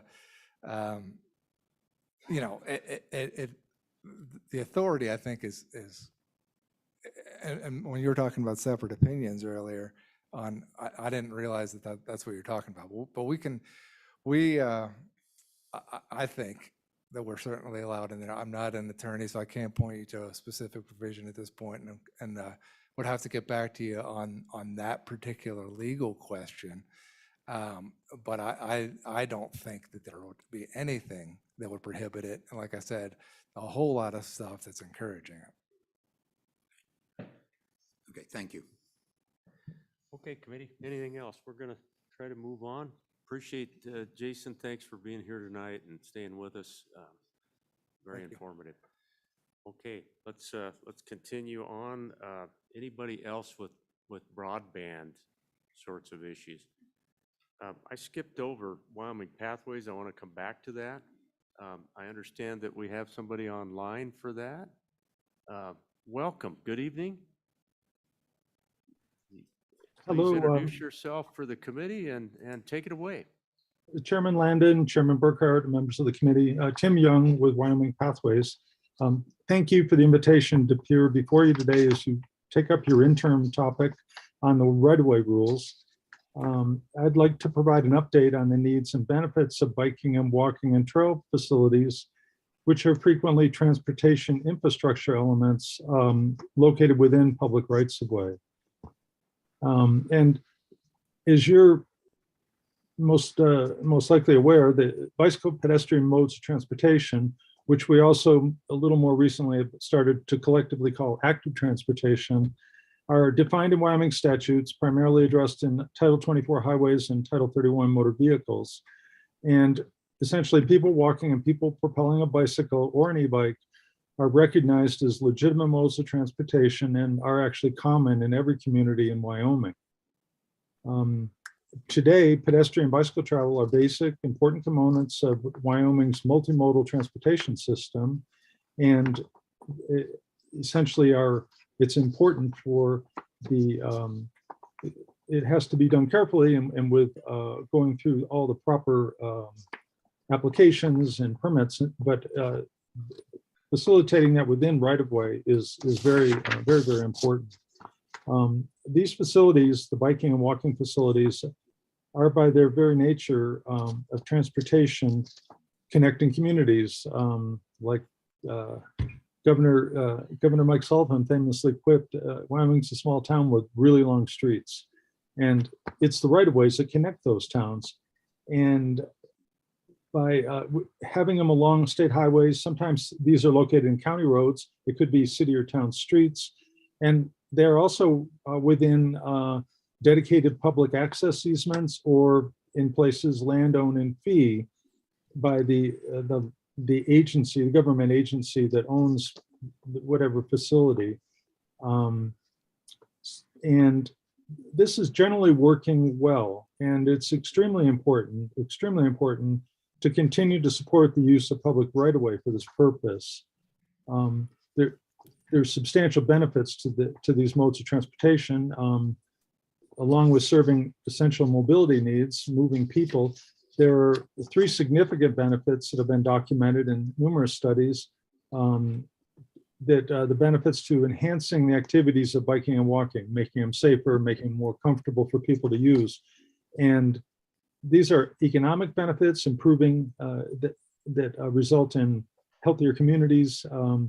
It's improvements to people's physical and mental health. Getting out and walking and riding your bike is unique among the transportation modes in that it's very, very healthy for you. And doctors are recommending it for patients that may need some activity in their life or to increase it. And it's one way to accomplish that. And this access to active transportation, it's critical to Wyoming's travel and tourism industry. It's a fundamental component of recruiting new businesses, with creating jobs at the heart of healthy people living in prosperous Wyoming communities. And I can say just recently, to gauge demand for these types of facilities, Wyoming Pathways recently developed a survey of Wyoming communities to gather information on what communities have on the books and what individuals desire. And the survey is still continuing, but we do intend to continue to develop it, and we will be happy to share that with the committee. And I think you'll be impressed with these responses are from all across Wyoming and communities large and small, and we will bring that back to the committee. So I thank you for that. And so there are a compelling number of recent studies confirming the high level of these benefits. And another one thing I guess I would like to bring up is the new bipartisan infrastructure law, or the integrated infrastructure, IIJA, is that it? Requires that states complete a complete streets plan. And that's a great idea, and it allows some funding from certain sources that federal sources that WYDOT receives to conduct those plans. And that will really help develop, it can address questions like this, is it appropriate and in what ways? And it will help develop these modes, which are beneficial, as I say, for many reasons for communities. One issue here is these biking and walking facilities are frequently located in state right-of-way around the state, and are handled through WYDOT, if it's in the state right-of-way, this is, I believe, handled through the utility section and also through the district offices. And you can go through a process, and it generally works. And as I say, there are facilities located. You can think of just about any city or town in Wyoming. The main street through town is almost always a state highway, as well as being the community's main street. And that's a very normal anticipated use of right-of-way. It just has to be done cooperatively with all the other competing uses, which you have testifying today before you. And so it's a challenge, no question, but it's vital to have that opportunity. It can be almost next to impossible to get independent right-of-way from multiple property owners down a long distance. And being able to site it within a right-of-way, it can be very valuable. And Mr. Chairman, you asked a question on that pathway on North Highway 89 from Jackson up to Grand Teton Park. And yes, in fact, that is located within the right-of-way. And the underlying land ownership is U.S. Fish and Wildlife National Elk Refuge. It's a complicated situation there. The facility is owned by Teton County, and they maintain it. They paid for it. They're maintaining it, and generally, it's working very well. If there's one thing we have an issue with, it's the U.S. Fish and Wildlife Service wants to close it all the way through the end of the spring season when elk are long gone into the mountains. It's still closed, but that's not your issue. But I would say, in summary, these bicycle and pedestrian facilities are necessary components of Wyoming's transportation system. They're acknowledged in statutes and they're common across the state. And where planning determines it's necessary to locate it in a public right of way, that needs to be accommodated by the government agencies responsible. And as I say, it is often WIDOT, but it can be a county or a town or a city.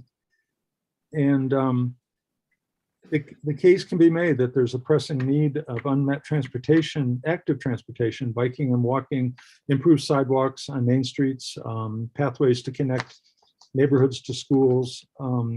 Numerous examples we will provide that list to you. I think you'll be impressed by the diversity of interest in Wyoming. And that state investments in these community projects will yield significant economic, quality of life, and health benefits. So it does have challenges. It has to be negotiated through WIDOT and to find a place where you're most likely never going to have to move it, of course, because these are transportation facilities. They're expensive. It involves excavation, earthwork, building up, constructing concrete sidewalks or asphalt trails, and they're very expensive. And to have to move one would be a tragedy. So everyone does their best to work with WIDOT, and WIDOT works with the communities to try to identify a way it can work. And I'm sure there could be places where it doesn't, but generally speaking, as I say, that works pretty well. So, Mr. Chairman, Mr. Co-Chairman, thank you again for the opportunity to provide recommendations. I'm pleased to stand for questions. And also, I think in your room, you have Mike Kusick, who's Wyoming Pathways Executive Director, and he's also available to help answer questions for you today. Thank you. So, Mr. Dunn, thank you very much for your patience and for being with us tonight. You're exactly right. That's what the committee's up to, is a kind of a comprehensive look at all the various opportunities that exist with respect to the rights of way. And it's a big deal, and it's coming. And we're hopefully becoming more active as we go along here. Wouldn't it be wonderful if we could build a lot more pathways? How we go about funding those and doing all of that earthwork is the big question. But part of our ulterior motive was to get that on the radar screen, and you've done that tonight, so we appreciate it. And could I add one more brief comment, Mr. Chairman? Absolutely. I'm sorry. And then we're going to move on, by golly. You bet.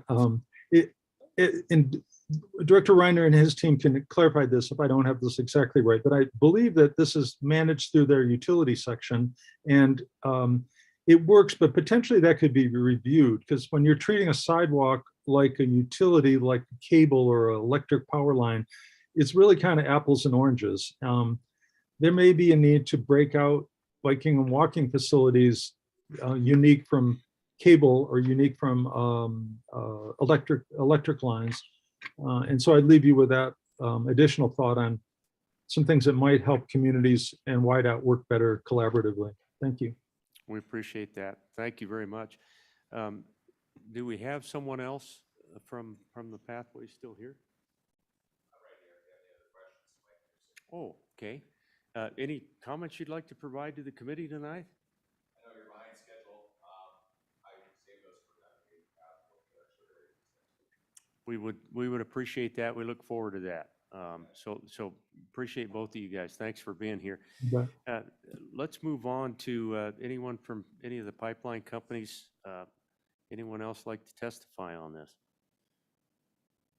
Anyone from our pipeline industries or oil and gas? Yeah.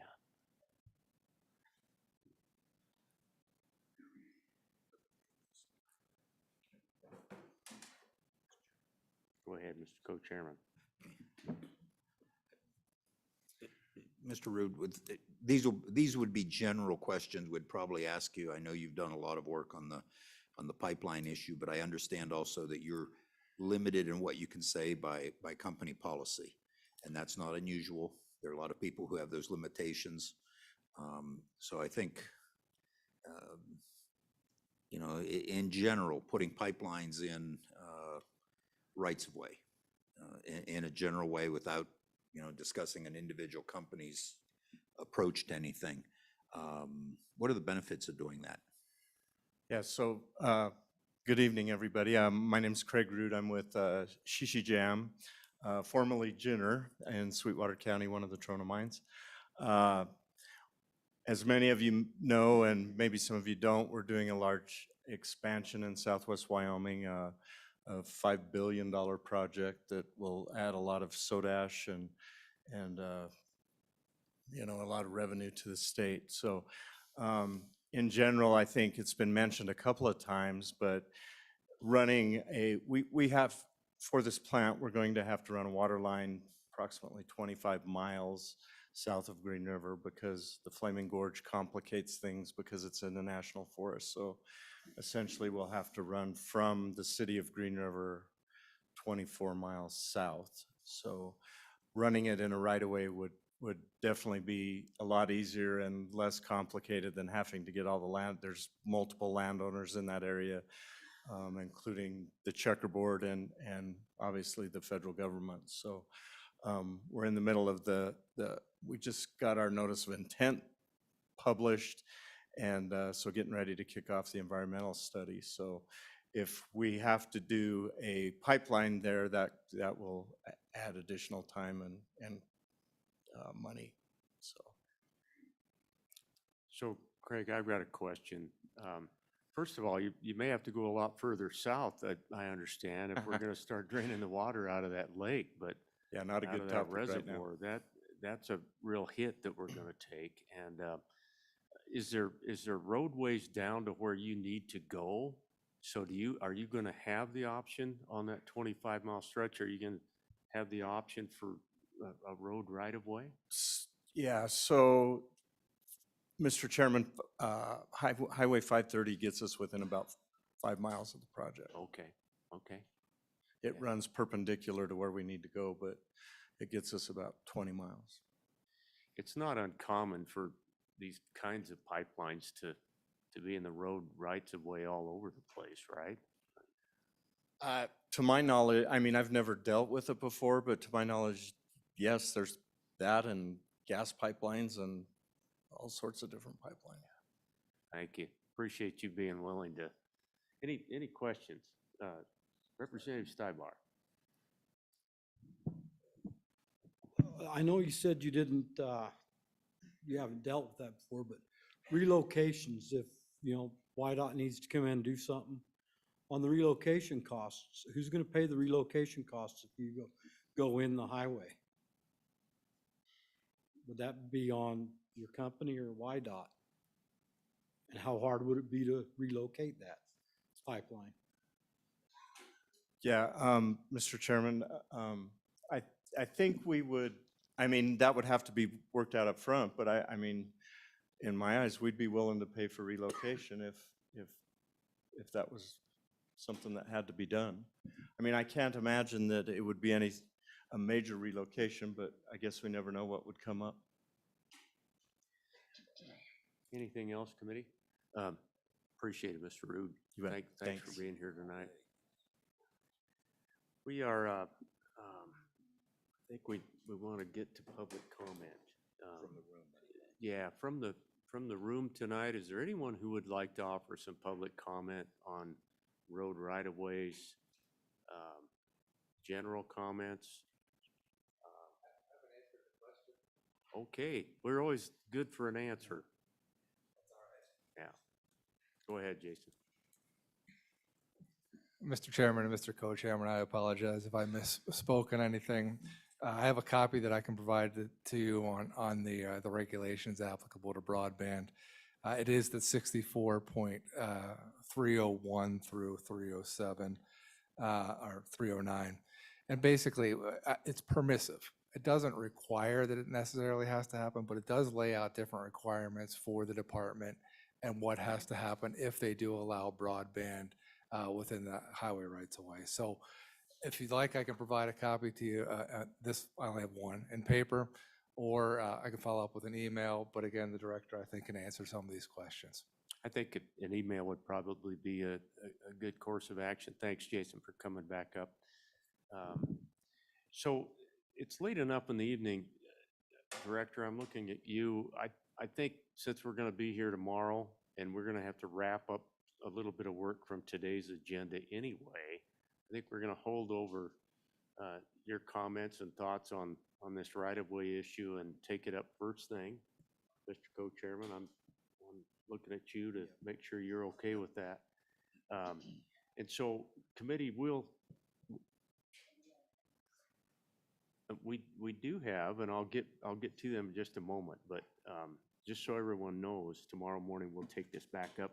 We'll spend about an hour trying to get after this and finish up the agenda for today because we couldn't get to off-road vehicles. But okay, who do we have, Heather? We have Mark Tessero from SWAT.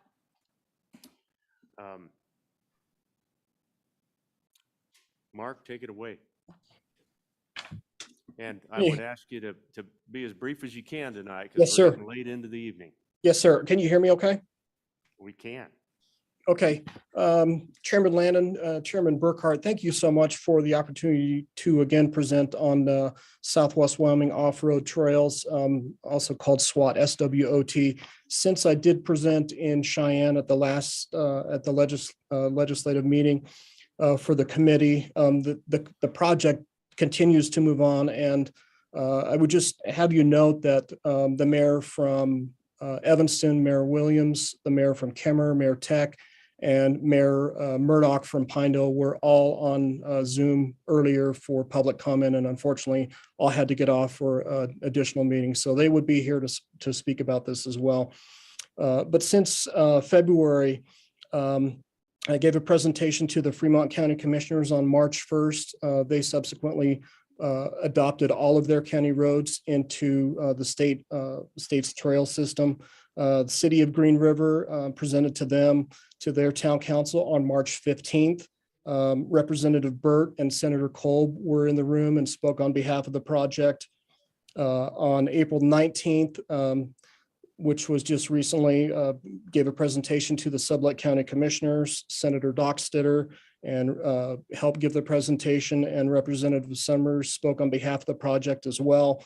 In addition, in the room were many representatives from BLM, Forest Service, Game and Fish, city and county officials, Wyoming Business Council, local businesses and citizens. And then just recently on April 14th, gave a presentation to the town of Superior. So just like Mr. Young had just mentioned previously, that connecting to these communities, and it's not just on bicycles or footpaths, but connecting to communities in Southwest Wyoming is vitally important. I'm sure all of you have seen the letter that was sent by the 12 mayors of Southwest Wyoming to the governor, to the Legislative Management Council, and to the committee as well. The mayor's fully in support of connecting these communities as an economic development project with off-road motorized trails. In leading up to the legislative bill last year, House Bill 13, I had, I believe, widespread support with many of the legislators on the project. I spoke to 73 out of the 89, I believe, personally on the project, and I think it would have moved forward. You know, I know that there are some questions regarding I-80 and that interstate right-of-way, and we've worked with YDOT and with State Trails very closely on that project, and would just like to see that move forward. And I know that the county commission and the mayor would be, you know, would be speaking on behalf of that tonight. I guess I'd stand for any questions. Committee, anything for Mr. Tesoro? Mark, thank you for tonight. Appreciate your patience. We're gonna take a break here in a few minutes and then come back in the morning. And we are indicating through our staff to the mayors who are on board, we're going to try to get their testimony if they can join us in the morning. We won't spend a lot of time tomorrow on this issue of rights of way, but we'll certainly get to it. And then we've got some off-road stuff in the morning. So appreciate you sticking around tonight, Mark. Thank you. Chairman Lannon, Chairman Burkhart, thank you for your time. Appreciate it. Thank you. Heather, anybody else tonight who's, so committee, we're going to take a break. And then tomorrow morning, we'll come back and finish up today's agenda real quickly and move on through the day. Just a reminder to everyone, we've got to get after it early. So we'll gavel in at 5 minutes to 8 and be ready to go. So